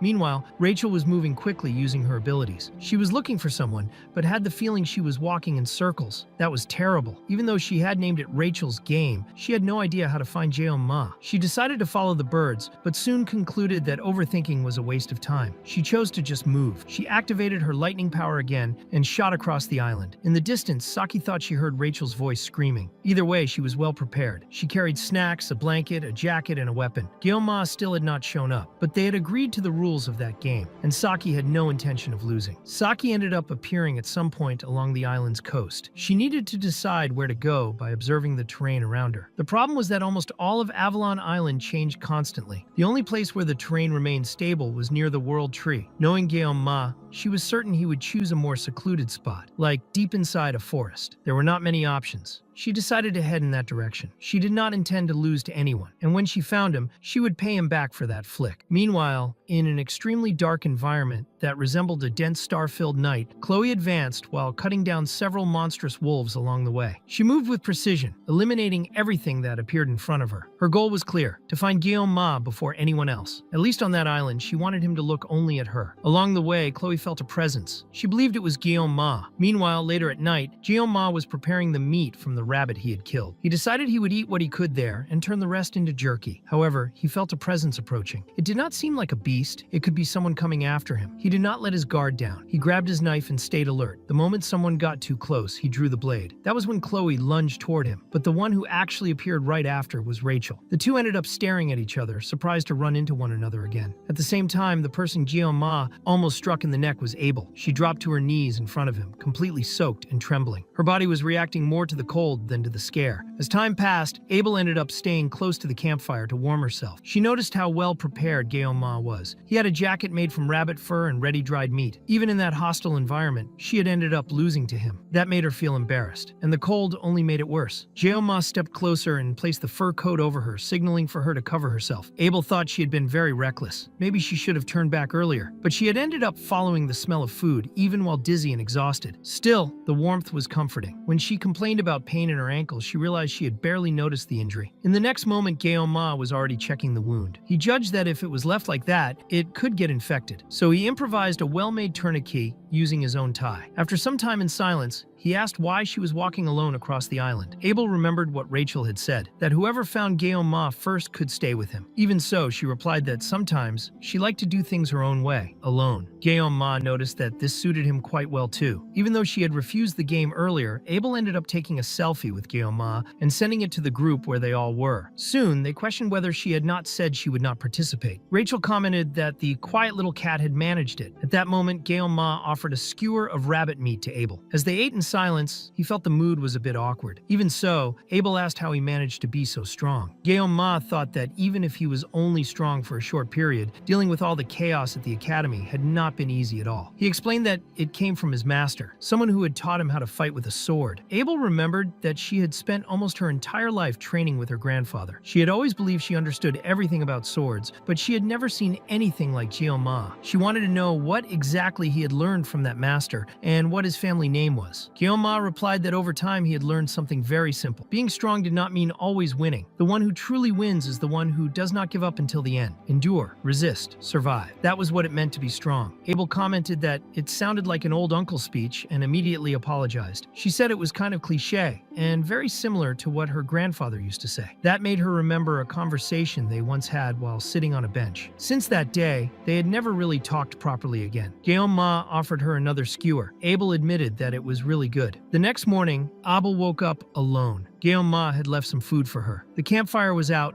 and he was no longer there. As she remembered everything he had done, she did not realize when she started crying. She had never been taken care of like that. She had spent her entire life facing everything alone. Even when dealing with massive obstacles, she always won in the end. Still, she carried the burden of the Nibelung name. She wondered why Jeon-ma had done all that for her. Deep down, she had always felt envy and even jealousy toward people who showed kindness without asking for anything in return. But there were still 2 days of training left. Staying there crying would not change anything. She decided she needed to return the favor. Abel grabbed the coat and set off across the island. Meanwhile, Ma was moving forward, cutting down everything that appeared in front of him with his machete. He thought the night had been cold, but now the weather was hot. He imagined Abel must have already woken up. He thought she looked quite pretty while sleeping, even though she did not seem like someone who would really get along with him. She had always had that distant personality, too confident, a girl full of herself. Even so, Ma thought that Abel had been pretty kind to him the day before. It was not like he was falling for her or anything like that. Seeing her in that condition had just stirred a bit of pity. That was why he helped her. Nothing more than that. A simple favor would not change the world. After that, he ended up reaching another region of the island. Leaving the forest behind, he went down through a canyon and arrived at a much lower area. As he moved forward, he remembered that according to the original story, this was the day Abel and Leon were supposed to grow emotionally closer. He thought she would not give Leon a blanket that night. Maybe he would even get cold. Maybe he would even pass out. He quickly realized he was thinking nonsense and cut off that line of thought. His focus was elsewhere now. He needed to find the blessing before the sun set. The blessing of regeneration. It was one tier below the blessing of transfer. It worked like an instant recovery buff, but only for the one who activated it. It matched the support-oriented style of the guardian blessings. For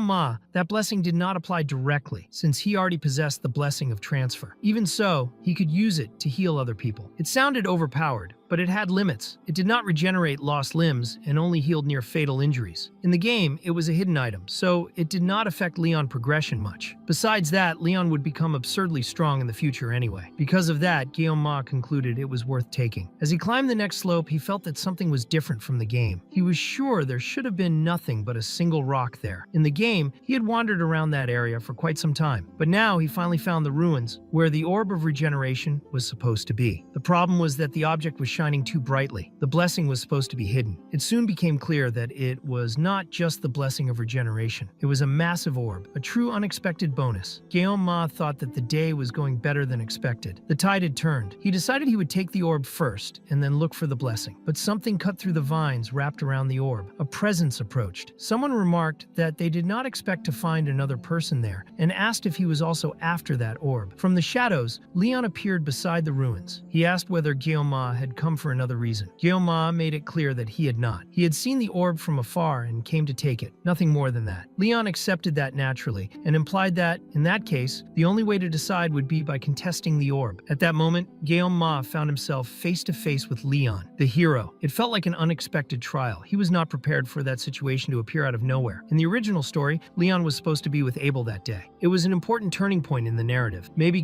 Ma had interfered with the event without realizing it. Maybe he had even saved Abel without knowing. Even so, that was not reason enough for a fight. But with a single swing of his blade, Leon split the ruins in half. He was wielding Baomeng, the promised sword. Ma knew it was not yet in its complete form, but even so, it was considered the most fearsome magic sword in the world. The blue gem embedded at its center worked as a catalyst that neutralized magical power when infused with sacred energy. The ether gem. The detail was that Baomeng was based on magical power. Even when neutralized, it was still heavily influenced by the nature of its wielder. Because of that, even in the game, it could become either a magic sword or a holy sword, depending on the user. Ma wondered if Leon was leaning more toward the use of magic. Leon made it clear that this could be treated as a simple practice duel. Ma questioned whether he was being serious. Leon did not seem to be lying. Ma concluded that Leon wanted to use Baomeng as a stepping stone to grow even further. The behavior made sense. Even so, it was still just a guess. One thing was certain, that orb had only been an excuse. Leon wanted to fight. He apologized quickly, making it clear that they did not have much time. And then the duel began. Ma moved in with Baomeng, closing the distance without hesitation. At the same time, Saki was stretching in a strange way, letting out random sounds. Speed Weapon found it odd and tried to understand why she was shouting out of nowhere. For Saki, with so many people showing up, it could only be him. She made it clear that he was always getting lost, shouting around and following her without even realizing it. Even so, Speed Weapon asked what she was looking for. It was obvious it was Ma. She did not even try to hide it. Until recently, Saki used to laze around at the shooting range, sleeping and avoiding anything that required effort. Now she was always active whenever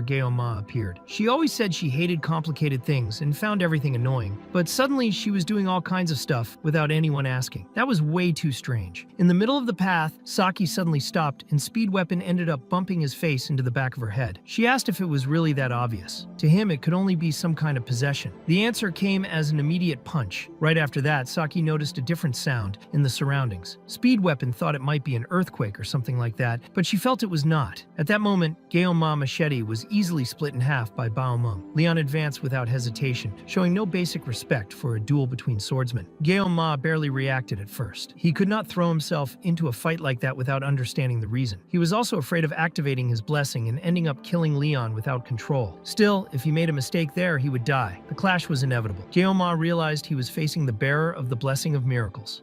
Without using his own blessings, this would be pure madness, so he activated the blessing of the sword and pain immunity. The exchange of blows was fast, but Leon was clearly more skilled. With a wide slash, he split Gaoma's sashimi knife in half and kept up the pressure. The next strike was so strong that it destroyed all the pillars of the ruin. Gaoma barely escaped. Even the bag he was carrying was cut in half. After pulling out another sashimi knife, he managed to create some distance. It became clear that this level of power was completely different from anything he had ever seen. Leon seemed to have endless buffs, a true protagonist. Even so, Gaoma almost got hit by a red strike charged with magical power. When Leon, exhausted, looked around, he realized that Gaoma was still standing. That confused him. He felt as if the world was demanding something from him, as if he carried an invisible burden. He pushed Baomeng power even further, creating a pillar of pure energy, determined to understand who Gaoma really was. The final attack was dodged. With a precise move, Gaoma sliced through Baomeng hilt with his sashimi knife, making Leon lose the blade. In that moment, Leon understood that he had been wrong. He had dreamed too high. The one who should have been chosen as the hero was Kang Gaoma. Soon after, Leon disappeared. Everything had happened too fast. Maybe that was a necessary step to affirm the hero or even to refine him. Gaoma did not know. What he did know was that he did not intend to lose to anyone. In the process, he lost several knives. If he had slipped up, he would have died, but it was still frustrating to lose so much equipment. He did his best not to kill Leon, focusing only on dodging and surviving. Even so, Leon's growth was absurd, clearly worthy of a protagonist. Jiang Ma also ended up lightly injuring his body. He thought that if Baomeng were repaired in the future and received a few more upgrades, it could still reach its final form without any problems. The important thing was that the protagonist did not die. At least the world would not end. Yet, after that,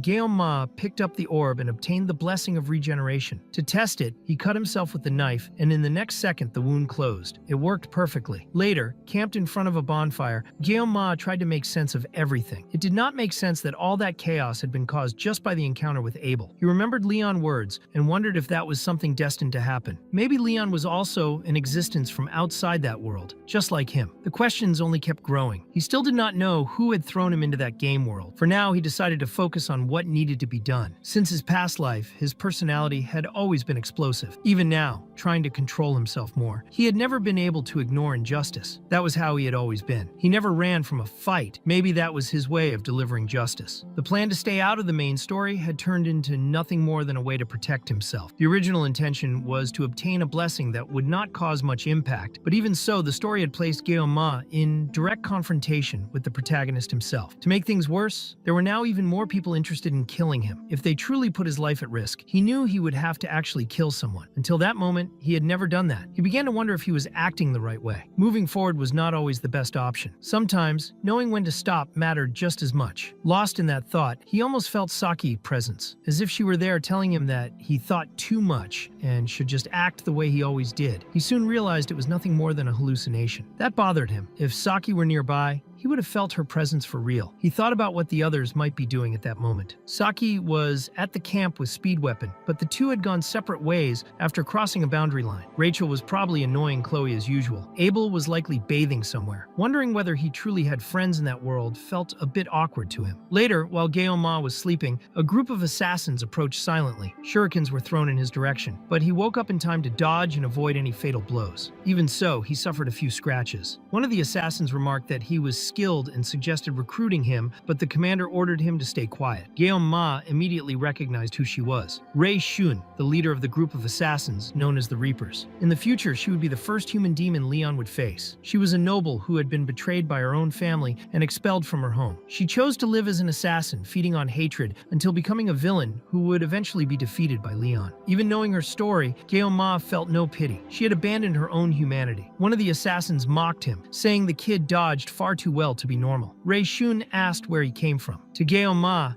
It sounded like madness. The same people who had come to kill him were trying to start a conversation. Another assassin commented that even if he died there, it was impressive. He asked since when the commander had taken such interest in a target. A third one, using a spiked knuckle weapon, observed that Guillaume Ma movements were not normal. He had to be from the first class, a prodigy without a doubt. At that moment, Guillaume Ma clearly felt their killing intent. He stated that the ones who sent them could only be someone connected to the Cine Council, the corpse cleanup team. The assassins were stunned. One of them asked how he knew that. Guillaume Ma took a step forward and said he knew very well that they were nothing but butchers who killed for money. One of the men commented that this kind of talk was exactly what the commander hated hearing the most. Guillaume Ma moved even closer to Rei Shun and provoked her, asking if that hurt her pride. A former noble being confronted by someone like him. The assassin with the spiked knuckles lunged forward, but Guillaume Ma activated the blessing of the sword god only to dodge and deliver a cut so clean that the man did not even realize he had died. Seconds later, the head simply slid off the body. The other assassins froze in shock. At that instant, Guillaume Ma realized he had killed someone for real. It was not a simulation or an isolated space, it was the real world. The shadows of the sword god power wrapped around him as he coldly analyzed Rei Shun, thinking that the situation was not as bad as it seemed. No god would stand by her side at that moment. He drifted for an instant into memories of his past life and his current one. He recalled mundane scenes from his old job, scattered thoughts, until everything began to blur together. A strong light enveloped him, and he found himself inside the sword god simulation. When he regained awareness, Guillaume Ma was cutting down all the assassins. He was not an ordinary recruit. He moved as if cutting through butter, dodging and killing without effort. It was not uncontrolled violence. It was execution, instant deaths. Rei Shun watched in shock as her men were wiped out. After seeing the last one fall, Rei Shun thought she could still kill him. The reward for his head was enormous, but in the next instant she was on the ground, with a knife pressed against her neck. Guillaume Ma deactivated the blessing. It had been a complete mess. Only 9 seconds of use remained. He had already spent a huge amount of power in the fight against Leon. All of it had been self-defense, but he hoped he would not have to do something like that again. The sensation had been strange, different from anything he had ever felt. Even so, the enemy had been human and had tried to kill him. There was no reason for mercy. Now only Guillaume Ma and Rei Shun remained. He asked who had sent the group. Rei Shun replied that he really thought she would tell him. Jomar knew this was his only chance to find out who was behind everything. If he killed Rei Shun there, he would get no answers and would probably regret it later. The best way to extract the truth was not by killing, but by making someone talk. He thought she had to be either very stupid or extremely brave. All her subordinates were dead and she was alone. It made no sense for her to stay silent. She answered by calling him crazy. That was when Jomar understood why someone had tried to negotiate earlier. He realized that all his personal information had been erased. Full name, origin, old records, even data about relatives no longer existed. That left him unsettled. He tried to remember his parents' faces and realized he could not. He did not remember what they looked like. That disturbed him deeply. Jomar asked her to repeat what she had said. Information about relatives erased. He stabbed the knife into the ground right beside her and made it clear that he only wanted a name. The name of the one who had sent that group. If she spoke, he would let her go. But Rei Shun said she now had something far more interesting to say. That was not negotiation. It was a threat. Even without an arm or a leg, she would still be able to talk. Before Jomar could react, he felt a violent tremor. An overwhelming magical pressure flooded the area. A demonic power began to move the blood of the surrounding corpses, pulling everything toward Rei Shun's body. At the same time, far away from there, the Sword Emperor was calmly fishing. He thought the place was too large for something simple, but still acceptable. He had not received any complaints so far. He was fishing in the Lake of Avalon when he finally hooked a fish. In the next instant, he felt the magical pressure. He recognized it immediately. Only one thing in that world emitted power at that level: the Commander of Corpses. That was a serious problem. Back at the camp, Rei Shun began to be consumed by demonic power. She screamed that she would kill everything. She did not want to die. Suddenly, a blazing power fell from the sky. A pillar of light engulfed the area, followed by a violent explosion.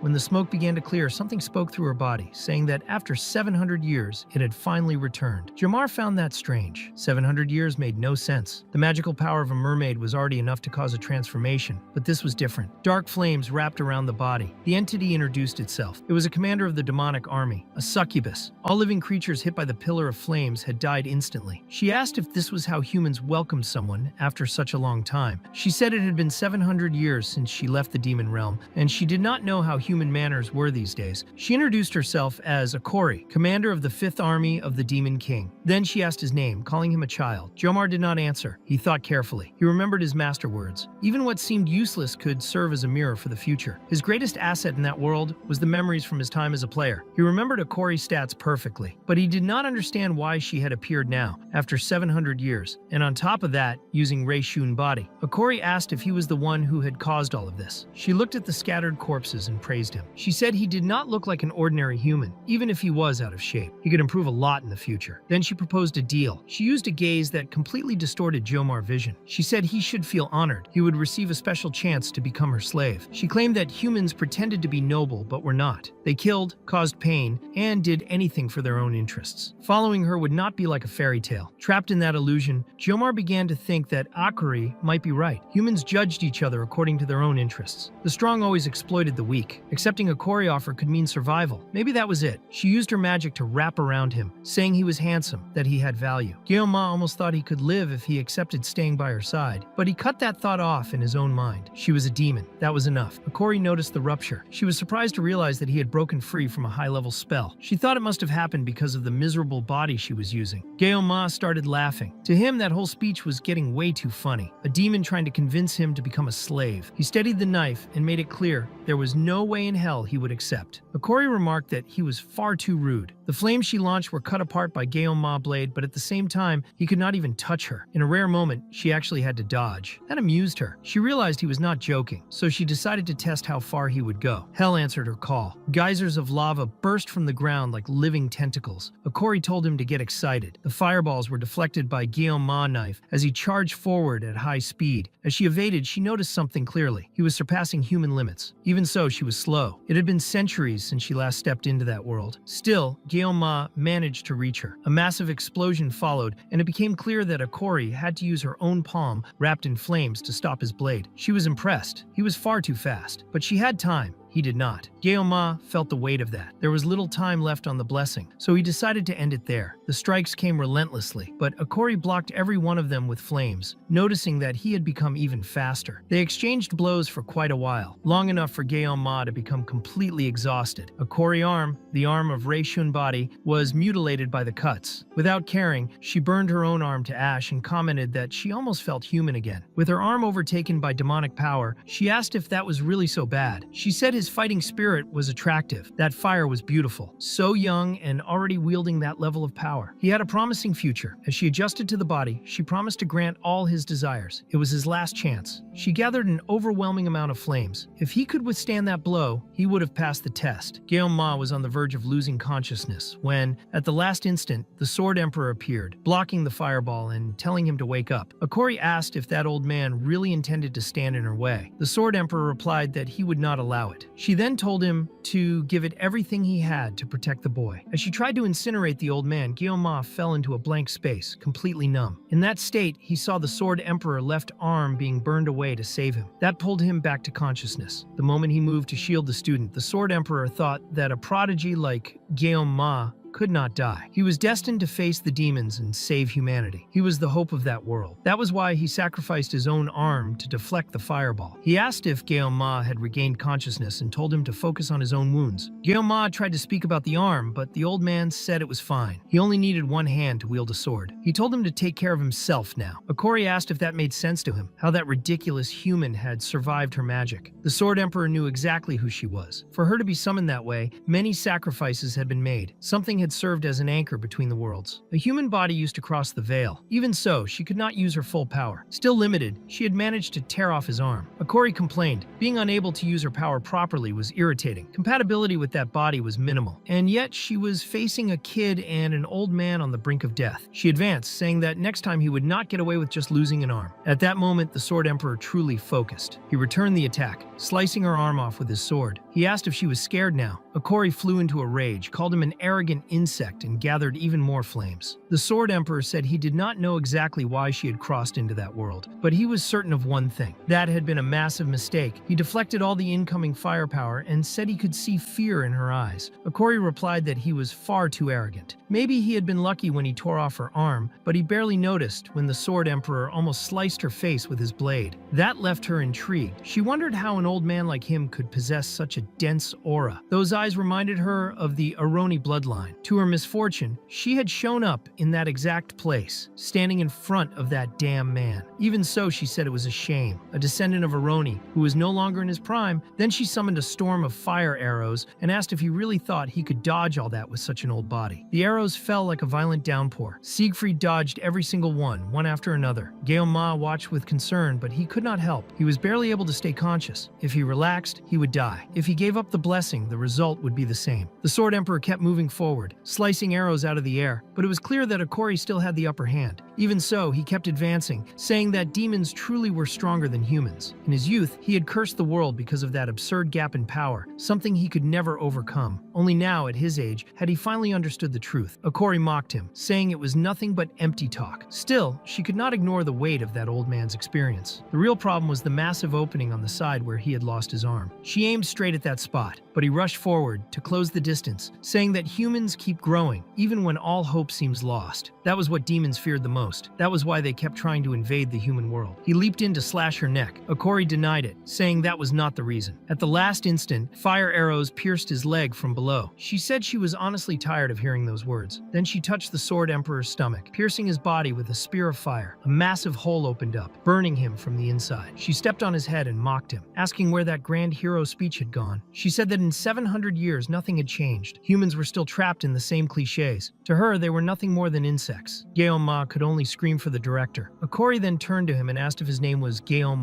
She said she had forgotten about him for a moment. Based on the test results, he had passed. Then she stepped closer again and cast an illusion on him. She knew his body would be extremely useful for demonic purposes. Even wounded, Siegfried questioned how she dared turn her back on an enemy. He was still there. She told the old man to shut up. He was just a student now, with a hole in his stomach. She had no interest in playing with a walking corpse. Then Akori used the succubus mark on Guillaume, engraving the symbol right in the center of his forehead. Power flooded his body and his mind. The system immediately detected an error. In response, it used Yggdrasil as a catalyst, temporarily raising the user's ranking. A synchronization began, a recalibration with that world. The remaining time of the sword blessing started rising rapidly. 12 seconds, 19, 27, 39, 99. He reached 100% of that power. The system announced that he had met the conditions to unlock a new ability. When Siegfried tried to stand up again and move toward her, Akori was surprised. Even in that state, he was still moving. To her, that was typical. Even insects keep moving after losing their heads. But the Sword Emperor invoked the sacred power of Beomung, saying he would tear off one or two of her limbs, even if it cost him his life. Akori noticed the color of the sword's aura. The descendant of the Sword Saint was still evolving even now. That irritated her. She decided she would finish that old man right there. Before she could act, she was struck by a beam of divine power. When she looked back, she saw that the child was different. Guillaume was now radiating power far beyond what he had before. Higher level blessings were forcefully activated. Akori recognized that power instantly, the same one she had felt 700 years ago. The system confirmed that all of the user's blessings had been forcibly released. To her, that explained why those creatures never died, even after being crushed again and again. They kept blocking the path. The blessing of the sword god had been fully awakened. Guillaume became the catalyst of that miracle, as if the will of the gods was flowing through his body. The sensation was overwhelming, ancient, and absolute. Meanwhile, Saki held her sword and felt that this might be the last day of her life. Even so, no message appeared. No warning, no sign. Speedweapon noticed that she was awake far too early. The sun had risen long ago, but something felt wrong. The surroundings seemed too dark, as if the light itself was being swallowed. Saki realized it was time to return to the academy. The teleport point was already being used by the others, who were starting to gather. She urged them to move quickly, because what she had felt moments earlier did not seem like a good omen. After that power exploded from within Guillaume, Akori noticed something impossible. Standing before her, walking in silence, was Joachim. It made no sense. He was human. A human should not have been alive after all that. And yet, that cursed body was there, carrying the exact same power she remembered. Even believing that her judgment might have failed, Akori was certain that presence was real. Siegfried watched everything in silence, completely fascinated. Without a second thought, he knelt before Guillaume.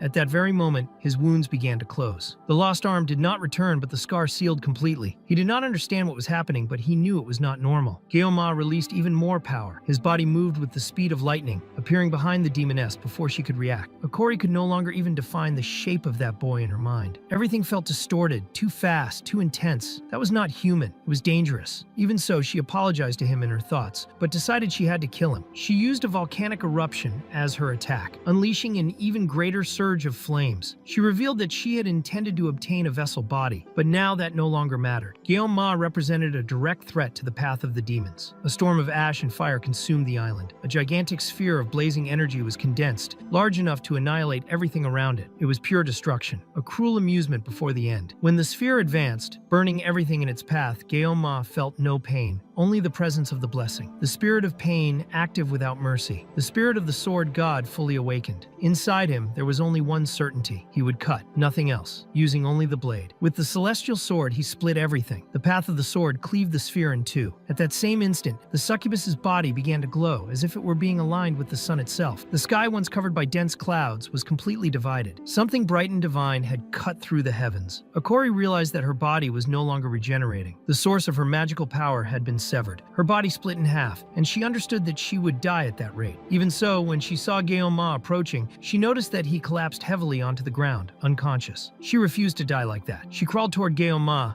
determined to kill him. He was a threat to the demon race. Before she could reach him, her head was pierced by Siegfried. He recognized in her behavior the same mistake made by Basmon, the sixth commander, always turning their back on the enemy. Resilient, irritating, but doomed. With a final strike, Siegfried split her head, ending the demon's existence once and for all. He stated that he was not a descendant of Eren. His name was Siegfried von Nibelung. After that, he picked up Ma's body. He realized that he was still alive. His breathing was steady and his life was not in danger. The problem was extreme exhaustion. Faced with that, Siegfried could not hold back his respect. There was something about that boy that went beyond all logic. Long ago, humanity believed in the existence of an incomprehensible will embedded in all things in the universe. Phenomena such as storms, floods, and lightning were always seen as superhuman interference, sources of fear, but also of worship. These powers were called disaster, or simply called God. Siegfried had seen it. It was there, in that boy. Later, a great commotion took over the area. Saki arrived running alongside Speed Weapon and was met with a strange scene. A portal was open. Professors were keeping everyone back. At the center of it all, the Sword Emperor carried a student in his arms. Ma. Chloe almost lost control when she tried to force her way forward to reach Ma, coming close to attacking a teacher who was trying to stop her. Abel was left completely shaken after seeing her grandfather's missing arm, and that image became etched into her mind. Sometime later, the incident became public news. Humanity, which had been living through a period of truce with the demon race, suffered a major loss of power due to what happened to the Sword Emperor. The entire world began to question whether a new seat should be opened among the 7 heroes, since only 4 active members remained. Saki noticed that, as expected, no report mentioned Ma. To her, at that moment, he had probably already woken up. Even so, people behind her whispered loudly, speculating about his fate and suggesting that he might be dead despite being a special student. She asked them to talk somewhere else, and the group, clearly embarrassed, quickly moved away. Even so, Saki was certain of one thing. Ma would not die. He simply could not die. When she looked at Chloe, she realized how much the situation had broken her. Since that day, Chloe had been crying constantly and seemed completely devastated. Saki was worried as well, since it had been a full week without either of them being able to see him. Every time they tried to visit him in the infirmary, access was blocked by a special order from the director. Chloe nearly tried to rush the guards, and Saki began to wonder why the Sword Emperor had issued such a strict order. At the same time, Avalon Island had turned into a chaotic scene, with boiling lava emerging in several areas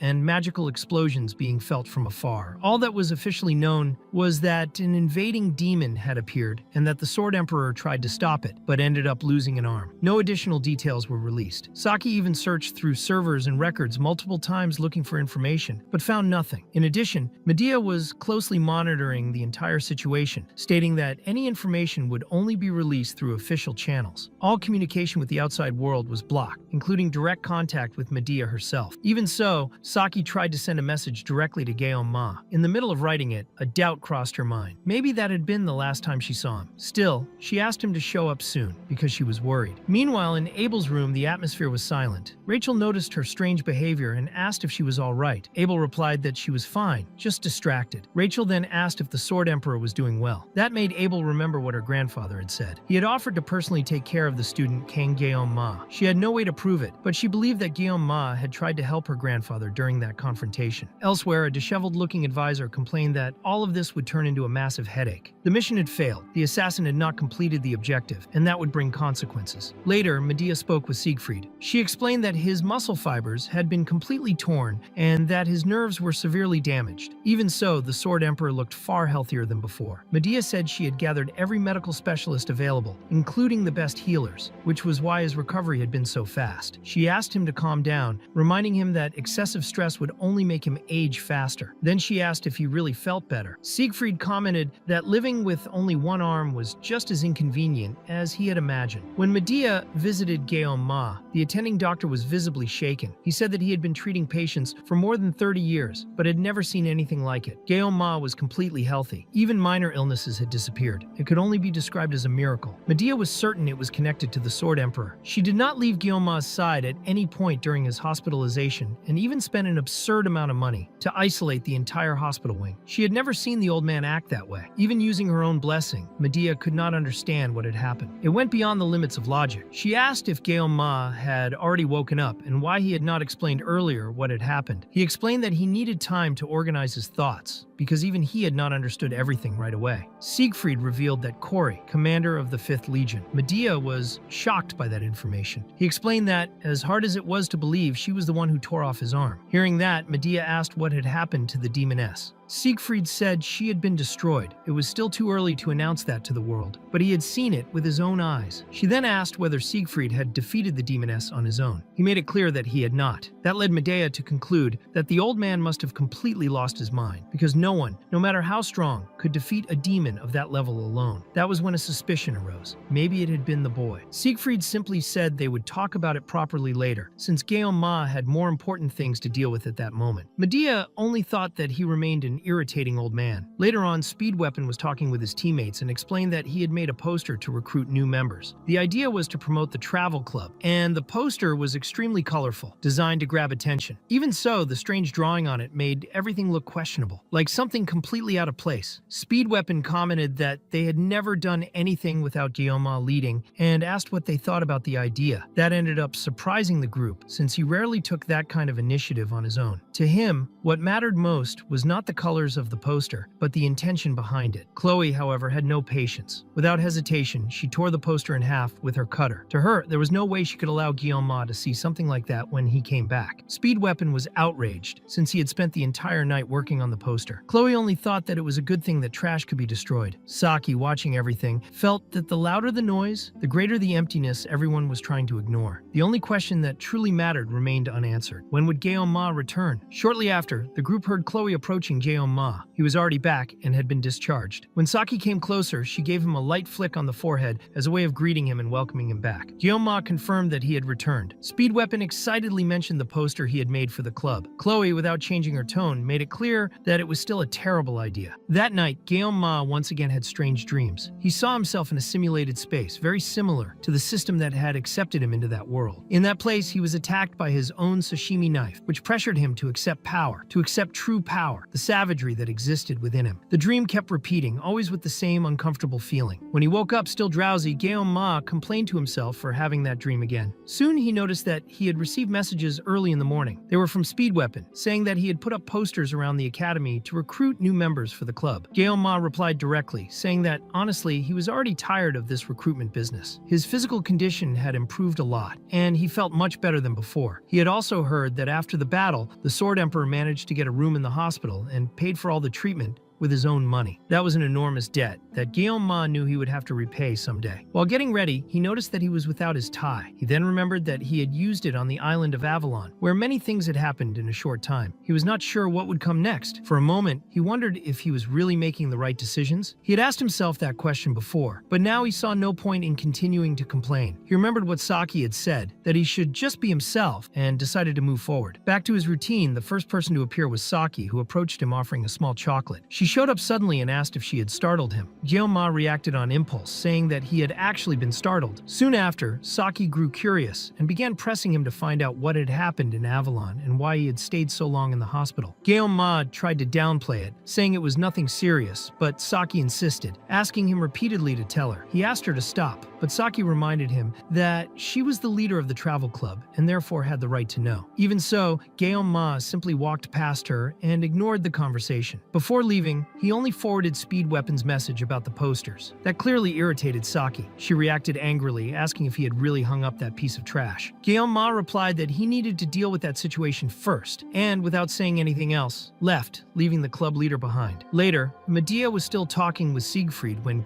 Ma appeared, answering a call. He asked if he had arrived too early and said he could come back later, but Medea assured him that he had arrived at the right time. At that moment, Siegfried went to pick up his teacup and almost used the wrong arm. He commented that living 70 years with 2 arms and suddenly having only 1 was quite confusing. Medea observed Ma closely and noticed that he seemed uncomfortable. She commented that Siegfried had already told her everything. She said that he had defeated Akori, the commander of the 5th Legion.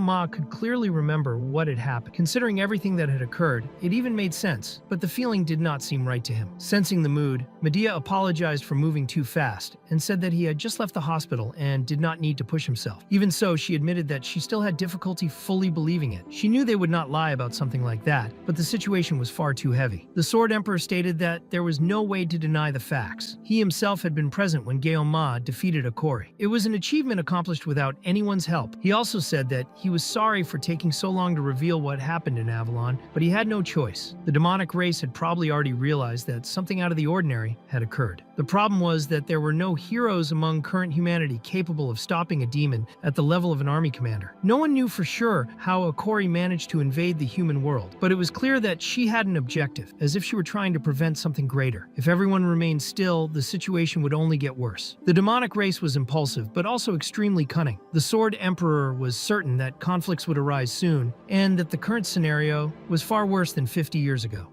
Ma thought that if Akori's defeat were revealed, the demons could use it as an excuse to start a war. The Sword Emperor's silence prevented any immediate reaction, since nothing had been officially declared. That only reinforced the respect Ma felt for him. It was then that Siegfried explained why he had called the 2 of them. He said that he had become someone who could no longer fight on the front lines. Medea questioned why he was talking about this now, as if losing an arm meant that he was ready to die. Siegfried replied that his goal had always been to train righteous heroes and leave behind a better future, and that this was the true purpose of the academy. That was why Medea was the director, not him. He revealed that soon he would renounce the title of 7-star hero. The news left Ma extremely alarmed. Siegfried, however, asked him to stay calm and explained that it was not a sudden decision, but the result of long reflection. This did not mean that he would completely step away from the front lines, only that he would do only what was still within his reach. Medea commented that companies and the media around the world would not leave him alone. Siegfried replied that he was already planning to give an interview soon, and that it would be better to settle everything at once. Irritated, Medea grabbed his collar and said that he was still the same old man from 50 years ago. He replied that this only proved that he was still young. Hearing that, Ma almost smiled. Up until that moment, he had been doing his utmost to avoid any distortion of the main storyline, even knowing that the world around him was already beginning to change. If the characters in that story showed behavior different from what was expected, it could become complicated. But Ma realized that he was being selfish and presumptuous. He was not the only living being in that world. Those were not mere characters in a game. Their words carried their own will. No matter what choices they made or what kind of situation arose, he would accept everything and try to overcome it. Meanwhile, Medea was playfully hitting Siegfried until one of the blows actually landed for real and locked his neck. That scene made Ma think that closing his eyes and denying reality was nothing more than childish stubbornness. It was then that Siegfried commented that he had also forgotten something important. Medea asked if there was still something else. He confirmed and revealed that the student King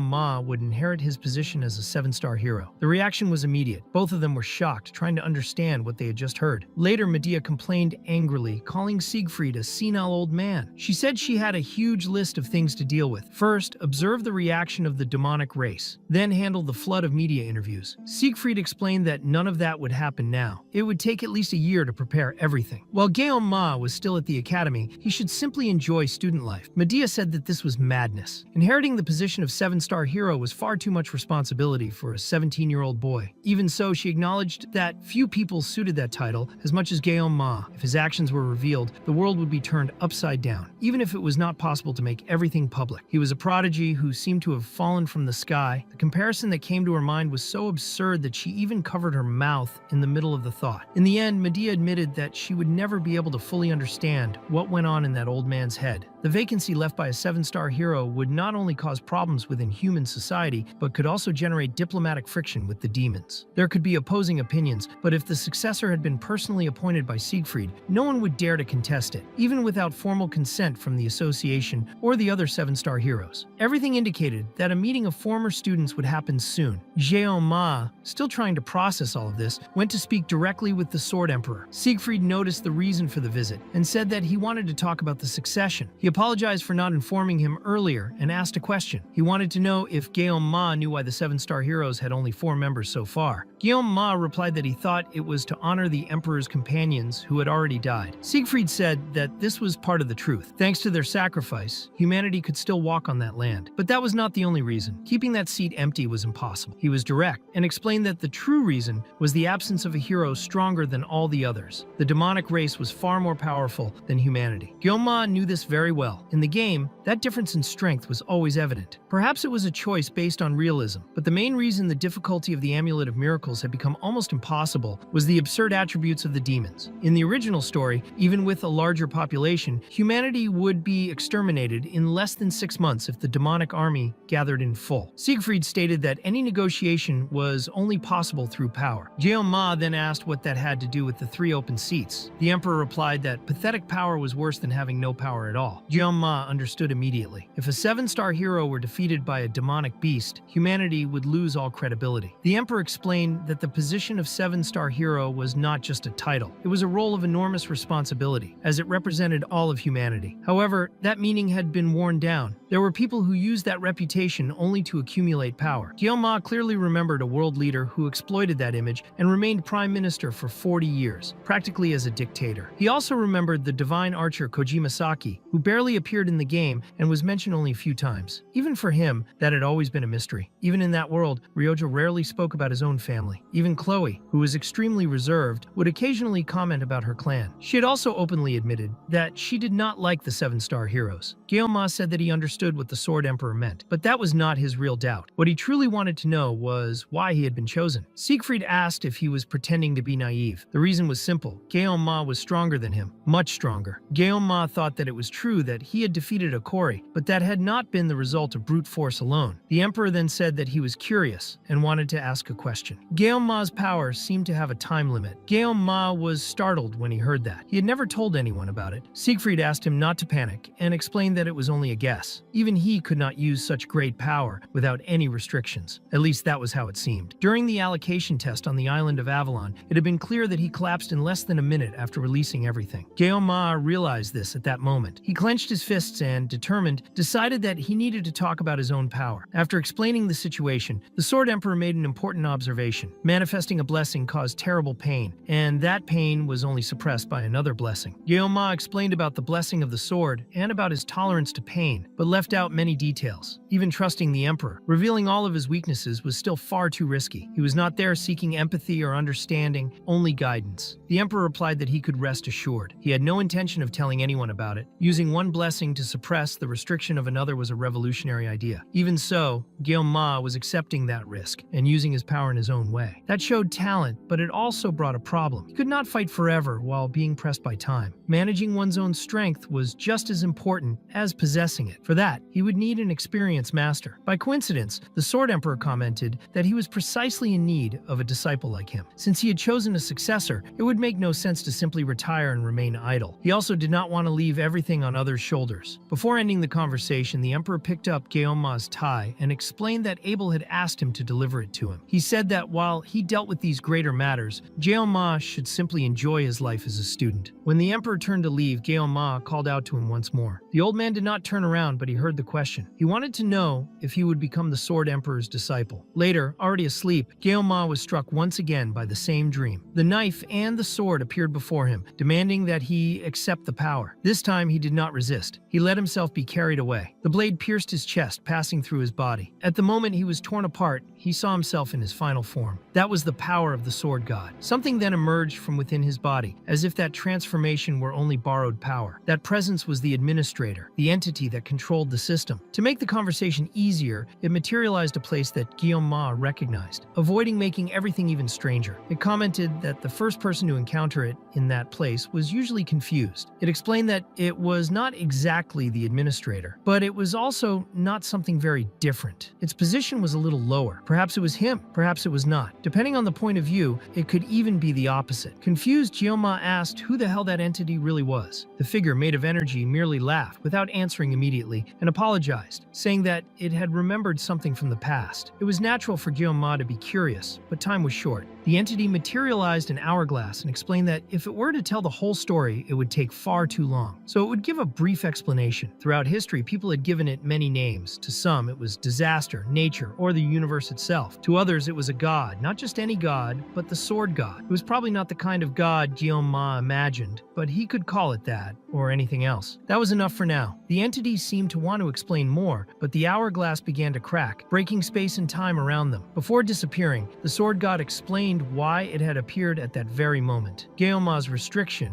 had been removed recently. Gyoma wondered if that had happened at the moment he transformed, and the entity confirmed it. That was exactly the answer. Even so, the power had not been completely released. It was there in an incomplete state. The mere fact that it could speak with Gyoma was already a miracle. As the hourglass shattered completely, the sword god said that their time was up. It commented that Gyoma could continue cutting and slicing whatever he wished, but that he should not be too impulsive. It added that the power he wielded would not be explained now because he would not understand it. Not yet. Irritated, Gyoma thought that he had countless questions and that the entity simply answered none of them. Before disappearing completely, the sword god told him not to make mistakes this time. He still trusted him. Then Gyoma woke up in his room. The system informed him that his assimilation rate had reached 21.3%. He wrote everything down in his notebook, since he had forgotten most of the dream. At the moment, the most important thing was to gather clues, even if there were only a few. He noticed that it was raining outside. It was that time of year. Even bothered by the sudden jump in the assimilation rate, so far nothing wrong had happened because of it. Then, suddenly, someone called him. Gyoma answered the call. Someone announced that the boss had arrived. A short time later, the travel club was gathered. Saki asked how that person had managed to get in touch, even after seeing that horrible poster. Chloe commented that, honestly, she did not even know that piece of trash was still hanging around. Speed Weapon also seemed surprised by the situation. Chloe asked what kind of person that candidate was. Saki replied that it was already suspicious for someone to show up after that ridiculous poster, so she herself would go check. She entered serious mode. Chloe immediately agreed, saying that it really did seem suspicious, and the two of them almost celebrated their shared distrust. Gyoma thought that being a little suspicious did not hurt. There were still many unexplained things about what the instructor and Lei Shen had really wanted to reveal when they bribed the dungeon guardian. Perhaps that candidate was a spy sent by hidden forces that were keeping an eye on him. Speed Weapon asked if the boss knew about the plan for the following night. Chloe confirmed it and reminded everyone that he liked seafood. Saki explained that the club foundation period was about to end, but before that, they needed to celebrate Gyoma being discharged from the hospital. He replied that he was quite picky about seafood. Thinking about it more carefully, he realized that he did not actually like it that much, which was curious for someone known as the best sashimi cutter in the world. Speed Weapon commented that they had managed to get a reservation at the most famous restaurant in the academy, something extremely difficult. Saki added that the place had more than 3,000 reviews on the internet, which made it even more impressive. Gyoma agreed. The celebration was being so thoughtful that he could not even refuse. That was when the candidate appeared. She was a girl with braided hair and glasses. Saki commented that she looked much more ordinary than expected. Gyoma thought that, in truth, everyone in that club was kind of strange anyway. When Gyoma looked directly at her, the girl adjusted her glasses with her middle finger. He wondered if that was not a bit rude. Speed Weapon politely thanked her for applying to the travel club. Saki, still serious, asked her to introduce herself. The girl introduced herself as San Hana, a second-year student. She said she came from the city of Busan and that she was Korean. Gyoma wondered mentally if there were many people with the surname Sun in Korea, but then thought that his own name was not exactly common either. He commented that when he lived in Busan, he ate a lot of pork rice soup. Hana replied that it was a local specialty, especially when spicy sauce was added. Saki interrupted, asking Gyoma to focus. Then she said that she already understood Hana's background and asked her to explain her motivation for applying to the club.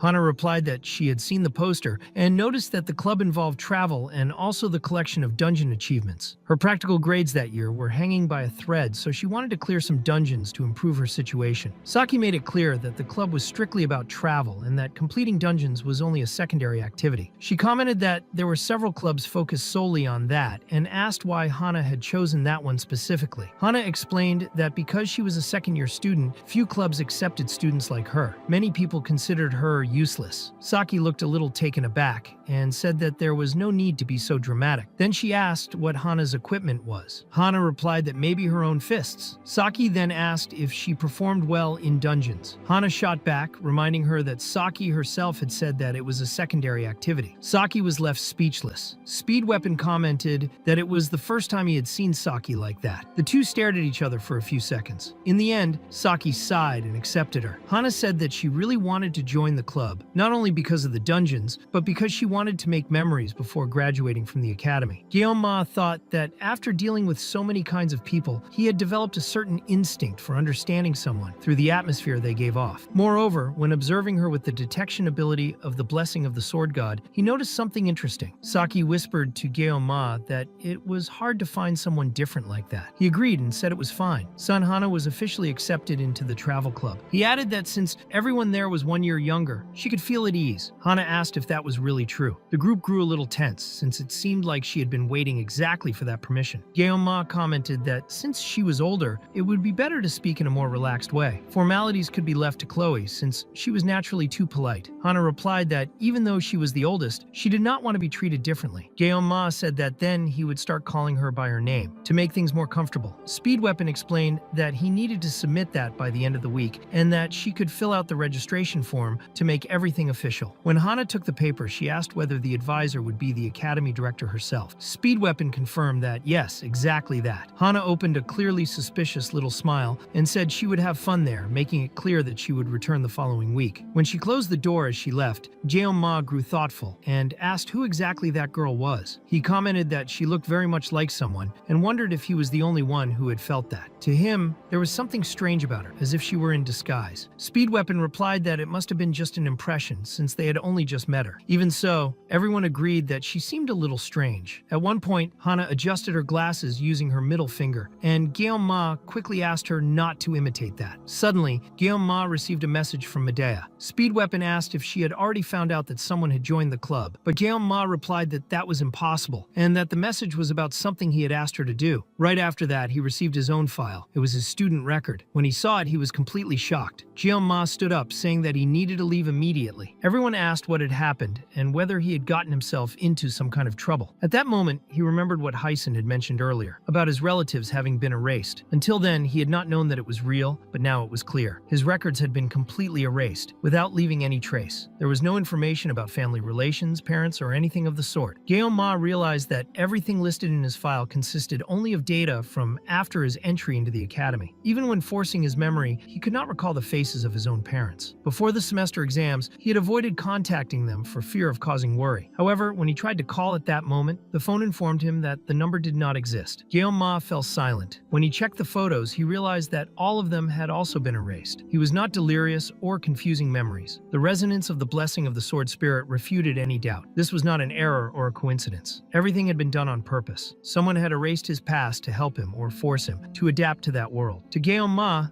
this could only be a trap. Either it was the work of the sword god or of the system administrator, perhaps both. At that instant, a bolt of lightning struck directly at him, but Gyeoma deflected the blow with his sword. In silence, he made a vow that one day he would uncover the whole truth. Meanwhile, Rachel, known for being adored by practically all the men at the academy, was rejecting all of them in order to go talk to Abel. Abel commented that it must be extremely tiring to deal with that every day. Rachel simply sat down beside her without saying anything. That left Abel confused, finding the situation strange. She thought that perhaps it was because of the rainy weather. After some time in silence, Rachel asked if she could give some advice. She commented that Abel had very low self-esteem. She said sincerely that she did not think Abel was a bad person. Quite the opposite. She was confident in her own power and appearance. But the most important thing, according to Rachel, was her body. As she said this, Rachel looked Abel up and down, making her feel a chill. Abel asked where she was looking. Then Rachel changed the subject and asked if she knew that Gyeoma had created a club. Next, she asked whether anything had happened between Gyeoma and Abel there in Avalo. Abel quickly denied it, saying that nothing had happened, only that she had a sprained ankle. Gyeoma had left first, right at dawn, and that was all. Rachel commented that she was not the type to lie. She said she had only become a little sensitive and apologized for it. Before, she truly had no interest in Gyeoma and only teased him for fun. But now, looking at Abel, it felt different. Abel made it clear that she was not talking about that. Even so, Rachel moved closer and asked if Abel also had an interest in him. Abel pushed back, asking why the conversation was going in that direction. direction. Rachel replied that people's hearts could change at any moment. After all, everyone was human. Abel asked to change the subject and go back to talking about the club. Rachel then explained that Guillaume Ma had said he would join Speed Weapon, but ended up refusing. He thought that belonging to a class would be a burden and decided not to participate. Abel asked what that had to do with self-esteem. Rachel said that something strange had happened the day before. She was, as usual, confident, had her coffee, a latte, and a very cold Americano, commenting that the Korean version was much hotter than the one in her country. That was when she noticed Guillaume Ma outside, together with a girl. It was the meeting with Hana,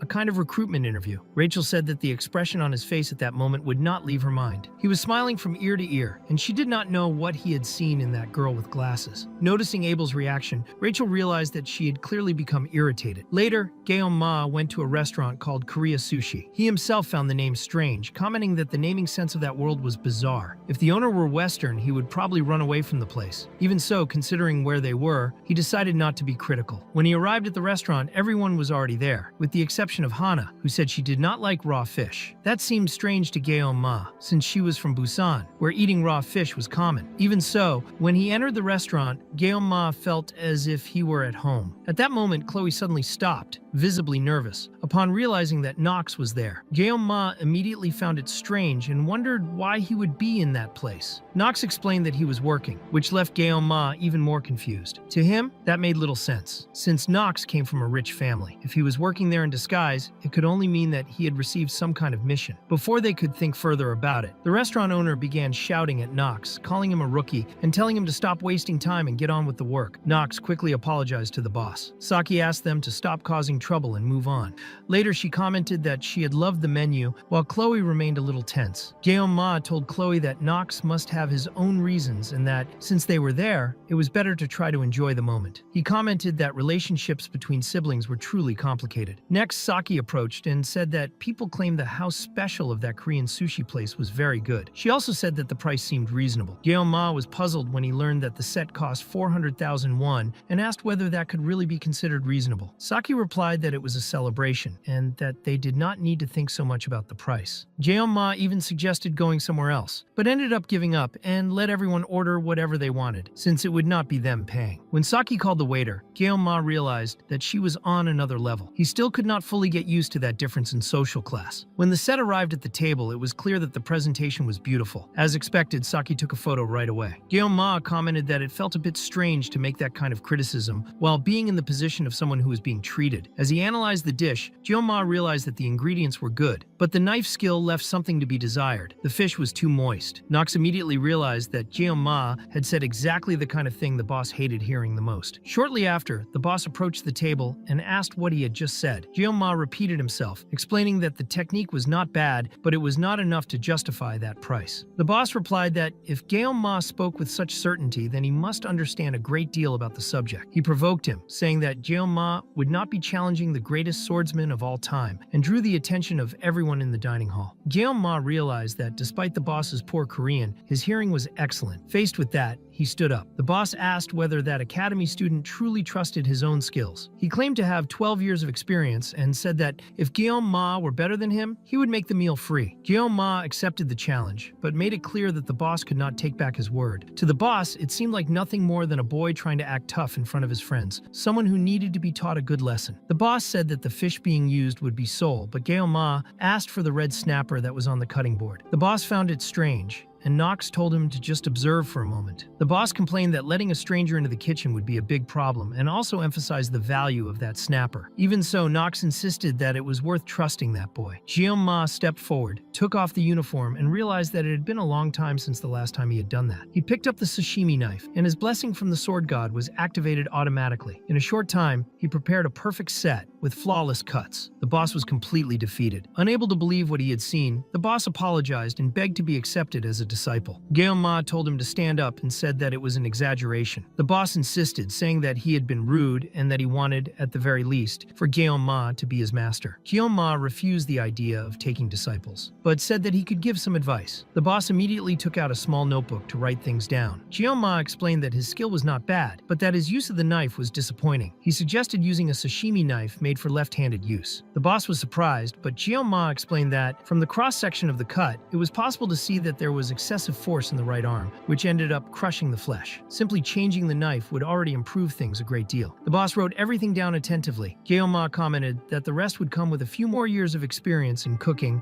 and decided to spare further words. The boss declared that Gyeoma was a true master. Then Gyeoma remembered the bet and said that since he had given advice, he should receive something in return. The boss accepted immediately. Later, Gyeoma was holding a sashimi knife that he had asked the boss for. In addition to that, he was authorized to serve the customers in the boss's place that day, for free. Everyone was impressed as they watched him cut the fish. Chloe noticed that Gyeoma looked genuinely happy, completely focused on what he was doing. Speed Weapon encouraged Gyeoma to keep going, saying that the boss was too excited for everyone to stand around. The atmosphere in the dining hall grew lighter. Before Chloe could stand up to help, Nox approached and said that he could teach her. Chloe thanked him. Later, Gyeoma gazed at the night sky, thinking that all of this should have been just a celebration. Even so, he could not avoid reflecting. 50 seconds of protection had been enough to deal with more than 3 fish. After so much time slicing unpleasant things like beasts, magic, and people, cutting fish had been refreshing. While he wondered whether he should open a restaurant someday, Nox approached to talk to him. Nox commented that all the food had run out thanks to Gyeoma. The restaurant owner explained that he himself would take care of closing and that the remaining service would be left to his partner. Nox explained that he had only come there because Chloe had asked him to go talk to Gyeoma. Gyeoma asked what kind of work Nox had been doing lately. Nox replied by reminding him that it had been Gyeoma himself who told him to get a real job. Gyeoma confirmed that he remembered and said that he admired his initiative. Nox commented that he had only gained from it, since he had come to understand the value of money earned through his own sweat. After that, Nox asked how Gyeoma dealt with troublesome customers, especially drunk ones. Gyeoma explained calmly, and the two ended up talking for quite some time. At one point, Nox remarked that it was surprising that Gyeoma was the same age as him, and asked whether he was not lying about that. Gyeoma replied that maybe it was just a lot of accumulated social experience. Soon after, Nox changed the tone of the conversation and began to talk about something more serious. He explained that normally, leaking family matters to the outside was considered a serious crime. He had tried to warn about it through Chloe, but she had not answered the phone. The investigation into Kang Gyeoma, conducted by the Auditore, had finally been concluded, and fortunately no suspicious circumstances had been found. The request from the Council of Elders was cancelled and ended up turning against them instead. Now the clan leader was investigating the council itself. Nox explained that the Auditore existed to maintain order, not to act as anyone's hunting dogs. An investigation team would probably be assembled, and the process would be extremely careful. He had also decided to take part in it, and only wanted to inform Gyeoma about the situation. Gyeoma understood that this meant the Auditore no longer had any reason to pursue him. If their blade was now pointed at the Council of Elders, something big would certainly happen. Even so, that should not have a direct connection to him. Gyeoma sincerely thanked Nox and extended his hand, saying that it could not have been easy to bring that information. Nox shook his hand and said that he had not done anything special. On the contrary, Gyeoma had been the starting point of everything. Gyeoma felt satisfied when he realized that, from all indications, the relationship between Nox and Chloe had improved a little. He then asked whether he knew a girl called Sanhana, who had joined his club since they were in the same class. Nox confirmed that he knew her. He said that she was the type who was always reading books and barely spoke to anyone. She did not seem like anything special at first glance, but she had a curious trait. She always stayed exactly in the middle of the class ranking, never below and never above. That applied to both theory and practice.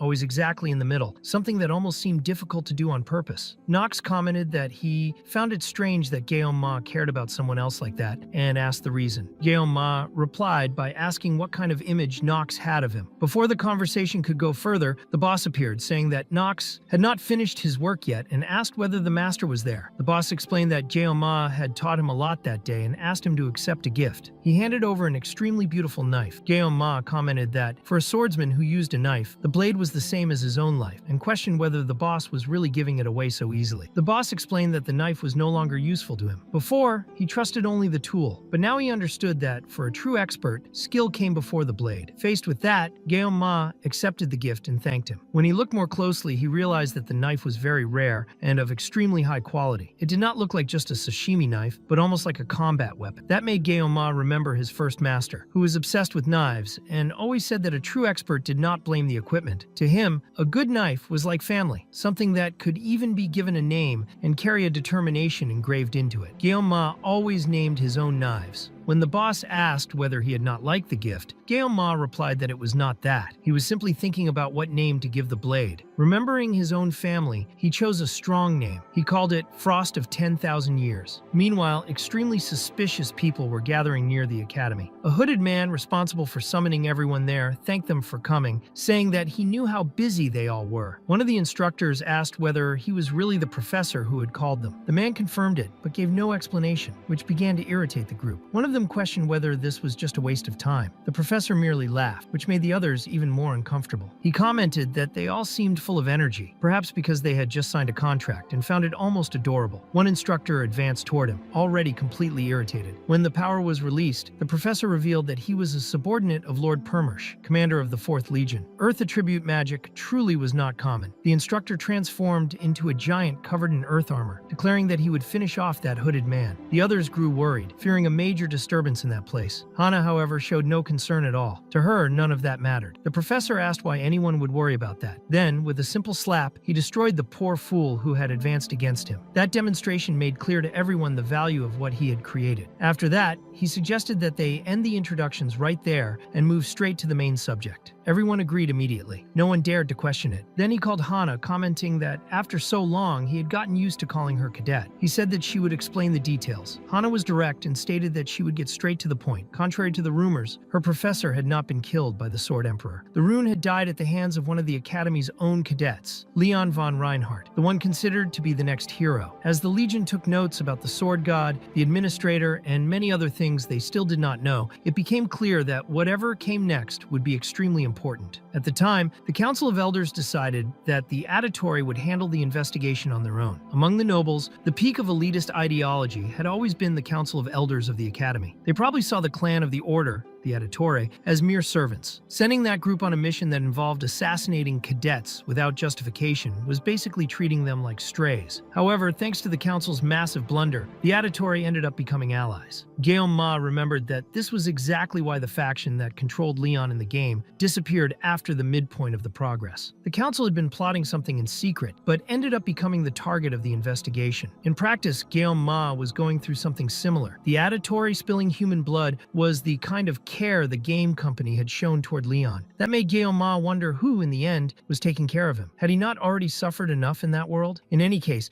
now that the Auditory were involved, the mind behind all of this would soon be revealed. Guillaume Ma also wanted to find out who that mysterious instructor was. Another thing that crossed his mind was that after so much flirting, she had ended up fulfilling everything that was written in the contract. Even in the game, a villain could change their appearance as much as they wanted. So for now, it was better to simply keep that in mind. He only knew that she had purple hair. Even so, certain details could not be altered by a demon, such as eye color or sex. Maybe it would be possible to find her someday. There was a limit to evaluating an opponent based solely on the sensitivity of the Sword God's blessing. The big problem was that Guillaume Ma had very little knowledge of magic. He wondered whether he should just wait or actually start studying it seriously. Suddenly, he realized that he had written something on the paper without even noticing, as if it were Morse code. He wondered, since when he had started fiddling with the pencil like that, maybe it was time to gather some courage, whether to prepare a surprise attack or to defend himself from one. He also intended to visit Professor Damien soon. That was when his entire club showed up at once, making noise and causing a real commotion. Guillaume Ma asked what exactly had happened. Saki tried to explain, but Speed Weapon pushed her aside and warned the boss that July 7th was approaching. It was the date when Joachim had sealed Lycan. Even so, she asked why Guillaume Ma seemed so unmotivated. He replied that it was nothing serious. Saki commented that his slow manner had always bothered her. Speed Weapon stepped in, saying that it would not be an ordinary day. He explained that Alter Auditore, the strongest assassin known as the Old One of the Mountain, the next leader of the Iron King family, Mao Lan of the Iron Leg, as well as the Pride of America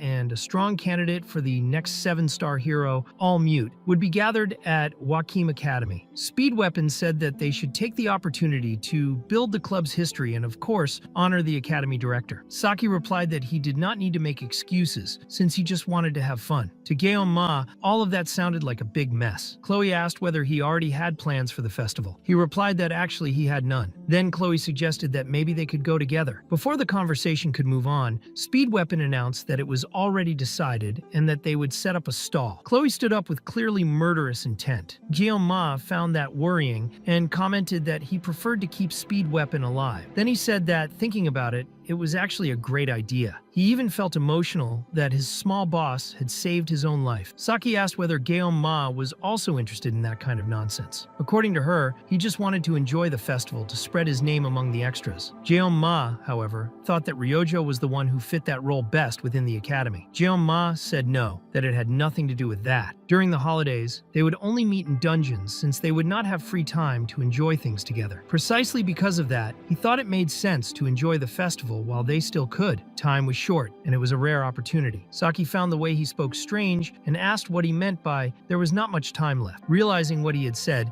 Ma understood that he had let himself go too much. He was too comfortable with the club and with those people. Saki then asked whether, by any chance, he knew something they did not, remembering that the last time it had been like that as well. Now, both she and Chloe were pressing him. Feeling cornered, Ma tried to change the subject and complained about Speed Weapon. Taking advantage of the opening, Speed Weapon tried to distract the two of them, saying that since the boss had agreed, he would make a promotional poster for the club. No one really understood the logic behind it, not even Ma, who had not asked for help. Hana agreed, saying that she had only joined the club after seeing a poster, and Speed Weapon felt that he had repaid his debt to the boss. Saki approached him and made it clear that he only made ridiculous posters. That was not something she had just thought of. To her, there were too many people trying to give orders in the club, and that only created confusion. It was necessary to establish a clear hierarchy within the travel club to put an end to the mess. Later, at Saki's training center, Speed Weapon said that this was exactly what he wanted. Even so, he asked her not to regret it later and not to break his nose. Saki replied that if she won, she would never bother him again and would start following all of his stupid ideas. Ma, who was there with the rest of the group, wondered how that situation had come up so suddenly and why he was even there. It felt like being thrown from one scene into another without warning. The two of them were already ready in the dojo. Saki was taking it seriously enough to be wearing a kimono while Speed Weapon was determined to prove that he was the best in the eyes of the boss. During the confrontation, it became clear that Saki was completely focused. She used a longbow, which required time to prepare each shot. Speed Weapon thought about getting closer and applying some debuffs, but he hesitated, unsure whether that would be the best choice. When the fight truly began, Saki was already moving quickly to circle around him. By the time he realized it, she was already behind him. He was surprised by the way an archer could fight like that. Even though he believed his blessing would work at that distance, Saki struck his ribs with an arrow and sent him flying out of the dojo. After that, she turned her attention to Ma, asking whether he had already made his decision, while Speed Weapon outside tried to heal himself by playing the flute. There were 4 days left until the festival, and the travel club was in full swing. Watching everything, Ma realized that everyone was doing much better than he had imagined. Chloe, the auditor, had taken on the role of kitchen assistant, something that seemed natural for her. Hana took care of the materials and purchases, reporting that she had ordered ham, pork, and various kinds of vegetables, in quantities enough for 3 days, with delivery scheduled for the day after tomorrow at 3 in the afternoon. Meanwhile, Speed Weapon, in charge of general matters, was completely stressed. He had already rented tents, tables, chairs, and even the gas installation, without anyone knowing exactly when or how he had done all of that. Saki told him to shut up and explained that she was handling administration, public relations, and design. She admitted that she had never done anything in the kitchen before, and that now she needed to prepare a hot soup. Ma replied that he had already made his decision, so the best thing was simply to try. If it were sushi, it would be easier, since they were already used to preparing meals together. Even so, there was a risk that everything would end up falling on him, especially because the festival would last a long time. It was not possible to rely on just 50 seconds of blessing. In fact, Ma had never had the chance to take part in a real festival. He had worked for 17 years without a break and had never had that kind of free time, which explained why he had ended up addicted to that game. Deep down, all he wanted was to live a normal life, even if that was not as simple as it seemed. That peace, however, had an expiration date. In the second year, the demons would finally become aware of Leon's existence, and that would be the last festival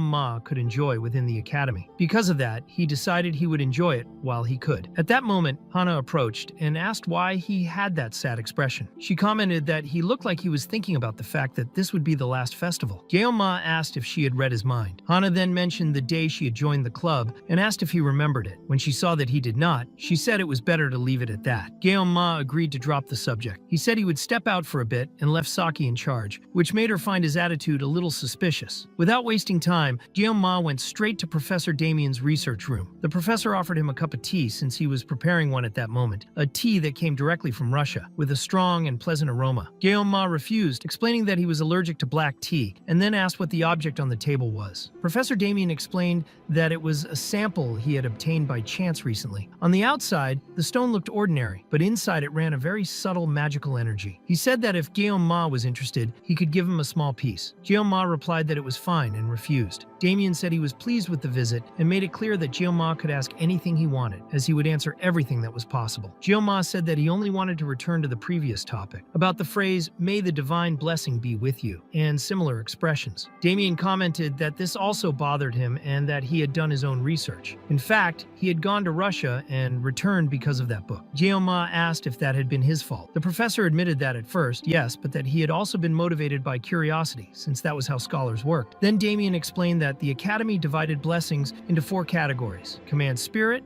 Guardian, Elemental, and Heroic. This classification was based on who granted the blessing. Spirits were transcendental beings, and, at the same time, inevitable. The professor asked if Guillaume Ma remembered the last thing he had said to him. Guillaume Ma replied that he did, that he had said there were no more gods in that world. The professor praised his memory and asked what he thought about becoming his assistant. Guillaume Ma cleared his throat and replied that he was not interested in being a scholar without meaning any offense. Damien said it was a shame, but explained that there was a flaw in that statement about the non-existence of the gods. He explained that if one went back to mythological times, in antiquity there had been countless unknown gods. That period was called the mythological era. The gods mentioned there were not transcendental beings like spirits. They did not possess emotions, reason, or bodies. They were essence itself, beings that approached the concept itself on a completely different level. Compared to them, spirits were like mere wanderers before the sun. The gods were absolute beings who had abandoned the condition of immortality. Even so, not even they managed to escape death. Despite belonging to the same race, it was a god who brought an end to that era, and that god was the sword god. Guillaume Ma was shocked by the explanation. Damien said that it was believed that the expression, "May the divine blessing be with you," began to be used by humanity shortly after the mythological era as a way to venerate the sword god and call upon him. He then asked whether that answered Guillaume Ma's question. After that, Guillaume Ma became thoughtful. He had obtained some answers, but at the same time, he felt that he had barely moved forward. Even so, the professor had gone all the way to Russia just because of something he had said. Maybe he was being a little selfish. Still, he thought that Russian black tea was something somewhat dangerous. He had been feeling a strange sense of tightness for some time now. Now he understood the reason. That was why his perception was so limited. He had not brought the sashimi knife. Without the blessing associated with it, he could not detect everything around him. Who would have thought that without the knife, he would feel that sensation of being completely stuck? It seemed that even his own personality had changed. Then the days passed. First 4 days, then 3. On the second day, the girls were wearing maid outfits, even though Saki had not liked the idea. On another day, they were using what was called the supreme recipe, until finally the day arrived, the day of the festival. For more than 20 years working with a knife in his hand, Guillaume Ma had saved many restaurants wherever he went. He always refused any material reward and only sought out establishments that were about to go bankrupt. It was not out of kindness. Just like in the days of Korean sushi, it was simply for personal satisfaction. With a single sashimi knife, he offered a sign of rebirth. He saw a certain romanticism in that and admitted it without shame. His adolescent and delusional phase had arrived late, perhaps influenced by his first master. At that moment, everyone was well dressed. Even Speed Weapon had his hairstyle in a strangely messy way. Guillaume Ma commented that there were only 10 minutes left. Serving food in exchange for money was not a bad thing. There was no reason to be nervous. They just had to do everything the way they had trained. Even so, he thought that this might be his last festival at the academy. Precisely because of that, he decided that he would enjoy it. When the festival was already completely packed, Rachel appeared in an overly exaggerated disguise, wearing flashy glasses. She commented to Abel that no one would notice them in a place like that, since there were too many people. Abel was wearing a fake mustache, which made the disguise even stranger. Rachel complained about the noise, but said it was a good thing he had come. Abel thought it was good to enjoy the day once in a while. Rachel commented that, at least at festivals, there was no chance of the Sword Emperor showing up. Abel replied that, on that day, he had retired from that, and that he was not the type of person who liked that kind of event. That was when the two of them saw a promotional coupon from Guillaume Ma's stall. At the same time, on the main stage, the heroes who had once again led the defense of humanity that year were being introduced. The first two announced were were imposing figures. Mahatma Sinbad, the hero and great king of adventures from India, and Vladimir Yesub, known as the one who walks through flames. The media was in a frenzy, and soon after, All Mute also appeared, the great heroine of the United States. The one who ended up disrupting the presentation was Speed Weapon, who started commenting loudly on how amazing she was and how exciting it all was. Saki appeared right after that, pulling him by the ear and reminding him that she had told him to hand out flyers. Everyone was busy, and he was there in the middle of the presentation. On the way back, the two of them ended up bumping into Rachel and Abel. Meanwhile, at the stall, everything was going very well. Orders were being delivered on time, and people seemed to like the food. Chloe was extremely focused on using the knife. Gale Ma thought he had taught her very little, but even so, she was already showing a lot of skill. It was not that she did not know how to use a blade before, but back then, it had been for a different kind of thing. Since he could not use the knife, he left the ingredient preparation to Chloe and took responsibility for the overall cooking. In any case, only he knew how to prepare that specific kimchi recipe. He thought customers would not stop coming anytime soon, but he noticed that two members of the group were missing. Just as he thought that, Saki appeared carrying Speed Weapon and threw him on the ground. Right after that, Rachel and Abel arrived as well, having already come to join Gale Ma. Chloe reacted instinctively, threatening to advance with the knife, while Abel, visibly awkward, greeted Gale Ma. Gale Ma received them naturally. They were not there to cause trouble. In fact, they sat down and placed orders like ordinary customers. He had imagined they would be watching the presentation, but he did not expect them to show up at the stall. They needed to be served quickly before more customers arrived. While they waited, Rachel and Abel watched Hana working. Rachel commented that she was the newcomer she had mentioned before. Abel replied neutrally, saying yes. Rachel teased him, asking if he was pretending not to care. Abel answered that he really did not care. Even so, Rachel said that was fine. Since they were at a festival, it was better to do something fun. Abel recalled that the final tests were approaching, and that there was still a lot to prepare, so there was not much time for that kind of activity. Saki approached and commented about that kind of thing, while Rachel was clearly enjoying the situation. Speed Weapon returned to the stall, relaying the next orders to Guillaume, and asked if he was okay. Guillaume replied that he was. He had taken a beating, but in return, he had managed to see All Mute up close. For him, that alone had made it worth it. He commented that she was incredible, their heroine, pointed out as the next candidate for a 7-star hero. Guillaume indicated that there was ice there for him to put a compress on his face. Meanwhile, Guillaume was thinking about All Mute. Her real name was Khan Elizabeth, the American heroine often mentioned as a candidate for the position of next 7-star hero. Even in that world, the United States remained a superpower, occupying the top among nations, side by side with Korea. With all that prestige, they had established their own system within hero society. It was said that a traditional hero left their name through death, while a modern hero carried their own name in life. That was why they were so applauded in current times. Even so, neither traditional nor modern heroes came close to the ideal Guillaume had in mind. In the end, he was relieved that he had not come to that world in an American body. Otherwise, he would probably be known as the Sashimi Man, wearing a cape and embarrassing himself. Besides that, he and Khan Elizabeth, even if not officially, could end up crossing paths, since the Sword Emperor had designated him as a successor. He intended to refuse that proposal, but for safety it was better not to get involved with her. All Guillaume wanted to do was stay at the stall, working. Just that. He did not want to draw any attention at all. Meanwhile, Rachel laughed at the situation, and Abel tried to explain himself, saying it was not quite like that. He commented that she had seen what he was like before entering that sequence, when he used to sleep through classes. Even so, he made it clear that the club was not the same thing. He added that he did not think Abel was being that unfair in what he was saying, but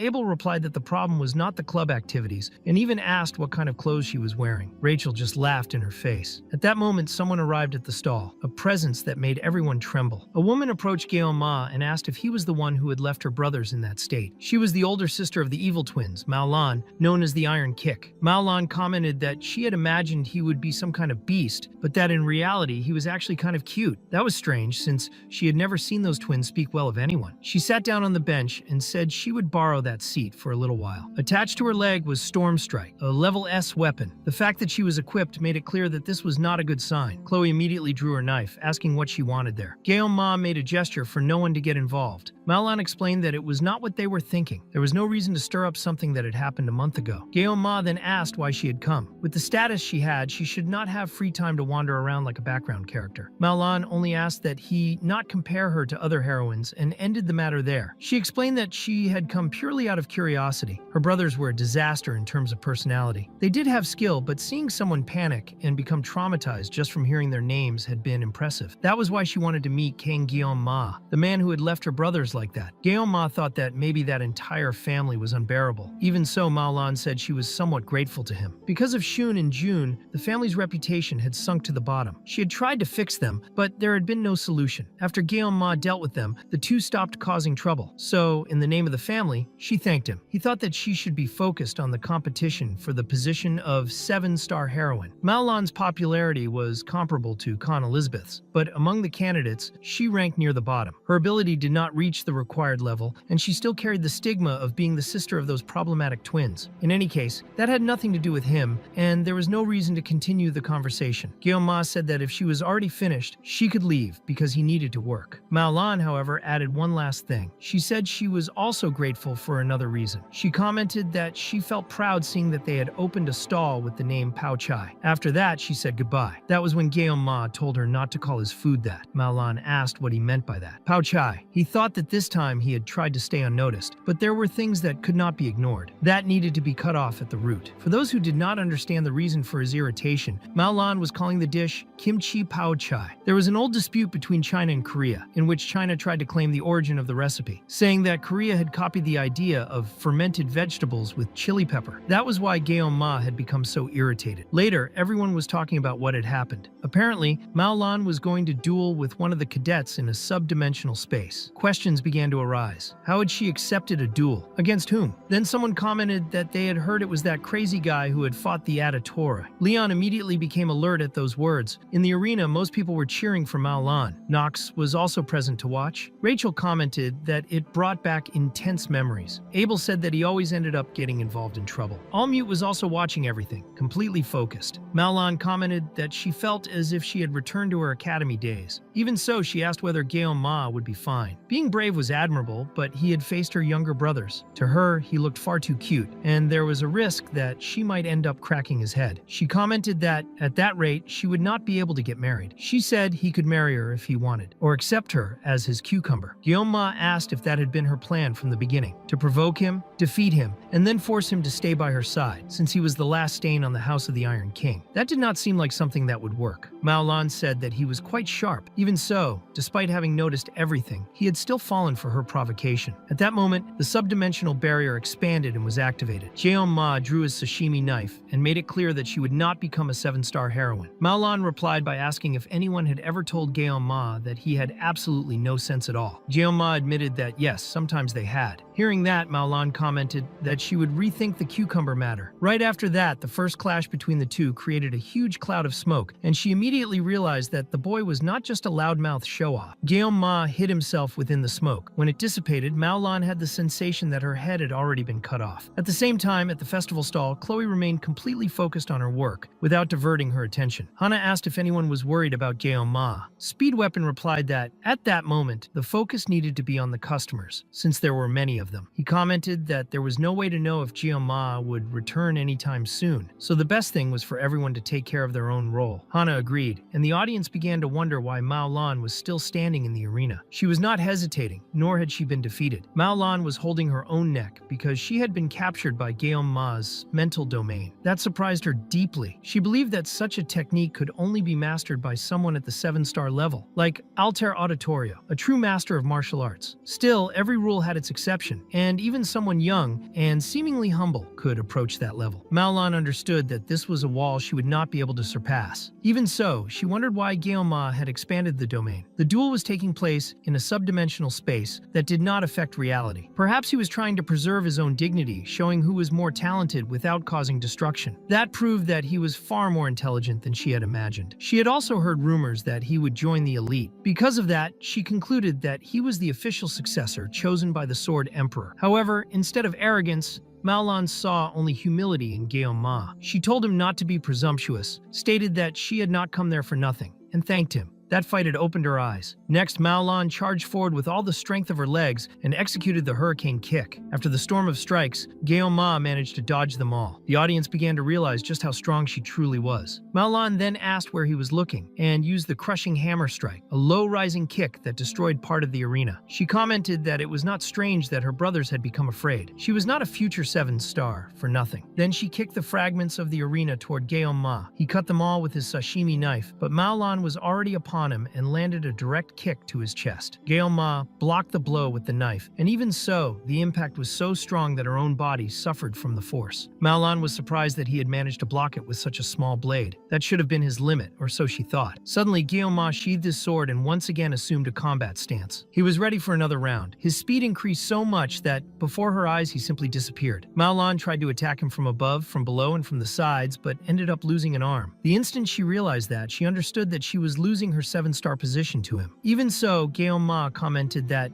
despite everything, her impact had not been that bad, and adjusted his stance once again. Abel immediately recognized that stance. Mao Lan did not want to lose. Not after coming so far, she decided that she would not lose. She forced her power even further. However, at the moment she thought she would never surpass her friend again, she lost her neck once more. The shock was universal. Everyone fell into absolute silence. The winner of the duel in the subdimensional space was King Gao Ma. He calmly sheathed his sword. Saki felt a chill run through her body and smiled, saying that it was over. She commented that she had warned them and that he would be back soon. Later, Rachel showed a bit of disappointment. Gao Ma had left the festival without even tasting the pork soup. She asked if Abel was alright. Abel replied that he was and said that he was satisfied. Rachel commented that she was a mischievous girl and that, deep down, she was satisfied because Gao Ma had fought. Meanwhile, Mao Lan was still quite shaken by the result of the duel. Her bodyguard approached and asked if she was alright. Mao Lan replied that she was. The fight had taken place in subspace, so she had not been physically injured. Even so, her international reputation had been destroyed. She had lost to a 17-year-old boy. Thinking about that, she even felt bad for the Chinese citizens. Still, she asked them not to worry. Mao Lan commented that Kang Gao Ma was incredible and that he would surely rise much higher soon. When that moment came, his reputation would also grow. For her, it was better to be defeated now than later. The humble would go through that as well someday. She was certain of it. The bodyguard, however, asked whether that boy was really all that. He could not understand why she had spoken about him that way. Mao Lan thought that she had already seen many people considered geniuses. When she was still a cadet, there had been Elizabeth. After she entered Hero Society, the 7-star heroes appeared. But Gao Ma was not a hero. He was a monster. As expected, all of that spread quickly across social media. The duel between Mao Lan and Kang Gao Ma, in which she had been clearly decapitated in moments by a sashimi knife, became a topic everywhere. Mao Lan, the star of the continent, had been defeated in a duel. Soon, people started calling him the sashimi hero. Naturally, his stall became packed. People wondered why a cadet of that level was cooking at a festival. The video of the duel had already surpassed 20 million likes. Speed Weapon organized the line, because there was now a huge queue to get in. Chloe, completely overwhelmed, hurriedly chopped the ingredients and complained that that reporter was only getting in the way. She had already lost count of how many had shown up. Meanwhile, customers in the back were taking photos of Gao Ma and posting them with the hashtag #SashiMiHero. Gao Ma thought that all of this was a pain. Since what had happened the day before, the news treated it as if it were something grandiose. It was not as if he had expected something like that to happen. Even so, one specific headline caught his attention. The Sashimi Hero. That was a title the system had sealed within the blessing of the miracle. In that world, the Sword Emperor had already retired, so that title should have disappeared. At least that was how it was supposed to work. Even so, it ended up landing on Gao Ma. He then remembered the day before. After finishing the cleaning, Ryojo had not stopped joking around. He had simply added sashimi before the title of Sword Hero or Sword Emperor. In the end, it had turned into something like Sashimi Emperor. At least that was better than being called the new Sword Emperor. Speed Weapon asked how the soup was and commented that there were many customers to serve. Gao Ma asked how many exactly. Speed Weapon replied that it was around 674. Gao Ma thought that romanticism was for naive people. This had already gone far beyond all limits. Not even in his past life had business gone this well. At that moment, Chloe, working too fast, ended up cutting her own finger. Gao Ma realized that if things continued at that pace, someone could get seriously hurt or collapse. Maybe it would be better to get another knife. That was when the owner of that restaurant appeared, accompanied by Knox. He commented that it was the first time he had seen a shop change its flow so much in such a short time. Gao Ma replied that he was a bit busy, but the owner made it clear that he had not come to eat. He had come to help. He and Knox to help. Gao Ma thought that was far too generous. but ended up accepting. The owner said he considered that the least he could do as a disciple. In fact, he wanted to thank him. Maybe now he should call him the sashimi hero. Gyeoma almost begged him not to do that. When Nox saw the cut on his sister's finger, he was visibly worried. Gyeoma realized that he truly cared about her. Saki appeared right after that, saying that they did not have time to rest and ordering everyone back to work. With the extra help, everything flowed better. The restaurant owner helped with serving, and Nox assisted his sister with cutting the ingredients. The pace became much faster. At the end of the day,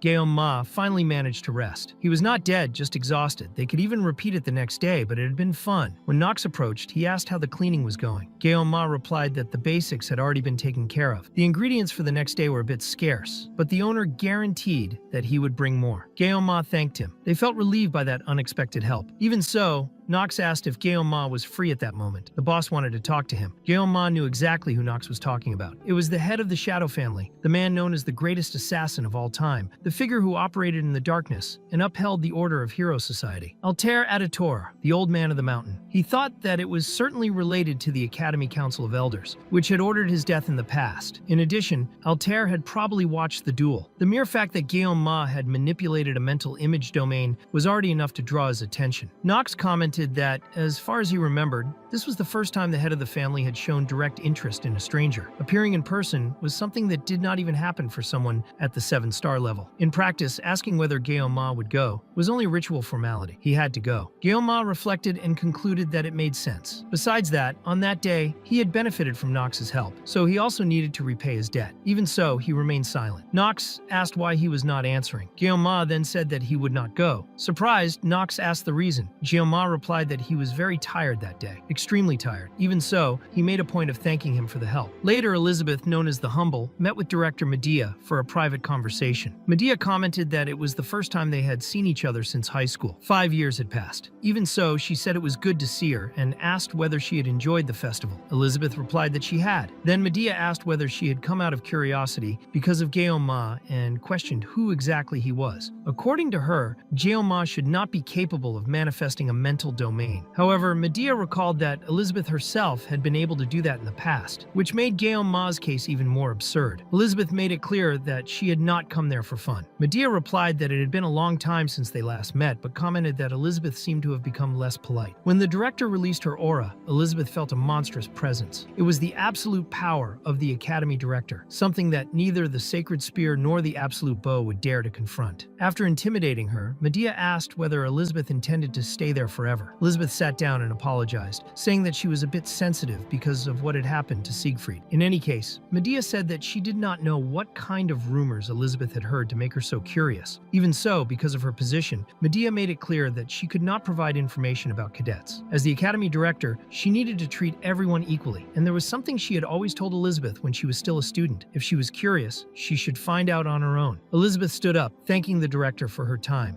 Medea asked how long she intended to stay at the academy. Elizabeth replied that she would leave the next day at noon. The director commented that there was no need to rush. After all, it was still a festival. Then Elizabeth returned to the topic of equality and asked whether that also applied to that student. Medea replied that maybe it did. To her, Gyeoma was more than just a student. She had a different view of him. Before she could finish, Elizabeth slammed the door forcefully, visibly nervous, and asked who the hell that boy was. On the last day of the festival, Speed Weapon arrived late because he had overslept. Gyeoma asked why. On that day, they did not just work in the morning and enjoy the afternoon off. Speed Weapon replied that he had already taken care of it. Chloe asked whether Gyeoma had any plans for later. He replied that nothing special. Because of that, Chloe ended up taking over most of the work in the kitchen in his place, since Gyeoma could only use the knife for 50 seconds. Thinking about it, she was the one who had worked the hardest throughout the entire festival. He had already mentioned something like that before the event, so he asked Chloe whether, if she had time, she would like to go to the festival with him. Chloe asked whether he was serious and ended up getting a little excited, gripping the knife more firmly. Gyeoma knew that she had incredible potential with knives. Reaching that level of skill in just 2 days was not something common. Thanks to that, they managed to keep the stall running without any problems. Repaying at least a bit of that effort seemed like the least he could do. Gyeoma noticed that Saki seemed a little uncomfortable with all of this. As soon as the expedition ended, the group dispersed in high spirits, each one going their own way. Ryojo, however, was clearly in a bad mood, and Ma concluded that she must have been exhausted for some reason he did not know. He tried to rest while sitting on a bench, but he could not truly relax. At that moment, an old man approached and asked for permission to sit there. Ma agreed without hesitation. The man commented that, with age, the heat became harder and harder to endure. That sounded strange, since he did not look like someone who had come from far away just to complain about the weather. It soon became clear who he was. It was Altair, the master of the Adatora family. Altair acknowledged that Ma had good instincts and asked how he had identified him. Ma explained that he had seen that dagger in another life. It was not an ordinary weapon. It was a dagger sword, a famous item worthy of the leader of an assassin family. By its appearance alone, it was impossible to mistake it. He himself had once desired a weapon like that. The old man commented that such perception was frightening for someone so young, and said that Ma had probably already imagined the reason for the meeting. Matters involving the family were usually resolved internally, but that was not the only reason for his presence. There was something more important than the Council of Elders. Ma tried to think about what it could be until he felt Altair suddenly expand his domain. Without beating around the bush, Altair asked what his relationship was with his granddaughter. He asked whether they were dating. After a brief explanation, the old man seemed to understand the situation. Ma found it curious, remembering that in the game, the lines of that character were always vague, reduced to simple ellipses that reinforced the feeling that Altair was definitely not an ordinary person. Satisfied, the master of the Adator family stood up, saying that his curiosity had been satisfied and that he would leave. He asked Ma to take good care of his granddaughter as a friend, reminding him that she had a sensitive personality. That was when Ma asked whether he really thought Chloe should become an assassin. Altair replied that Ma must have already seen her other side. That was the real Chloe, his blood granddaughter, someone with a wild nature, almost like a beast. He asked whether, as her grandfather, it would be possible to leave her alone in such a cruel world. Ma argued that this would not be a direct result of the Adator family training. The old man replied that the family was not as chaotic as the rumors claimed, and demanded that he admit it. Before anything else, they were a family. Chloe was more than just an assassin in training. For years, everyone had tried to hide her true nature, forcing rationality and control. However, when her emotions intensified, she showed her claws. Altair acknowledged that Ma was worried about her as a friend, but admitted that it was difficult to speak about his own granddaughter in that way. Even so, he said that she was instinctively wild, like a predator. If her true nature were revealed, she could kill anyone. Getting too close meant risking death without warning. Hearing that from her own grandfather sounded like a direct warning. If he wanted to stay alive, Ma should be careful around Chloe. At that moment, Ma stood up and interrupted the speech. Pretending concern was acceptable, but mixing lies like that was too much. If Altair wanted to deceive someone, he should have hidden it better. Realizing the presence of several assassins hidden in the shadows, Ma drew his sword. Immediately, Altair ordered everyone to retreat at once. Then he asked when Ma had noticed the ambush. Ma replied that Altair had a reputation far too great to go unnoticed. The old man admitted that, even so, the boy had exceeded his expectations. After Altair left, Ma reflected that the relationship between Chloe and Nox had been improving little by little, but that the old man had inserted lies into his words just to confuse him. He did not know what the true objective was, but he was certain that if he had not extended his perception, he would not have noticed the danger in time. To him, Altair was nothing more than a despicable old man. Shortly after, Chloe appeared innocently, apologizing for being late. Ma concluded that, regardless of what anyone said, she was still just a little girl. Meanwhile, Altair reflected from a distance. The boy he had observed through his assassins had shown not the slightest sign of fear in his presence and had reacted instantly to his domain. That was more than interesting. It was frightening. Calling Ma merely a genius would be an insult. Then Altair entered a narrow alley and called Nox, who emerged silently from the shadows. He told his grandson that the long journey had been worth it, because it was the first time in many years that he had felt genuine fear of someone. That confession made even Nox nervous. Even so, Altair said that he would like to see that boy again in the future. After that, Ma began to realize just how immense the academy was. Chloe asked whether something had happened while she was late. He concluded that it would not be wise to tell her what had occurred and replied that no, everything was fine. They followed a simple and pleasant route, passing by several stalls and walking together. After some time,